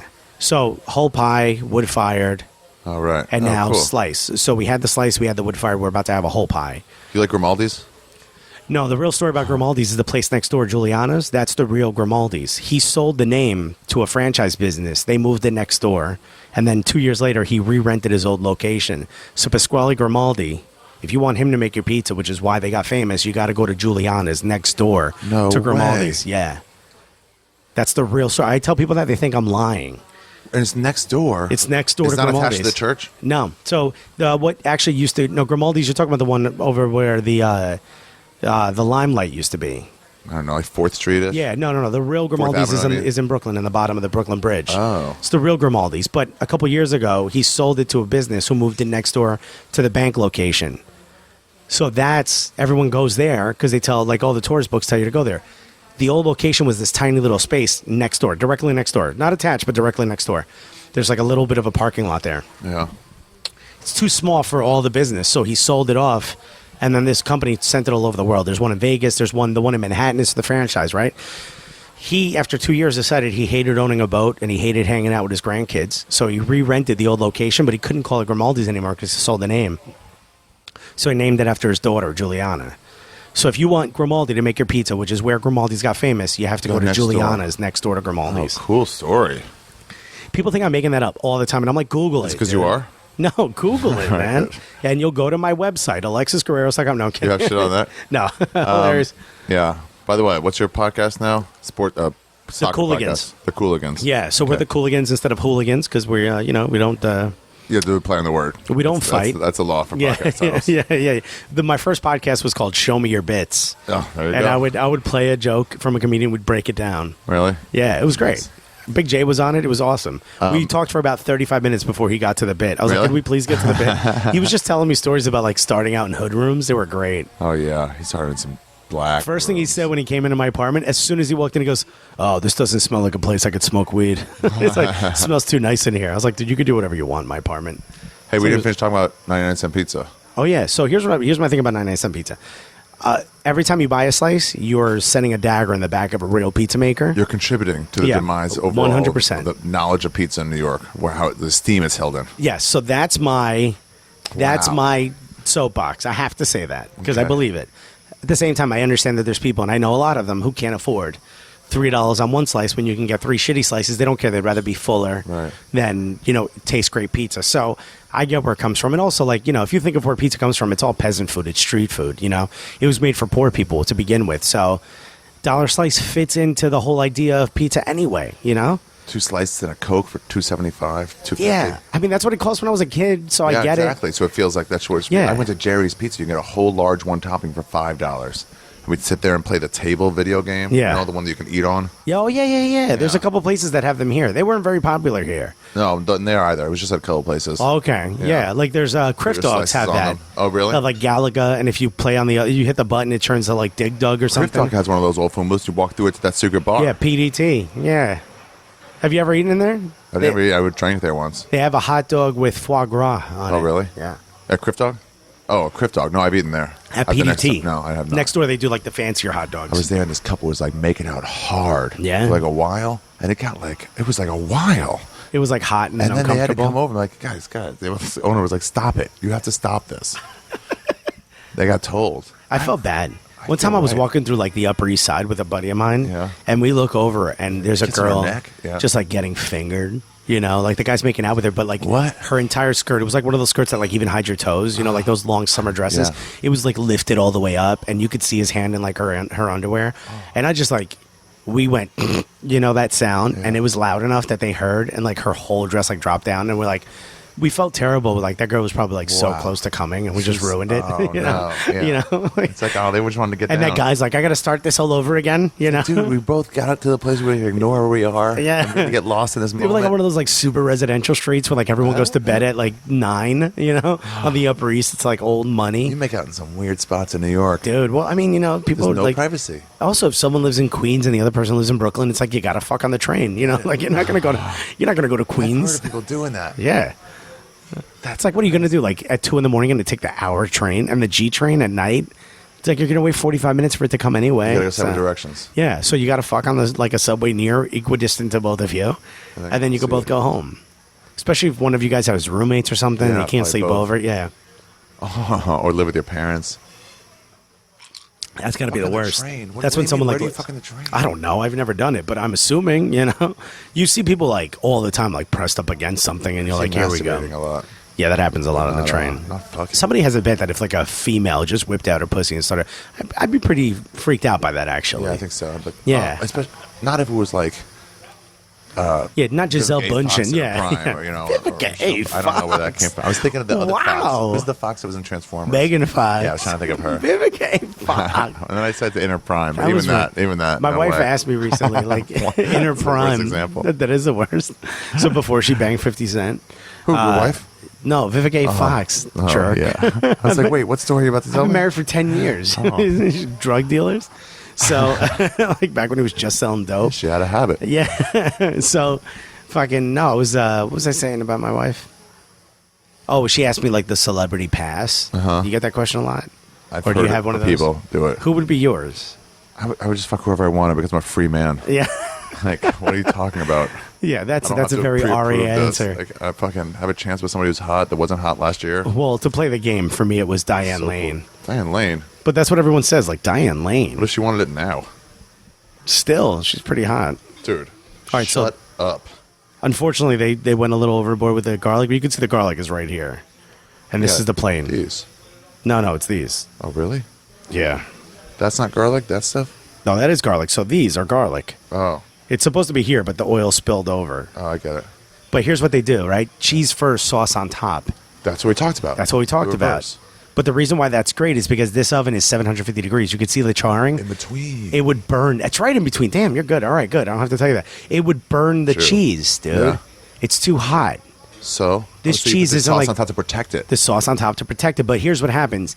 This cheese releases oil, right? So the oil, you said that goes down. It goes into the crust and adds flavor. What about the oil that comes up? What about it? I'll tell you. It sautés the sauce, dude. I mean, it's It's like blended. building Well, up this is there. the oil. This is the oil that the garlic sits in. So look over here. But that's still the oil that comes out of the cheese, like right over here. Oh, I get it. It mixes, it blends in, it sautés the sauce. So it makes the sauce saltier because the cheese releases all that salty oil. So, dude, you're about to eat like a frying pan. really. And here's the garlic that's on here. Why I love it is he puts cheese, garlic, and oil that's been sitting in the fridge for a little bit, like just totally getting in that oil. And then on top of that goes the red sauce. So the red sauce cooks in the garlic over here. That's that beautiful smell you're smelling right now. Yeah, the garlic. Garlic nothing goes but so garlic. good with pizza. Oh, dude, it's perfect. It goes so good. And instead of just like You're okay putting with little garlic bits, powder on the shitty pizza or no? I try not to because I don't like powder. You Yeah. know, like even the oregano, I'll put it in my hand and crush it up a little bit before I put it on to open it up. Oh, you know, really? yeah, you got to make oregano. You got to make floral. Dry leaves aren't going to give you any flavor. You know what I mean? You won't bite it in your mouth? No, because you have to put so much to Yeah, get flavor yeah, out of it. yeah, If you yeah. break it, it opens it all up. Oh, interesting. I never Now you thought get about that. So everyone put a little bit of oregano in Crushed your red's not palm. the same though. Crushed red, Huh? crushed red, you don't have to break it. You could if you wanted to, but you don't have to. It's potent because it's dried. Yeah. How do we do this? Take a piece. Take a plain one first, yeah, and then slide that on your plate and enjoy. Where's the it. plain stop? Where do These we- are all the plain right here. These? These 4. Okay. Yeah. So go ahead.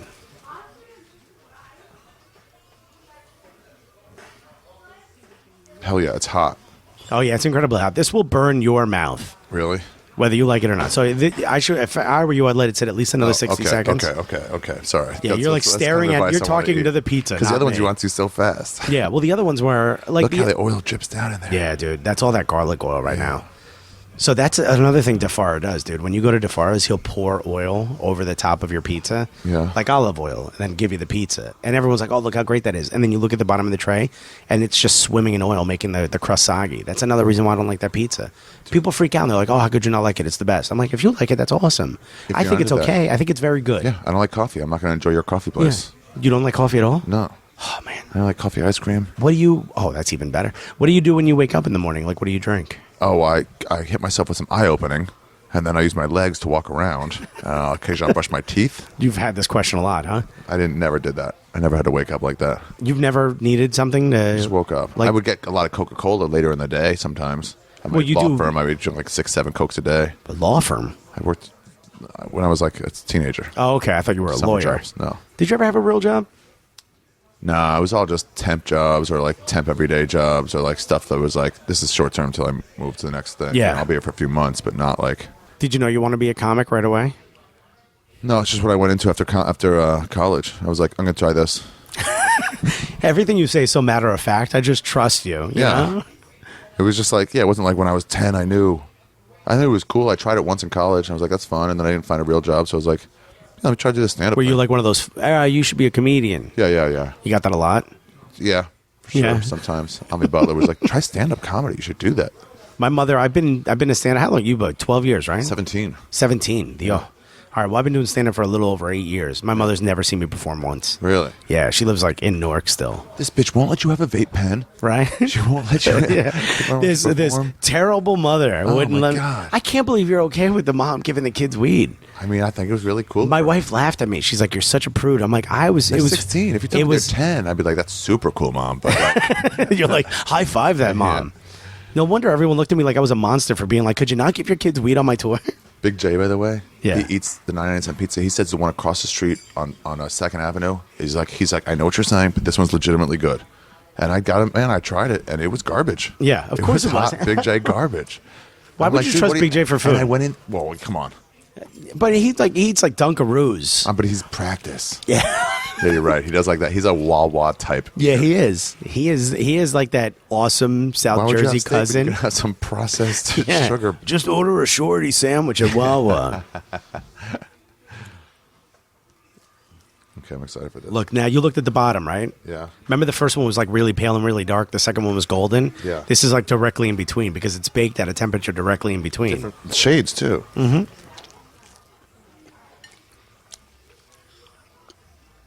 Oh yeah, that's cool.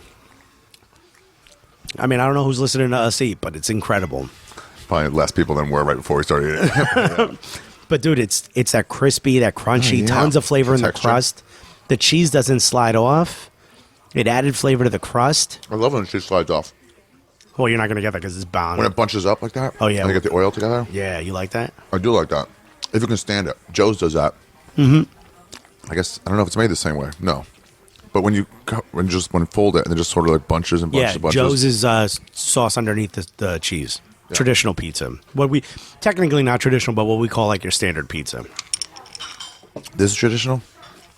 No, the other one. Technically, this is the step after. The one we had Cole. first was traditional. Yeah, that's Naples. That's not traditional New York. Like we didn't invent pizza in New York, but we perfected it. How did New York and this is another one I want to ask you. I think this is the last question. How did New York and pizza get so wrapped up? It's so known for that, but it's not from this city. It is because here's the thing. People didn't know about pizza into New York. Pizza was only eaten in Naples. Have you ever been to Naples, Italy? Of course not. All right. It's the shittiest part of Italy. Oh, really? Yeah, it's like I'm born and raised in Newark. It's the Newark, New Jersey of Italy. Like no one wants to go there. People avoid it at all costs. It's a very dirty, very poor-ridden city. It's crime-ridden. It's dangerous. No one ever. It's always been that. After that. Yeah, because people romanticize it after they left, but it's a shitty place, right? Yeah.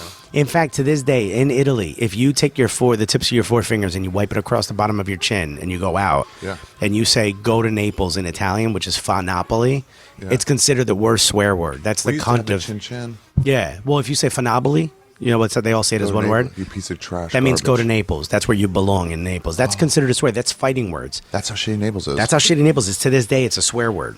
When kids are bad around the holidays, they tell them they're going to go to Naples. Who brought it here? People from Naples. They baked. It's what they put in their ovens to test the oven in the morning.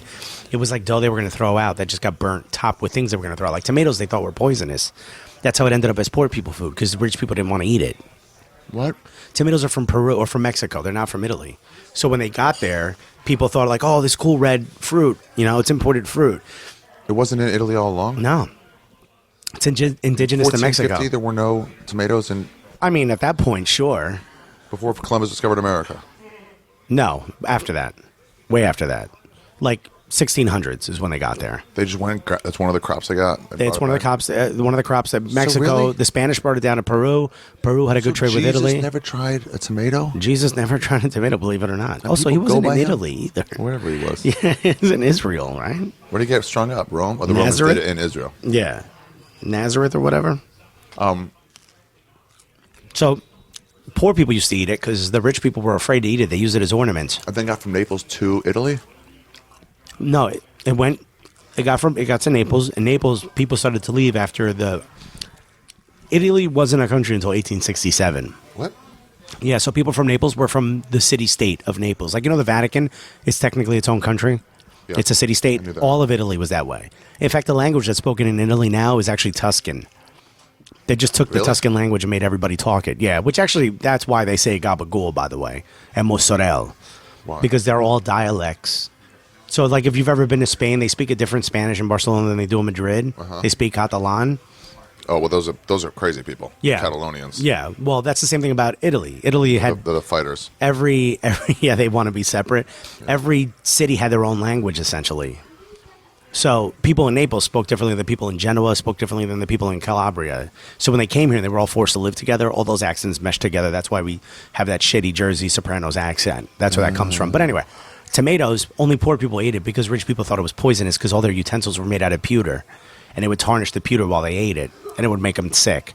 Poor people didn't have utensils. In fact, So it's just a poor person food. It was Yeah. it was the poutine of. it was the poutine. It was the goutine of its day, if Yeah. you will. If you will. It could make it poor. Yeah. And no one wanted to eat it. So poor people put it on this burnt bread they used to test their ovens with in the morning. That's where pizza comes from. It comes from pita. In fact, it's the Italian way of saying pita. You know pita bread? Yeah. Naples used to be a Greek settlement called Neapolis. Oh, really? That's Yeah. why pita and pizza sound so close? Yeah, that's why Greek people say we invented pizza because technically they invented the pita. And really, there's no Just proof like a they invented it. They didn't take the next step. They That's didn't do like saying shit. you invented the car because you invented the wheel. Yeah, exactly right. Yeah. It's like saying you invented the computer because you invented the Greeks. keyboard, the whatever it was, the typewriter. Yeah. So they Yeah. fucking people come on the tour. The Greeks come on the tour. We invented pizza. And like, no, you didn't. You had a hand in it because it was the bakers in Naples were making pita to sell to all the Greek sailors that were coming in. Yeah. But they would put one in the oven or a few in the oven first to test how hot the floor was, and instead of poofing it up, as the dough poofs up, they would start weighing it down with garbage. Tomatoes were considered garbage back then, so they would weigh it down at one point with tomatoes. But the first pizza was like rancid pig fat and moldy cheese. And they would do to test the dough? to test the floor of the oven to see how hot it is. Watch And something then start burn. making stuff for. Yeah, for the so real like if you throw pita in there and humans. it bakes up real fast, you're like, oh, the oven's very hot today. Okay. So we got to make the loaves a little smaller. Because they would just throw wood in. Yeah, it's wood fire and then pull the wood out and then you have to test how hot it is. Right. Yeah, that's where it comes from, dude. It's peasant food. And That's so it got here from some peasant immigrant? Gennaro Lombardi came here in the late 1800s. Who's that? The first pizzeria in this hemisphere, in this country, was opened up in New York City in 1905. It's called Lombardi's. It's still there. That place was Gennaro Lombardi's. Gennaro Lombardi came here as a kid. He was a baker. He didn't know how to work in the textile industries and shit. He was 19 years old when he opened it. So he just got a job at a bakery and realized, hey, we're making money selling this pizza thing in the morning because they used to test their ovens. So Yeah. he's like, I'm going to buy this place and turn it into a pizzeria. Oh, Awesome. Thank you. Thank you. So they're like, yeah, we're going to make it into a pizzeria. Yeah. Whoa. That was the first time that existed, you know? 1905? 1905. The idea of pizza. Pizza was this thing poor people bought on the way to work from a pizzeria because they were going to throw it out anyway. And he's just some guy's like, oh, you'd like this. Like a person who would open up a poutine place here. Yeah. But, oh, they'd love it. I don't know why people don't serve it here. They would love Yeah. it. It's And then so that's good. it. Open this joint up. Have you had that place? Is it any good, Lombardi's? Lombardi's, like you said, the first place. First place. It's good. Trust me, it's good, but you can get better pizza. Right, right. But I also tell people, like, you should go try it. Why? Because it's the first. Uh-huh. You know? You want to say you ate it. I think that's how artists feel about Warhol. Like, no, go check it out. It is way Yeah. overdone, yeah. Yeah, it's like he was important. Not a Warhol guy, huh? I love it. You really? Just my artist friends. They're like, it's fine. It's just like, I think they learned it in like their equivalent of 6th grade. Yeah. You know, like a separate piece. It's also like bands that someone only knows. Like, I piss off my friends. Like, my one friend is a big Queens of the Stone Age fan. Mm-hmm. And I was like, oh, that Go With The Flow song is good. And he rolls his eyes. He's like, ugh. That's like their Stairway to Of course Heaven. you like that one. Yeah, like, oh, that's the one that's famous. I'm like, well, I'm sorry that's my only reference to your weird Yeah, band. I know that the no one else the likes. most people know. Oh. It's like, I'm not a DMX fan, but if I was, my friend would be like, oh, I'm going to go insane up in here. I'd be like, that's a shitty song. The one you never... I heard DMX lost all his street cred when he backed down from a fight. Now no one can listen to him anymore. Well, there's a bunch of stuff that's happened. I'm a There's big... truth to that? Of course. Wow. I'm a big Dipset fan. Do you know who Cameron is? I've heard of Cameron for sure. All right, so him and his friends, they're called the Dipset, the Diplomats. Okay. They always talk about how tough they are. They can walk around Harlem whenever they want. They could go talk to drug dealers and they're fine because they're from the streets. There's a famous video of them at the Rucker, that famous basketball court that's up there. Pat Joe used to always run. Yeah. So they're there and a bunch of dudes run up on them to fight them and they all run out. They all leave as opposed to fight them. That's a no-no in the hood. You have to fight. But I'm like, these guys are artists. You know what I mean? They're famous. They're not going to be. They're not going to fight now. They're not going to get knifed at a basketball court. Of course they're going to run. They have security. Yeah. But everyone's like, oh, you being a bitch. I'm like, yeah, they're being a bitch, but they're being smart. So it's like, who just comes up to fight me? I don't want to fight them. I don't even know them. You didn't grow up in the hood. That's what it is. It's like saying the Chris Rock thing, so we can't understand. Yeah. Like, oh, well, you couldn't fight? It's like, why would they fight? Yeah. They could just leave. Yeah, you're like, of course you wouldn't fight. I mean, did I upset you? Did I dishonor your mother? Yeah. Yeah. Fighting went way down in my 30s. Are you stuffed? Yeah, I'm getting pretty full. I'm going to finish this, though. What do you think of this pizza? I like it. I like the garlic a lot, too. Yeah. Yeah. It doesn't have to be everyone's favorite, but this is my favorite pizza. Favorite pizza. This is it. I guess this for me today is the like most different kind of taste I had was the fried one. Montanara. Yeah, the Montanara. Yeah. That's incredible, isn't it? Yeah. There's people ask me all the time, like, why would you suggest going to Midtown to eat? It's the only place you're going to get that. That's it. There's other places that sell it, but that's by far the best one. By a long shot. I mean, by like a lot. Thanks, man. It's a difference between like that black market burger and like McDonald's. That's how big the What? differences in Montanadas are. Yeah, it's pretty rare. Yeah, it's so special, the shit they do there. This is really good. I really like this. I'm trying to think. It might not have been the best way to taste it, having had Yeah, two others. 2, 3 extra big slices of pizza. 1, 2, 3, 4, 5 extra slices of pizza. I also wanted to give you some context. Yeah. Like, it's hard to eat this and explain Yeah. what makes it special. It's really good, though. Yeah. I'm trying to think whether it'd be my favorite. I don't know, man. I've had yeah. I like that Joe's Pizza on Minetta. Nothing wrong with it. A good fresh out of the oven. Sometimes it matters what kind of mood you're in, too. Yeah, for sure. There's sometimes that I want Joe's because the area where their sauce and cheese is very, very thin. That's what they're known for. So it's like, Yeah, that folds over fast. yeah, and it's like there's a lightness to it. The toastiness is like not weighed down. Most pizza is heavy like this. This is a heavy pizza because remember, people are really poor that eat pizza most of the time. So one slice is enough for a lunch. That's why most right. pizza's like heavy and greasy and big. The first one we ate was light and fresh. That's not what somebody who's like working in a factory wants. Right. Sparrows you put on the same level as Domino's, right? Or slightly Yeah. above it, but in the same category. No, they're all the same. I don't eat it. Okay. I walked out of a Super Bowl party because they ordered Domino's. I mean, not here. Not here. If you're in Omaha, it's like, great, something else. Sure. That's all there Pizza's good. is. What's the best? Although I'd say like don't order pizza then. Let's go get like steaks are probably really cheap in Omaha. Dude, there's a place on Austin on 6th Street, Resorts Pizza. That is so bad that I was drunk and hungry, and I was like, I can't. Where is this? In Austin, Texas. Oh, in Austin. I gave it to a homeless guy. He goes, actually, man, I'm full of pizza. That's anywhere. Yeah, he's like, yeah, I'd rather not.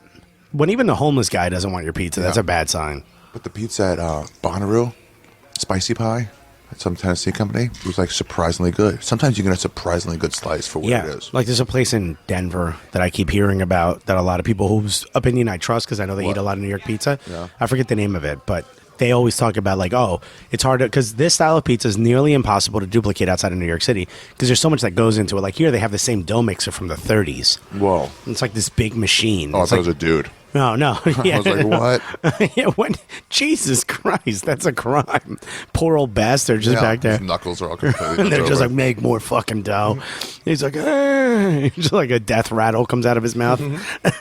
No, they have the same like mechanical dough mix. It's this big machine that's like built into the ground. Whoa. It makes 100 pounds of dough in one shot, you know? Like instead of keeping his dough in plastic bins, he keeps it in the original wooden tool drawers they used in the 30s. Really? Yeah. What do you think of, let's call them the in-between pizzas, but they're sort of more themey in terms of the toppings they use. What do you mean? Or like crust. Like two boots? Yeah, there you with go. with the Famous. sesame crust. Yeah, sesame crust started with a guy named Cicio's in Gravesend, That's pretty Brooklyn. good. I like that sesame crust. Sesame crust is pretty good. I also like a little extra crunch. I like the little semolina at the bottom of the pie sometimes. You know, get a little extra Corn crunch. powder, is that what it is? Yeah, cornmeal. Yeah, same thing, right? I don't mind that at all. In fact, there's a place called New Park Pizza in Howard Beach, Queens. They actually have almost the exact same oven. They try to make this pizza. It's not as good, but the one thing they do there that I like is they throw salt in the oven. So when you put your pizza on top of it, a little bit of extra crispy salt gets baked into the bottom. Oh, weird. It's a nice little touch. It's a nice little change of pace. All those things I like. I like Two Boots because they add sometimes a little extra fat to their dough. So it's nice to explain that. But, it's not my favorite. Yeah. I know each of their locations has one special pie they only make at that location. Oh, really? Yeah, and the one by UCB East is known for their... Vegan? No, it's like Washington Square or Lincoln Square or something Square. And it's named after... Park? It's right there. It might be Tompkins Square. I'm not 5 sure. blocks north. Could Yeah, be. it's got to be. It's named after something, right? A square, something square. So it has like a barbecued, like a spicy barbecued chicken on it. That's kind of fun. That's kind of a fun pizza. I typically only eat plain everywhere I go. But like when I go, like one of my friends wants to go to Artichoke, I try not to go. But Dude, Artichoke, when they cut that thing and all the vodka sauce like pours out, it's like, this is gross, man. Yeah. You just like the pour it out like a artichoke. gun. Yeah. Yeah, they put Gross. too much. The regular pizza at Artichoke is pretty good. It's pretty good. It's not my favorite, but it's fun. pretty good. And it's yeah. open pretty late. Their vodka squares are actually pretty good too. I tell people way all the it time. Pours out. It's like, guys. What No, are you but the doing? artichoke pie that you're talking about, like where Water they lift it up, shortage. and it's like, Yeah. it's too much. It's too much. It's drunk pizza. The two owners heard me say that they'd kill me, but it's drunk pizza. It's not my favorite, but also like I know people who love it, and I trust their opinion on pizza, and we're just different. You know, they want their Right, pizza there's to be also that like certain taste. Some people like certain tastes. Yeah. When I was with Joey Diaz getting Chinese food once, I think in San Francisco, we're doing a show together. I'm already laughing just because it's Joey Oh, yeah. Diaz. And we went someplace. He goes, "I want something authentic," and they take us to I think Wohop. And Wohop is here. oh, it's here. Oh yeah, it is here. It's in their Chinatown though, whatever it is. And they have it downstairs and upstairs. They have all these crawfish and shit. And he's eating. He's like, "This is too authentic." You know, it depends what you're into. I guess. Yeah, With pizza. Like, I've what's been in your some of those style? places where like they'll give you like sashimi shrimp, and you're like, wait, we're not supposed to eat raw shrimp. You could die. And the guy's just like smiling and pointing at it, and you're like, there's too much. You know? Like I'm really adventurous when it comes to food. Like I love chicken hearts, shit like that. too. Oh my god, they're so I need good. Josh Guerrero. If they have Yeah. chicken hearts, I'm like, all right, I'm going to yours. Yeah, dude, they're the best. Like I went with Lewis and a bunch of those guys to the one Plataforma, the one in Midtown. Oh, I know that And you know Sal. For the have Practical chicken hearts. Jokers, Sal Volcano. Uh-huh. So I was like, yo, they have chicken hearts. You just have to ask for it. Yeah, a lot of times, yeah. Yeah, because Lamb they're chops, like, too, sometimes. yeah, because they're like, no, that like not everyone's gonna eat it if you walk by. Yeah. So I asked for the chicken hearts. Like, yeah, Louis Katz is like, yeah, I'll have some. And Sal's like looking around. I'm like, Sal, you gonna try some? And he's like, when I was a kid, I really only ate like peanut butter and jelly. I'm like not a big fan of crazy foods. And I was like, all right, but are you gonna try one? And I like pressured him into at least putting it in his mouth. He spit it right out, wouldn't even bite into it. And I'm like, dude, I'm telling you, it's good. You already had it in your mouth. Like, what's the difference? Bite it. And he's like, It's I a better can't do texture it. or something. It is. It's like pops a little bit. A little bit, but it's like more like liver, like an encased liver. Yeah, it's like liver that tastes like filet mignon. Dude, it's so good. In a And chicken. Here's what I love, too. So you eat some meat, whatever other kind of meat. It's good and all. All right. A chicken, that's an entire chicken who died for that one heart. Well, That's not a bunch of chicken in one. You know, like you eat ribs, that might be like, okay, that's one fucking cow. Yeah. And I had 3 servings of that. right. Every little drop thing. It's a chicken. Chicken only has one heart. You get 10 of those? That's eating 10 different chickens. Yeah. Yeah. You take it to a very dark place. And you can eat them fast. And do they have to be smoked because they're really tough, like when they're not Oh, cooked they're so right? good. Do you like lengua? You're a big tongue guy? I have had lengua. I'm not the biggest on it, but in tacos, I like them in burritos. Yeah. Certain places. Dude, LA does not have like the greatest burrito tacos in the world. I don't know why everyone keeps saying that. That they have the greatest? Yeah. Because only the places they go to, New York and LA. Yeah. That's why. No. But I think New York has- Tex-Mex is good. I can't stand Tex-Mex. That's like the I call that rat kid food. Like, you know, Maybe. like But that's not, I don't mean Tex-Mex. like I mean hillbilly the shit. Mexicans that come over the border Uh-huh. and open up trucks and shit. Like, those things are good. Austin. Austin, yeah. Austin's got great food. Yeah. They have lengua. That's the last time I had lengua tacos was in Austin. Have you ever been to a place called Tacos Numero Uno in Chelsea Market? No. They It's use tacos number 1 for those listening at home. Yeah, It's well, tacos number 1. they call it numero uno for everyone if you want to Google translate it. They nixtamalize their corn. They what? Nixtamalized corn is what makes the tortillas better in LA Oh. because real Mexicans are nixtamalizing the corn. It's running the corn kernels through lime. Thank you for not asking like I should know what that means. No, it's no problem. So that opens up the corn kernel. So when you make that into masa, it comes out into a better tortilla. Most New Yorkers use like processed factory made tortillas That's that why they taste say you shitty. can't find good Mexican here. Yeah. Now we're starting to use nixtamalized corn here. My buddy's opening one right off the F train, and he was like, "Oh, I'm opening up a Mexican place. Anything we should do special?" I go, "Yeah, nixtamalize your corn, or else I won't even fucking go there anymore." I'm not going to your place unless, and there's like 5 places now that nixtamalize their corn in New York. Those are the only good taco places. When people are like, 12 best taco Where places in in New East York. Village? In East Village, where? There used to be, Zaragoza used to do it, but they don't do it anymore. Dude, that's what they say, that you can't find good Mexican in LA. I'm always like, you can't find one Mexican cook who moved to New York. Yeah. That Well, also we one- can't get the fresh produce they have there, dude. When I was in LA and I ate my first like burrito in LA that was like shoved with like lettuce and tomatoes in there. When I took a bite, I was like, "Oh, I get it now." Fresh Because produce. everything in there pops with flavor. Oh. We get the proteins right in New York. We cannot do the fucking the produce. Yeah. We just can't. All right, let's wrap this up. Is I'm there anything pretty to full. add? Yeah, I'm just fucking going into this coma now. Yeah, What time is it right now? I think it's 4. Oh, okay. That's plenty of time. No, actually, give me a second. Let me take my phone out. 7. 7. Okay. Well, that's 7:15. considerably later. That's a much different time than 4. Yeah. I think we started this at 3:30. Hilarious. Oh, Your yeah. podcast always 4 hours? No, I mean, we paused for a little bit, but man, this is a long one. Yeah. This is a 2-parter. 1 hour and 2 hours is 3. No, I'll just put them together. Nice. Well, dude, I mean, the only thing I have to add is thank you, man. Thank you for spending time with me and eating some fucking Yeah, pizza thanks with for me. telling dude. me this awesome pizza. Yeah. I hadn't had any of those places before. And I'll give you my favorite Sicilian slice so you can go eat that. What do you think of Ben's? Ben's is great. I take people on tours there. Get their upside down. Their upside down is better than I the heard bad Sicilian. things about them. Not the one on West 3rd. West 3rd. Oh, no, that's not very good at all. Oh. Go to the one on Spring Street. Different I never go owner. to Soho. I never go to South of Houston. It's just like, I just don't go there much. No, you try to avoid it? I just don't. I don't know why. Not much to do down Get the there. house. No, it's fun during the day to walk around. You go into the stores and you're like, oh, this is pretty cool. And you look at the price tag. You're like, I'll leave now. Yeah, that's why there's only 6 things in that store. Everything's like And then $1,900. as soon as you get there, can I help you? And you're like, do you want me to leave? Is that what you're saying? I'm always like, can you? I mean, honestly, if you want to help me, with some buy me. financial assistance. Yeah, yeah, Yes, yeah. I can use help. What are your interest rates right now for loans for this clothes? That's it, dude, man. I'm just fucking come see me on stage, everyone Yeah, listening. thanks, Alexis. Are you still doing your show? Illuminati party is still happening right now. We are in Soho, where Ari won't go. We're at the bottom of Gelso and Grand, which is a dope restaurant on Mulberry and Grand Street. We may be moving it, but whatever, man. You guys could, if you go to my website, alexisguerreros.com, I got all my stuff on there, or just follow me on Twitter at notalexis. And if you like soccer at all, listen to the Cooligans. We're on iTunes and everything else. Hell yes. COOLIGANS. And the website is soccercooligans.com. Soccer with comedy. Yeah, or Would you comedy consider with it called soccer. the Soccermedy? Psycharmony. I'm not going to lie to you and say that we didn't try to force those 2 words together into one for the. We're comedian soccer. Okay, no, it's not gonna Yeah, work. we couldn't do it.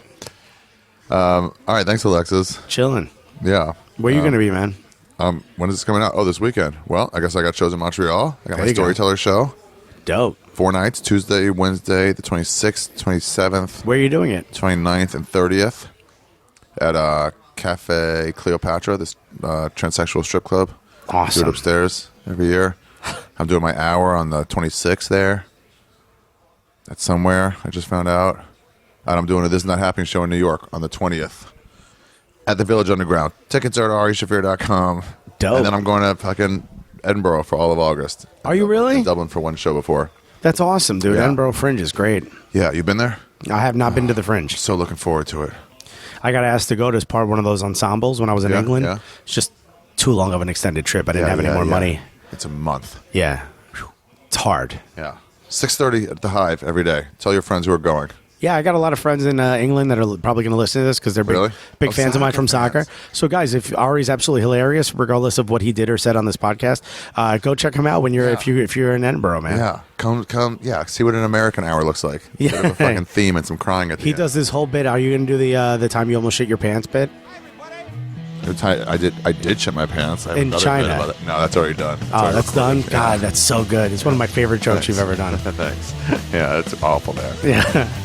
All right, dude. All right, thanks, Alexis. Thank you. Well, I like pizza. Oh, baby, you like pizza too. You know, I don't like anchovy. I just like the mushroom. Well, pizza, pizza, pizza. Too much.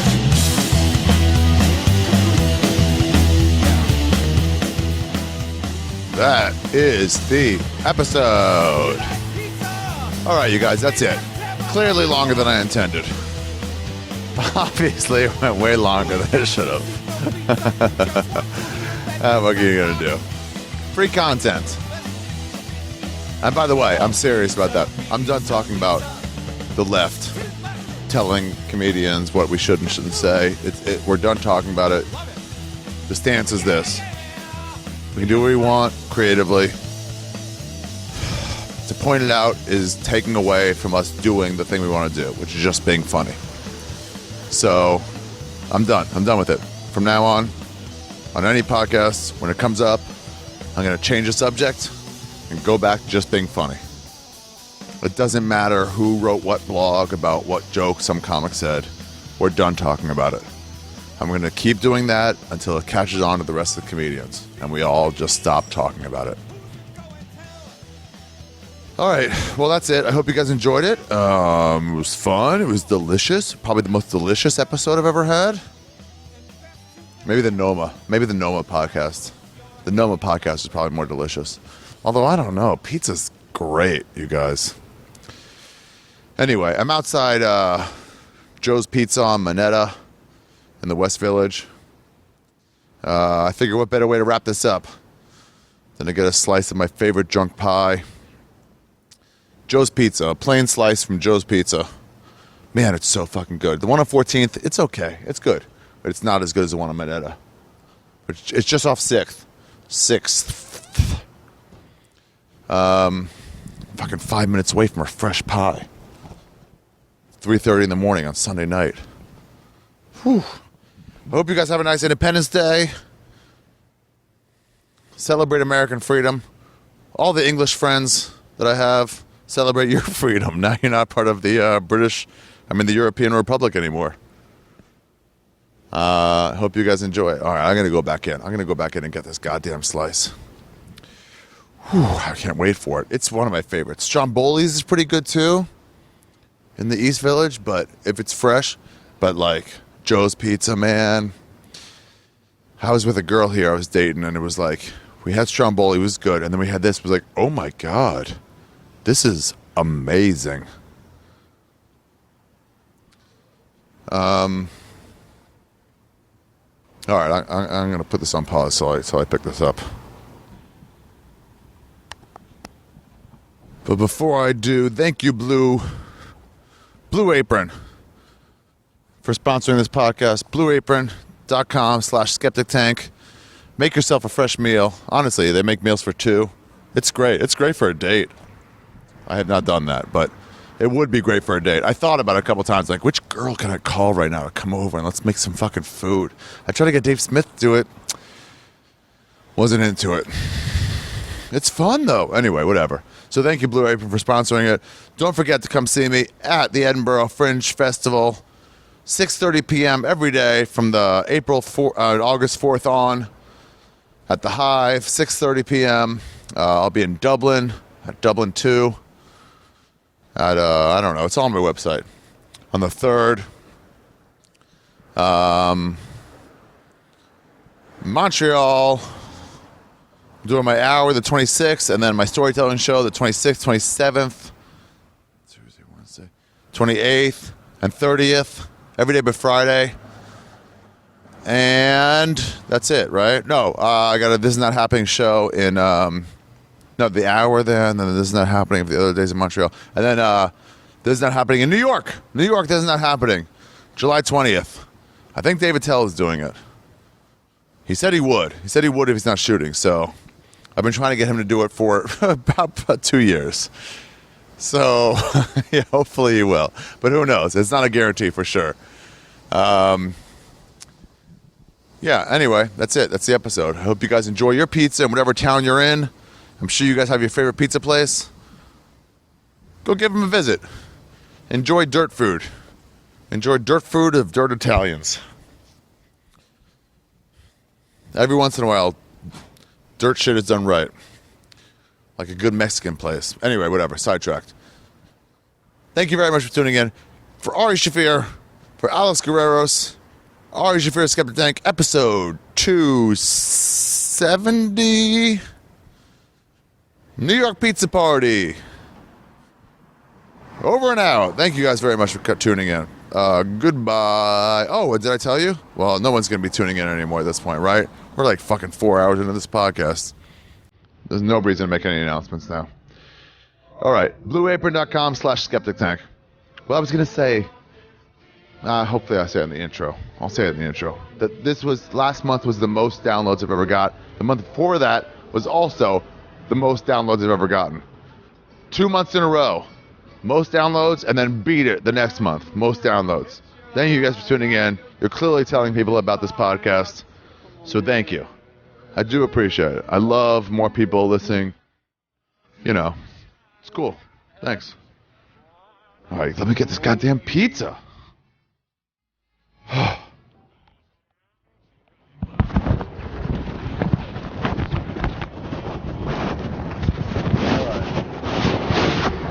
All right, got my slice. Oh, fuck, green light. Yeah, I know.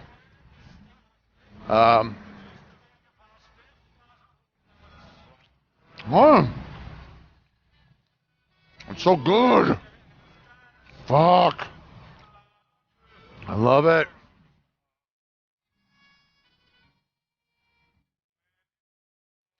Dude, fresh out of the pie, pizza. It's so good.